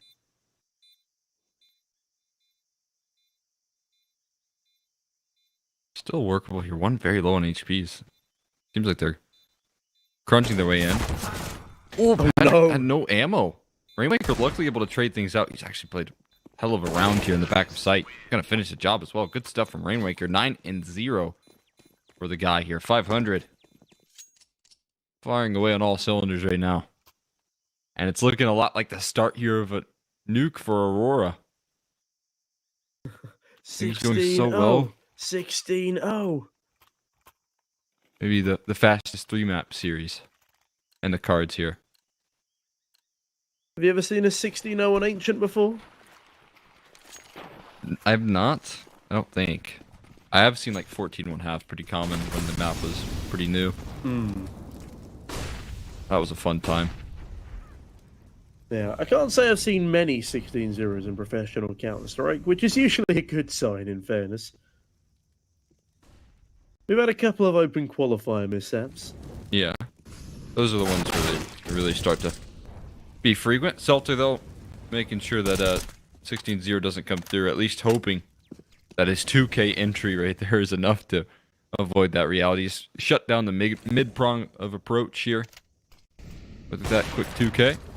I think it was good for the flicks there. He's going to shut down the other prong. Re-peeking, though. Don't want to go into Dennis Law's op, but they were walking in Nikki, rather's A1S, and now the bomb plant going to be insured here. Another kill comes through from Dennis Law. The chase is a little bit late. Oh, no. Oh my god. Nikki pulls off another frag. I've got my not like this button ready as Nikki with the Glock takes down Lackey. Leaving Latic. Oh, but Jesus, Latic. What a flick at a 1v2 now, 1v1. But look, and around the world from Dennis Lock here. Will this be read into? There's no kit on Latic. This might already be over. Denny edges his way through cave. Does Latic have the good mind to check it? He does, but he checks it a moment too late. Latic forced to fall away. Denny, will he cut him down on the exit? Yes, he will. And what a recovery there from 500. Celta's 2K entry was not enough. Well, here we are. Look at the odds, how quickly they've changed. Deary me. My god. But that's a round that definitely reminds you of last map right there. A 2-on-5 or well, yeah, what was it? Yeah, it was a 2-on-5 because the first kill came through from Latic on the entry up the ramp. So how familiar right there. 500 giving them a taste of their own medicine. That has to be such a good feeling for them.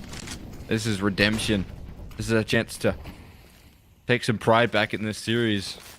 And even more, right? Take that semi-final spot. Yeah, that's the dream. 500 did it in EDC. They look to do it in CCT too. NZ waiting patiently. Let's go for a swing and actually find the first onto Patrick. The spam doesn't net much though. Aurora, they are good at finding the openings. They're just not very good at keeping them out of advantages, as is very aptly demonstrated towards the top of B ramp. Yeah, that's a bit worrying. As Celta spams down through the smoke. To no avail, as by goodness he is lucky to still be alive. Rainmaker's in hot pursuit, but then he still catches him through a wall regardless. 7-0 for 500. As this seesaw of a best of 3 continues to shock and confuse.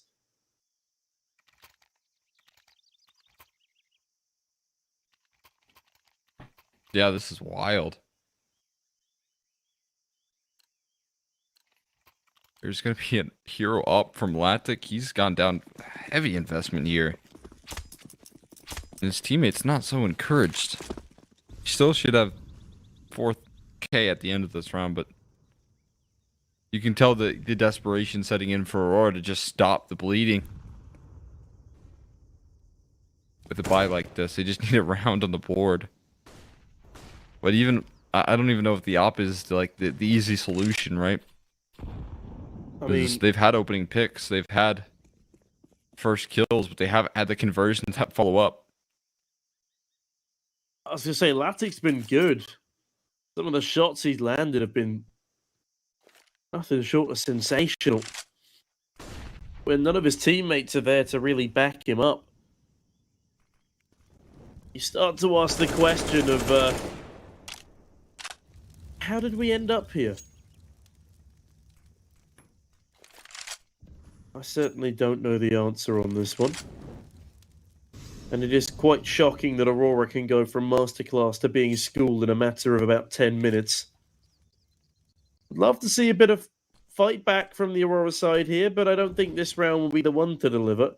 As 500 take mid control, they look to split towards the A bomb site. There's a 3-man stack from Aurora on B, but the AUR is at least in the right position to maybe set up onto Rainwaker. It's a nice trade. It's a 1v3 on the A bomb site for now.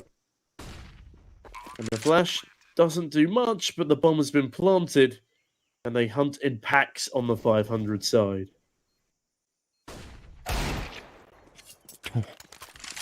Nice shots right there. It's all consolation prize. This is a winning T side. Can lock that in for 500. The T side of Ancient. And they've done it in 8 rounds. That's all that was required here. Another rifle picked up there from Lackey. Another kill on the exit.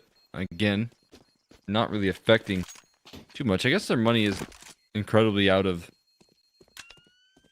the picture, but it's not really about money, right? That's not a big factor anymore.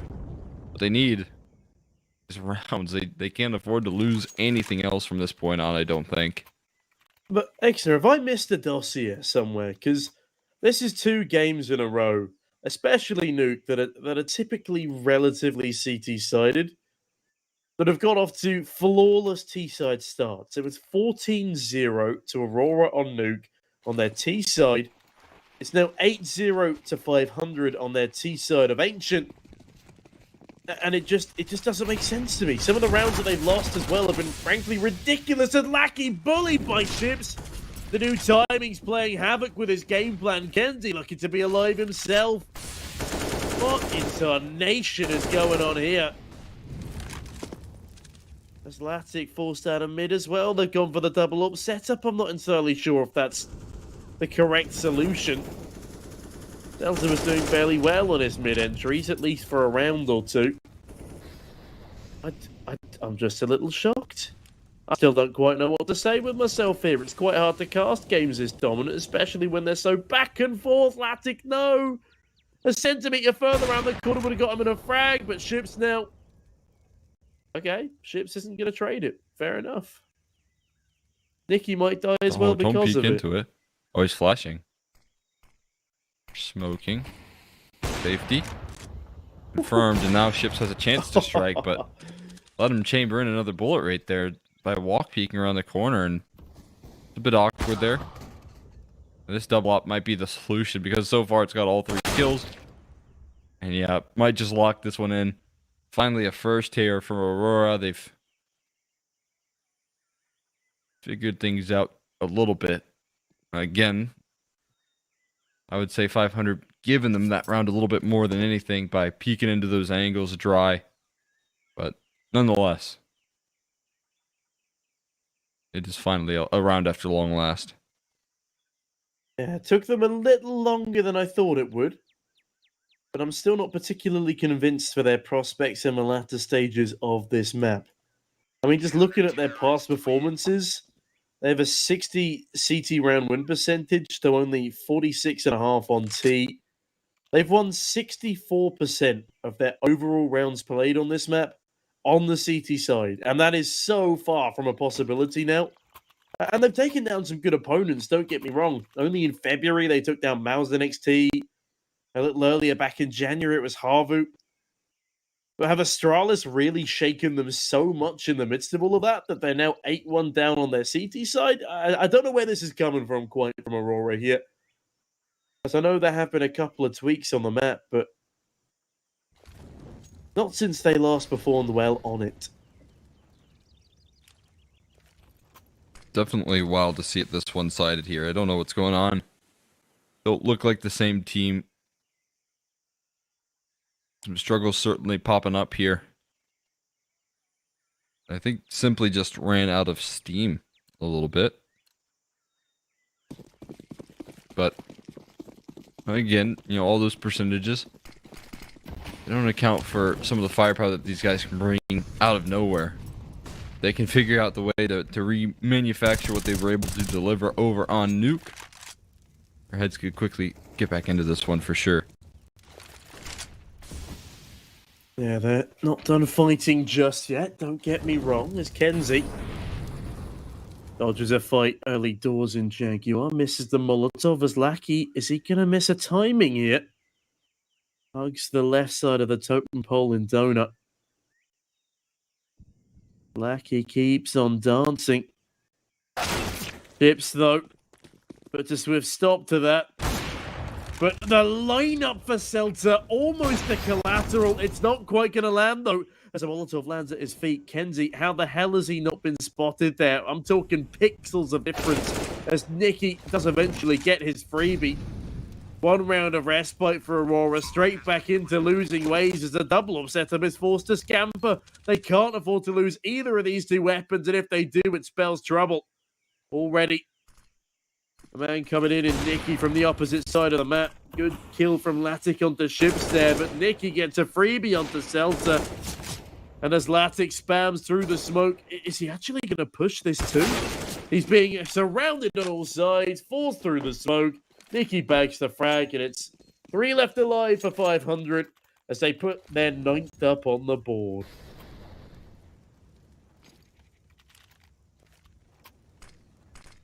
Immediately responding, just not allowing for Aurora to gather themselves.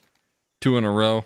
That was kind of what was needed, especially if they wanted to pressure that economy. That's still maintained for 500, and denying any sort of up save as well is icing on the cake there. Could have saved 2 if they were able to play their cards right, but still 1 op in play. Flashbang good. The Lackey this time able to get back to his opening proceedings here. Kenzie good for 1, but can't contain for the second. Yeah, Aurora hang on to a man advantage. Shelter looks to extend, but it's a great trade from Rainwaker. Despite his low HP, we've seen what 500 can do at deficits, but Norway spins in for 2 and Denny Slaw 1v3. Let's make things significantly harder. Nade, Paul, the double swing. There might still be a death there, but Norway body blocks. And Aurora find the second, but I'm still not feeling particularly confident behind this CT side.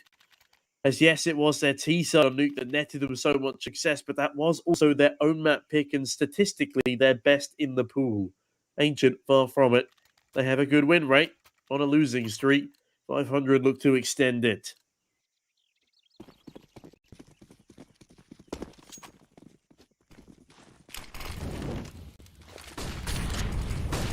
See if they can do just that. Back out towards middle once again. Ships. He's been doing this play so frequently and has been punishing Aurora so much. Like you said, maybe the new changes catching them off guard, but it's been out for a while and they've played this map since, so some questions still arriving as Patrick gets peppered on through the smoke, but Denislaw's already in the back of Temple. That's a wake-up call there to Lackey. Didn't realize how fast they scaled up. Caught a little bit too lackadaisical there. And a 3v3. No one flanking, but attention split. There's 2 kits, a lot of utility, but they got to make the move on in quickly. Yeah, time is low. Only 2 kits in play. Kenzie finds the opening pick, and Norway the second. There is now a firm chance of winning this one out, but Denny isolates the Jules, not quite fast enough. Celta taps the bomb, will be sticking it. 3rd on the board for Aurora as they get there in the nick of time. Very nice read say. Great stuff from Kenzie. Aurora, they find a foothold.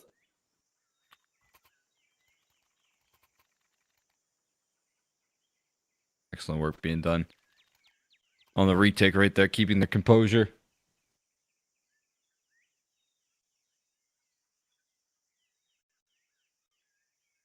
Timeout actually called from 500, believe it or not. Only losing a couple of rounds in a row. Questioning whether or not they're going to go for the force buy or save here.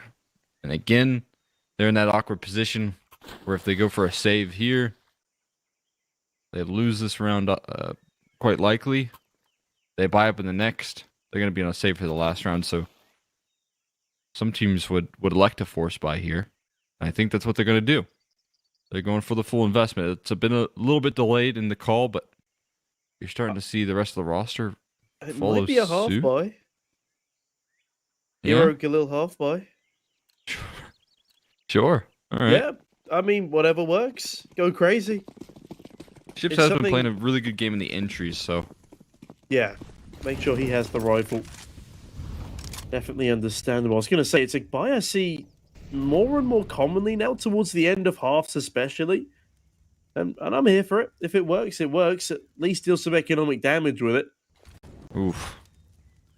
Lackey just pulled the pin on this flank as soon as they retreated off the middle, so this might cause a certain bit of pressure. Smoke's already in. They're past this line here, but can they make a lot of noise and getting loud on this defense? He's done it all. 3 kills on the ramp right there, and no one's watching this. So free picks from Rainwaker there. Quick trade, yes, but that's a bit of a blind spot right there, considering. Bit of a blunder, in the words of Henry G. Oh, yeah. As we saw that Did coming we out hear any again blunders recently. in Central Europe? Oh, we heard one, yeah. We had one in the finals. There's a big blunder in the finals. That's a very big blunder. Bad news Eagles from our previous series, losing to, what was it, a Glock and a defuse kit, I think? I've not seen an ninja defuse like that since Simple versus Complexity in, God, a Cologne or a Pro League from the online era. Ships, that's ridiculous. The smoke spam gets him a rifle. Swiftly traded by Norway, but still, it's the principle. Latic sticks to his principles, sticks to his guns, and sticks a 50 cal round in the body of an aggressor. Latic, he's so damn fast. And he's going to find another one whilst partially blinded. The young Orba really finding his stride in this one. And he's going to do it again. A 4K for Latic. That is obscenity. Unreal right there. And Ships, I was kind of critical of his hero Tech 9 or hero Glailby 2 rounds prior there. Well, he found the entry. No one else was able to follow suit there. And I guess more so than anything, credit to Latic and what he was able to do on that op. Because the investment that they had, they could have done so much, but instead, they do get shut down right there. Double op though, once again. For Aurora, and maybe 6 rounds is enough. I don't really think that's the case, but it's a little bit of confidence towards the tail end here. It's that little late half resurgence. I'm sure they would have wished they could have gotten something earlier on, but if you want to get something to add to your inventory, you can go and check out Hellcase. Use code CCT there. Of course, do be responsible and be above the age of 18. All that being said, though, really important into the round half here. Very vital round for Aurora to pick on up. They win this, they win a pistol, couple of conversions, they're right back into the swing of things. In with the motion of the ocean as Celta had the right idea, but hold on a minute, look towards A main for a moment. Rainwaker gets his head taken off by Lackey. A force forward. An unusual stint of aggression here from the CT side. It took them a while to start changing things up, but when they do, it works well. And Lackey, he spots even more presence in towards Donut. Calls Celta back to help him out. Does good damage to Denny, but Patrick trades. The AWP, though, will it round the corner again? No, Ships denies. Big round here for 500. Man advantage and the lurker and Nicky waiting in mid. Gonna close this one out. It's a huge momentum stopper for them.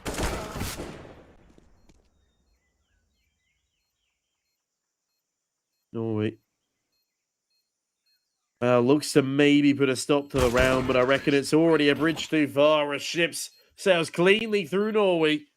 It's 5 on the board for Aurora come the end of a half, but a gorgeous 10 on the T-side of Ancient for the choosers in 500. Can they continue this stint on the defensive? We'll have to see after this short break.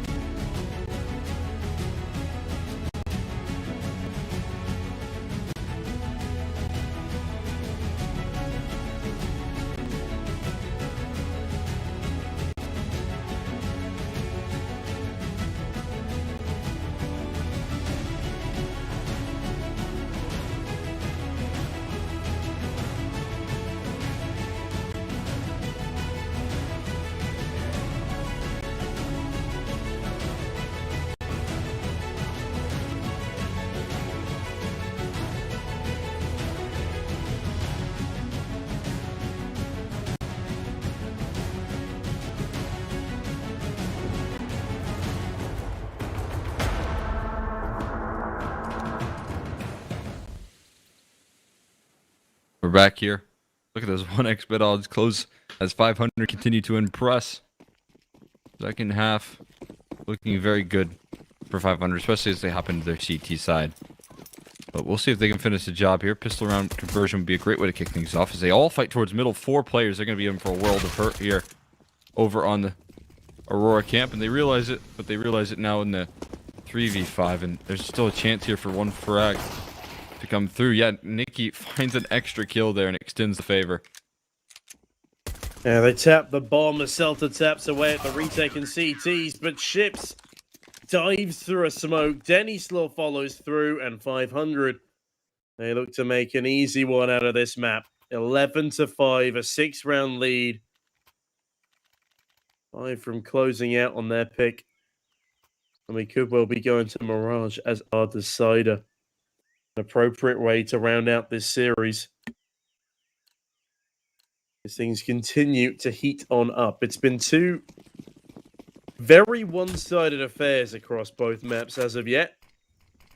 Aurora, no doubt, a little bit puffed out in this map. This is, of course, the 5th map in a row that they've been playing with no more than a 10-minute break in between. As Rainwaker, well, he breaks the entire offensive lineup down in about 5 bullets, and Lackey's left on a clock in a 1v5. Not going to happen, as 500 do secure their 12th.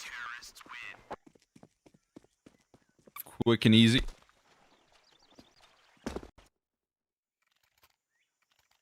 Surprising stuff right here from 500 again. Just didn't really think they would have much of a chance here.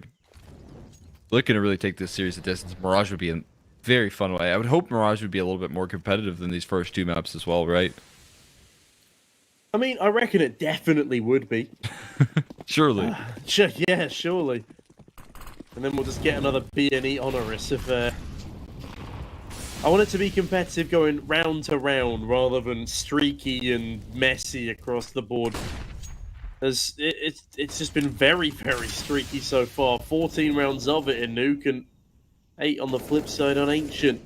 Aurora do at least put 5 together at the end of their T-half, but still looking pretty damn good for 500. I reckon they might well have their own pick in the bag unless Aurora can pull something ridiculous out. And Norway, that's pretty ridiculous. He's got a $65,000 sticker on the stock of his AK there. As Nicky does ridiculous damage to Latic in response.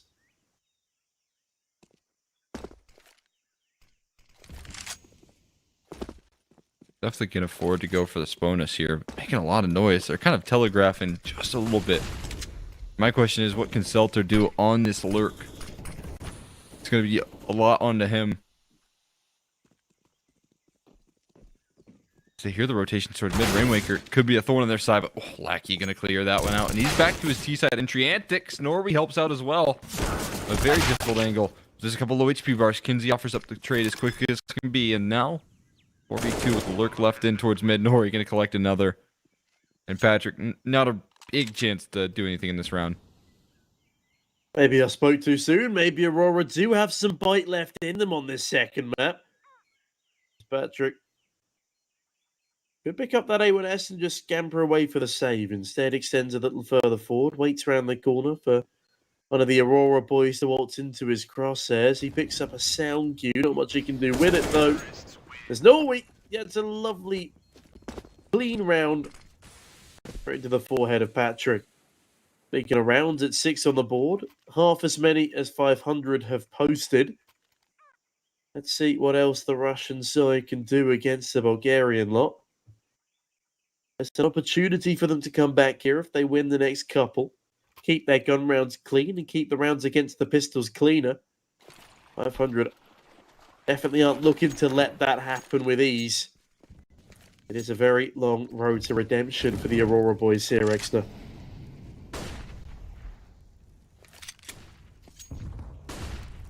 What a way to start. Up against full USPs here. Now this is 500 probably playing with a little bit of runway though, right? They can go for a save like this. They don't have to keep pressing on the gas. But sometimes, you know, once you have that relief, right? Once you finally start to string 2 rounds together, you know what it feels like to win again. Aurora can really take that feeling take it a mile here. So they want to scare him off. And Lackey certainly scared off of this Red Room aggression. Going to queue up a pretty fast-paced play towards the B site here. Shouldn't really fall into any more worries.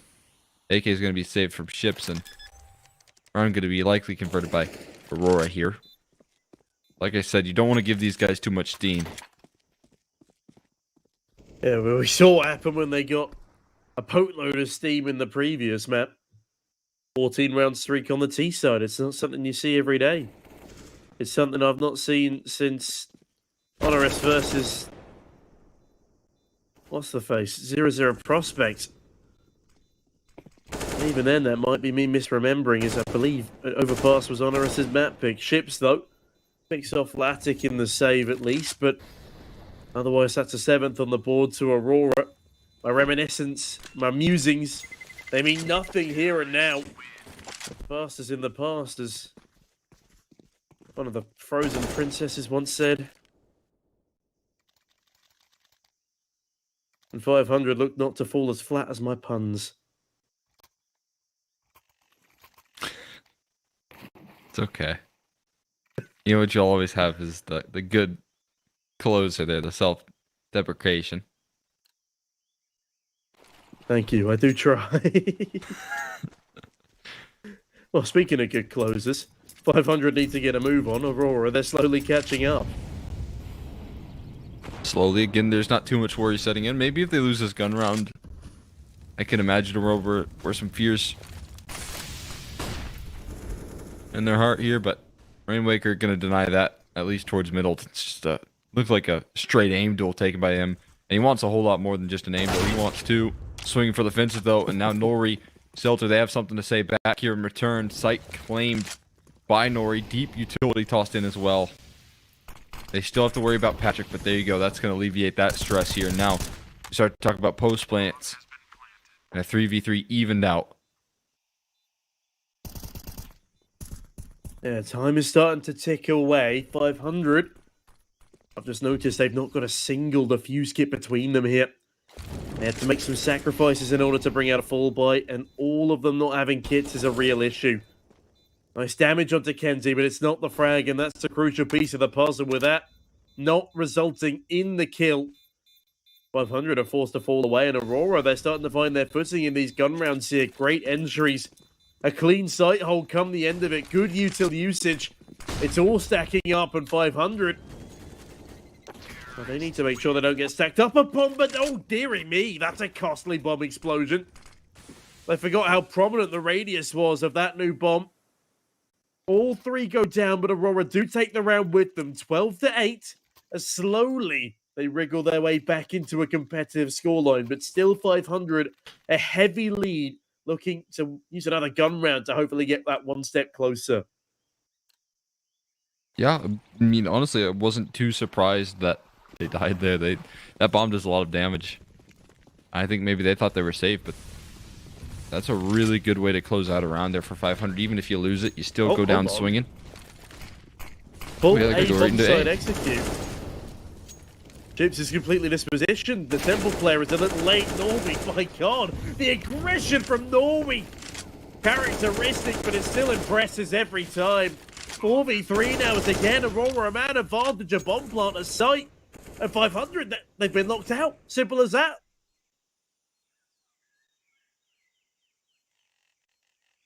They're safe. This is what I mean here. You give these guys a single access into a round. And look how far they take it. I think this is a team that you have to keep pressing on the gas. You have to always pressure them with the forced buys and stuff like that, because Aurora now starting to pull things together here. They're starting to believe in themselves. They're starting to formulate this comeback very quickly. Nice exits again from ships. 3 more kills, make it a 4th. Not quite. Nori puts an end to that. 1v3 clutch, it says there at the bottom, but the easiest one of Nori's life right there. Yeah, that's actually very detrimental to the T-side economy. If they lose this next round, they will have no money left. They got no money for an AWP on Latic either. They opt for util over Caliber. That's 500. Drone bank balance isn't perfect. They do still have a bit of loss bonus to prop them up. But it's Nikki on an MP9 here. There's actually, this is a bit of a swing round here, Cole. If Aurora win it, they keep the resurgence going. But if 500 win this, then Aurora, their economy is shot, and they're just one round away from from winning out the map. As I get interrupted by a hailfire in the kill feed. Massive start for 500 here. 4v2 as Aurora have a lot of patching up to do. 2-on-4 here. It's going to be very tricky to pull this one back, but a good molly. The bomb plant behind it. Taking so much damage through the smoke, though. That's so valuable. Continuing to fire down range. Nikki lands another shot that's being called over because there's a player in the back of Temple saying, hey, you're hitting him. That's good info there, and he walks out right into the open arms of Ships, who finishes the job. Beautiful round from Ships. It's a continuation on his strong performance, and all of the exit kills that they've been finding over these last couple of rounds, well, that's truly going to cost Aurora here in the long run. Yeah, 13 on the board for 500 now. Their little stint, it looked good. Their bomb plant means they'll have a little bit of spare money behind them, and oh my goodness, Aurora are right back in with another investment. Determined not to let 500 hit 14 before them. Lucky, a CZ helped him win a round against one win on Nuke. Let's see if it'll have the same effect on the T side here. Full buy for 500. The same can't quite be said for their opposition as well. A Tech 9 and a CZ, they're pretty good weapons, but when up against the likes of 3 AKs and 2 M4s, you do start to question things a little. Lucky pushes up to the smoke, but not quite through it just yet. The flash is actually very good. Nikki fully blinded, forced on back, as Aurora look to make B their playground after a couple of rounds of the opposite side.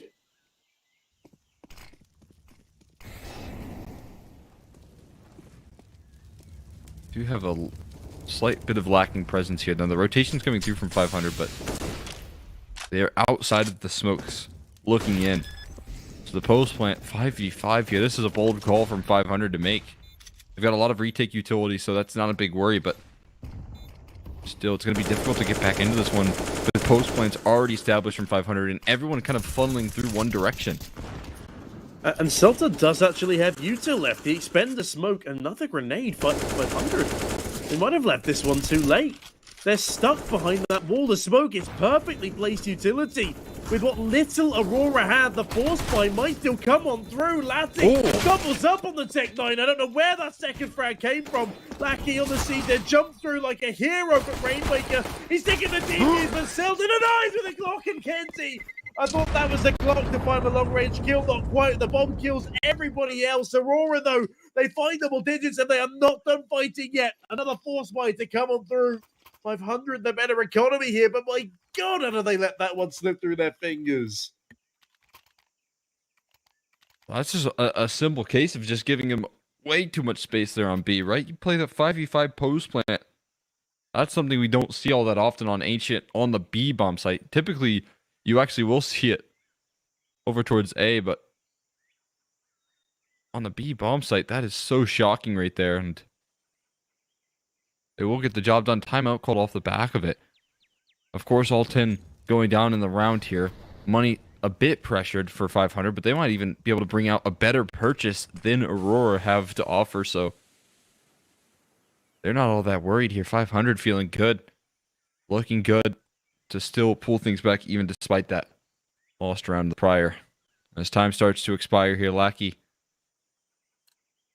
the rest of his gang try and continue this comeback effort. It's going to be so labored. It's going to be so difficult. Down 5-10 in the first half here, but getting quick middle control established for 500. They've been consistent on this fact. Trying to take it from 2 different prongs here. Must need kill from Kenzie. Does get found. Selter spamming down range. Looks for another here. He will go through. And they sideswipe this mid control. Such an incredible start to this one. Dennis Law still holding about with his op. Looking to try and pull the advantage back in their favor, but in the meantime, Aurora have completely hit the brakes.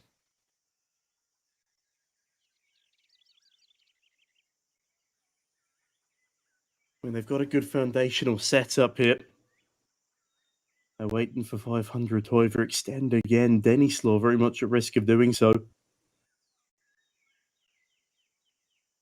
So it's not around the corner. This is not a very good time for the defense to be playing separately.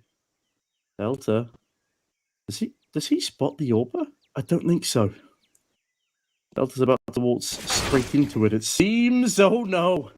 Delta knew exactly what he was doing. That is a blinding frag onto Denislaw. Last alive is Nikki, completely dispositioned, cut out from the round. And that's going to be 11 to Aurora. Celta, huge round from him as an individual. 3 kills to Vitali. There's 500. They are in dangerous, dangerous territory here. A massive comeback attempt from Aurora here.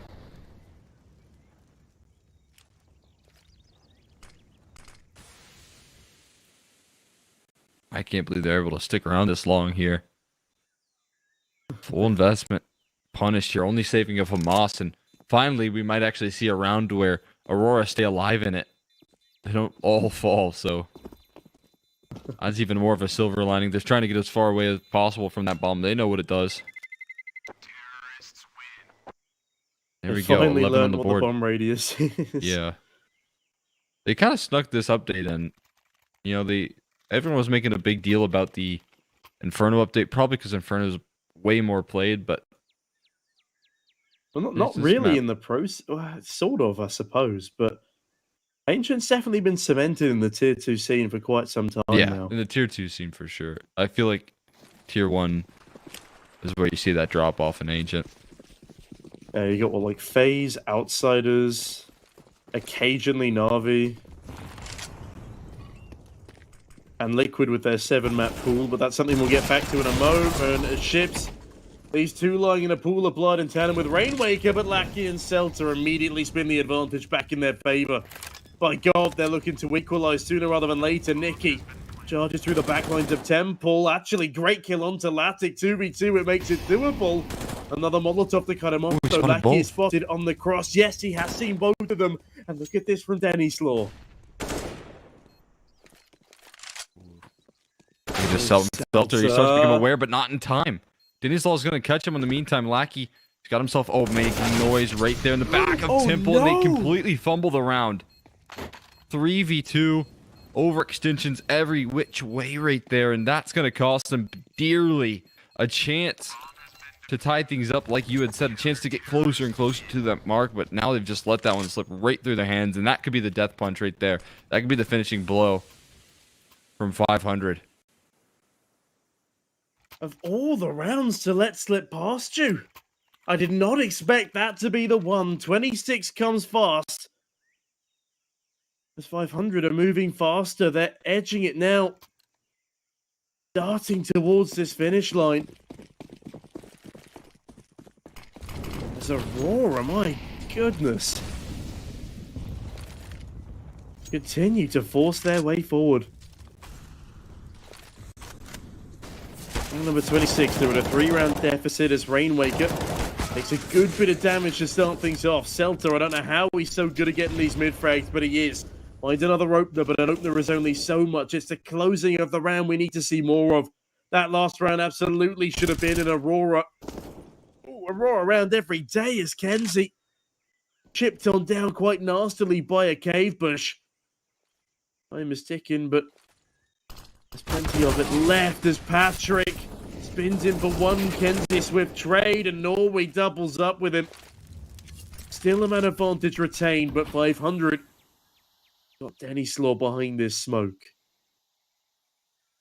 It's bomb dropped here, but the trade comes through. Kinsey heard the scope right there. A sacrifice. We'll see if it's worthy, because Ships in the 1v3, and he has had one too many 3Ks for me not to believe in him right now. So very possible. 2 low HP bars, 1 very far removed. Oh, he just made noise. That's a confirmation right there, and they're going to beeline it in towards the A bomb site. Yeah, bomb charges down as Ships. He's going to hear Celta here. Is it just a distraction, at least temporarily? Kenzie, not a chance in hell for you making that jump, my friend. His movement's significantly better than mine, but that's beside the point right now. Ships needs to get a move on and clear out some of these opposition players. Norway Celta, they've got a crossfire, and I'm pretty sure Ships is predicting this. Does he realize it's a lost endeavor? I think he does as he edges his way out of the round. He gives up 12 to Aurora, and the Russian side are not done fighting just yet. Ships, almost a 30 bomb in regulation so far. Hard carrying this team, if I'm honest. Denny Slornicki and Rainwaker, Denny Slornicki and Patrick really not being anywhere near as useful as they need to be at this late stage of the game. Meaning that Aurora have been allowed within 2 yet again of 500 score.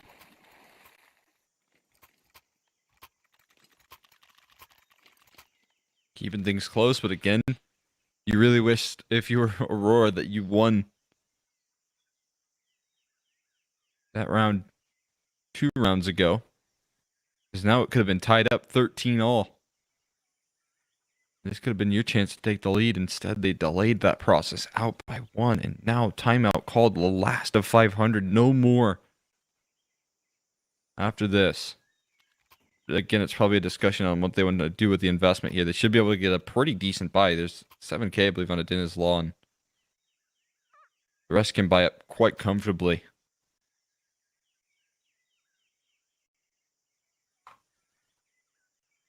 But now there's no more chances to call these timeouts. We're in the end zone now. A lack of timeouts and a lack of room for error. Aurora, especially, cannot afford a single misstep as Latic has been reafforded his big green. 500. Early util, as is customary, down towards B ramp here. E lane. Swiftly flooded by Aurora presence. Big nade onto Latic. That's good damage onto Lackey too. It's now onto the bomb site they creep. Oh, this is so over right now. They gave him a smoke to crawl up like that. Unbelievable. Luckily, Patrick's able to pull things back, but still at the man deficit here. That FAMAS spray, a little too labor to get the job done right there from Nikki. Patrick locked out of the smoke. Stanislaw on the opposite side of the map right now. His bomb now gets planted. Some tough decisions ahead here as Patrick. I think we got his answer. They're going to concede another one here. It's going to be 13-14. And my God, Aurora keeping their heads in this game so strong. Can they continue? They're going to go for a bit of a hunt as well. You can see this long wrap coming through from Selter.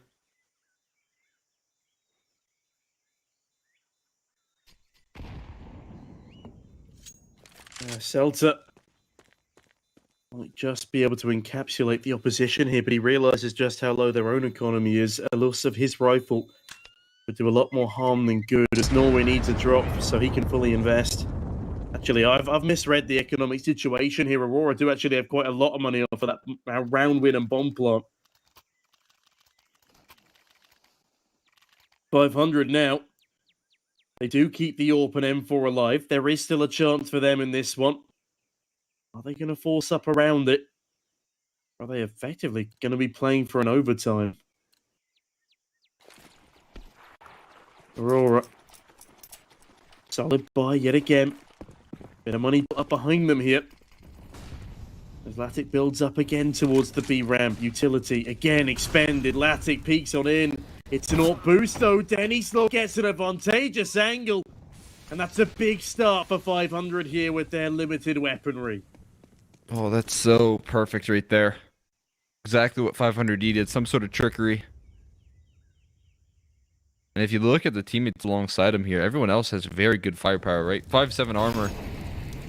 Close range on a map like this here where you have so many different close angles, that can do a lot of damage. Much more than you would anticipate here. So this round it's just become a whole lot more winnable. Reposition strong. Dennis Law going to watch another one here. He's looking to take matters into his own hands. He's looking to close it out for his team right here and now. He does at least reply, though, with an AWP of his own. Ships will fall, a prominent piece of the puzzle removed. Denied a 30 bomb at least in the 28th. Now only a single-man deficit, and with 2 players on pistols, maybe there's still an opportunity here. But Nicky, he's tucked in tightly on the close angle. Celta, will he be beckoned into this crossfire? He will, but he at least kills the first. As Patrick can't deal with Norway either. Jeez. They've somehow spun this back into their favor. They've got a bit of util as well. No, I tell a lie. It's Dennyslaw with the util. Yep. That nade could be a promising piece of the puzzle. Beats out an AWP shot. Can't deny the bomb, though. Edges its way into the open arms of Zelda. Does not expect it to be that far pushed up. Rainwaker. It's a 1v3 to deny an equalized scoreline, but it's not going to happen. It just has to be the AK save instead. That's an incredibly heroic effort right there. Lackey, Nori, and Selter pulling that round back from the brink. Unbelievable. A 5v3. Dennyslaw did so much to give them that favor. They're left with their hands in their pockets. And they continue to kick the rock down the road here. Aurora. 14-14. And this is where they shine. This is where all the work that they put in, it's going to pay off, right? In these sort of pressured situations. This is what's won them so many games. It's maps like this. We just saw this in their last series. Yeah, they got tenacity, that's for sure. They will play you to the final hurdle. And they will push you off the track if they have to in the process. 500. Clinging onto a lead here, as that is a brutal HE onto Celta. Lands perfectly, but Latic lands one perfectly onto Patrick. Underwhelming performance from him. A huge drop-off from the first half as he sits 13 in 20. Aki almost shoots Norway in the back of the head. That could have been a bit risky, but Rainwaker, an even bigger risk here, deals with Latic. Very lucky there for the side of Aurora that two of them aren't taken down. Rainwaker surges back towards Donut, as it is now a 2-2 split for both the T's and CTs at this late stage of the game.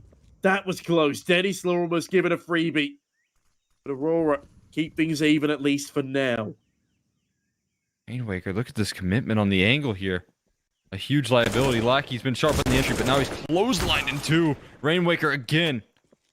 Looking to take matters into his own hands here. 24 kills for him. He does get silenced finally, but a 2-on-3. He's given his team the man advantage.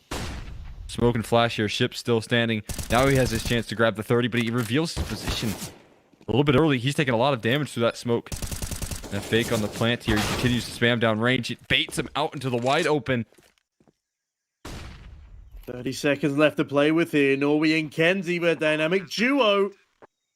They've done this countless times before. No doubt Nicky and Dennyslaw really feeling the pressure here, but Dennyslaw doesn't even have the advantage. Kenzie, the game sense on this kid is ridiculous. The Molotov forces Nicky out, but it actually forces him into a duel with Norway. He wins it out and pulls a nade in the clutch.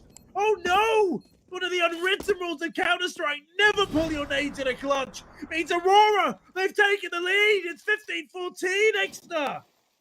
He's done it again, Kenzie, in the all-important clutch right there.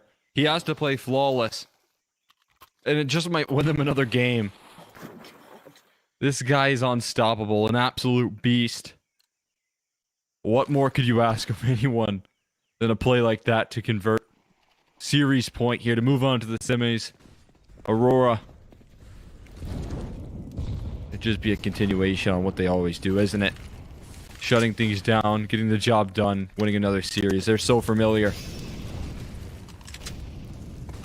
God, they're deadly even under pressure. In fact, that's probably when they're at their worst. Kenzie, Norway again, they open. Rainwaker, good damage on the response, but Latic, look at the aim, the confidence. These guys are younger than me and still they play like they have a wealth of experience, years behind them. And they do, that's the scariest part. But at this professional level, so many of them so new to the scene. Latic coming from the VP Academy project. Kenzie and Norway, trained up by Jerry, one of the best in the CIS scene to ever do it. All comes to a head here as 500 are in a 2 versus 4. Dennyslaw, such a huge task on his hand as Ships. Oh my God. Not just a 30 bomb, but 33 on an MP9 to win out this game. In fact, not even win it out, keep them alive, and it's not going to happen. Kenzie swivels 16-14 to Aurora. Where the hell does this even come from, Cole? down 5-10. There was no business for Aurora getting their heads back in this game. They lost crucial rounds there, especially on that T side. They lost that eco. They kept their heads in it. And again, you see that performance come through from Kinsey. He never fails in the clutch. He's always going to deliver those big moments. And man, oh man, is this a statement win from Aurora. Dominated on Nuke. They had to keep their heads in the game on Ancient, and they did just that.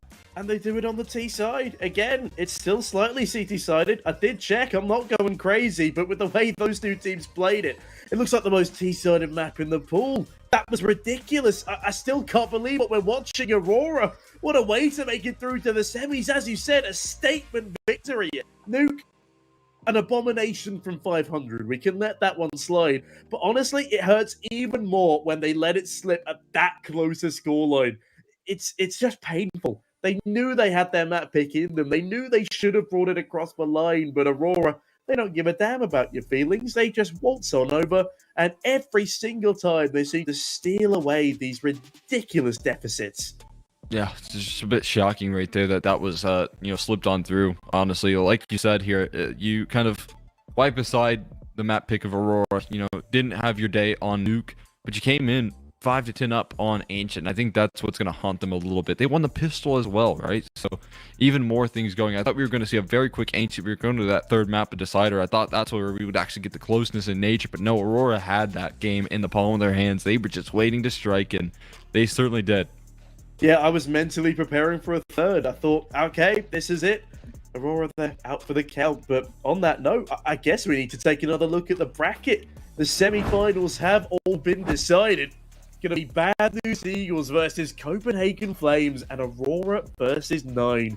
What an absolute banger set of matchups, Cole. I'm very, very excited. I do have my day off tomorrow, so I will be watching from the wings for this one. But speaking of wings, can Copenhagen Flames clip those of the Bad News Eagles? Will Aurora best 9, or will the Poles in impeccable form lately be able to continue a run to the finals? So much to be decided, and all 3 of those matches will be played out tomorrow. I don't think we could have asked for 4 better teams here in the quarter or semifinal, right? These are 4 of the shining rosters here in the Tier 2 region. Copenhagen Flames obviously coming into this the end of last year playing firing on all cylinders. Bad News Eagles, of course, a staple. Almost even making a case to be a more committed Tier 1 team if they could consistently perform in the online format. Aurora, they do perform in every format. These guys never miss a beat. And then 9, like you said, the Polish powerhouses. I mean, I'm so very excited for these 4 teams remaining. Yeah, this is probably one of the most exciting semis to finals matchups we've had in any of our CCTs so far. But regardless, I think it's time for us to wrap up for the day. We've kept you here long enough. It's been a very thrilling showing. But yeah, otherwise, I've been Sneaky Beaky. This has been the wonderful Exner, and I don't think you have anything else to add. So with that, I bid you all a fantastic night. Thank you all for coming. See you soon. I have very complicated job, but I love simple things so much. One move, one push.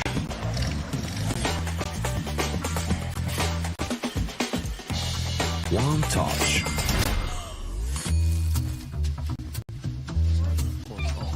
One love. One click. One expect.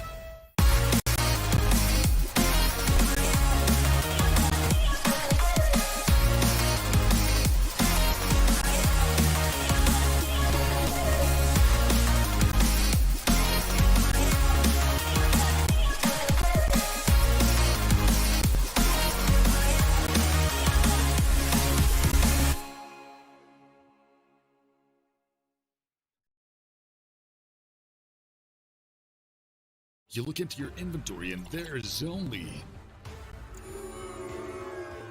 It's time to forget about this garbage. Here you will find everything to play with really cool skins. Open top cases.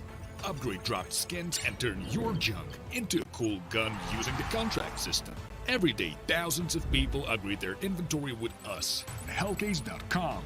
Look at yourself in a new way.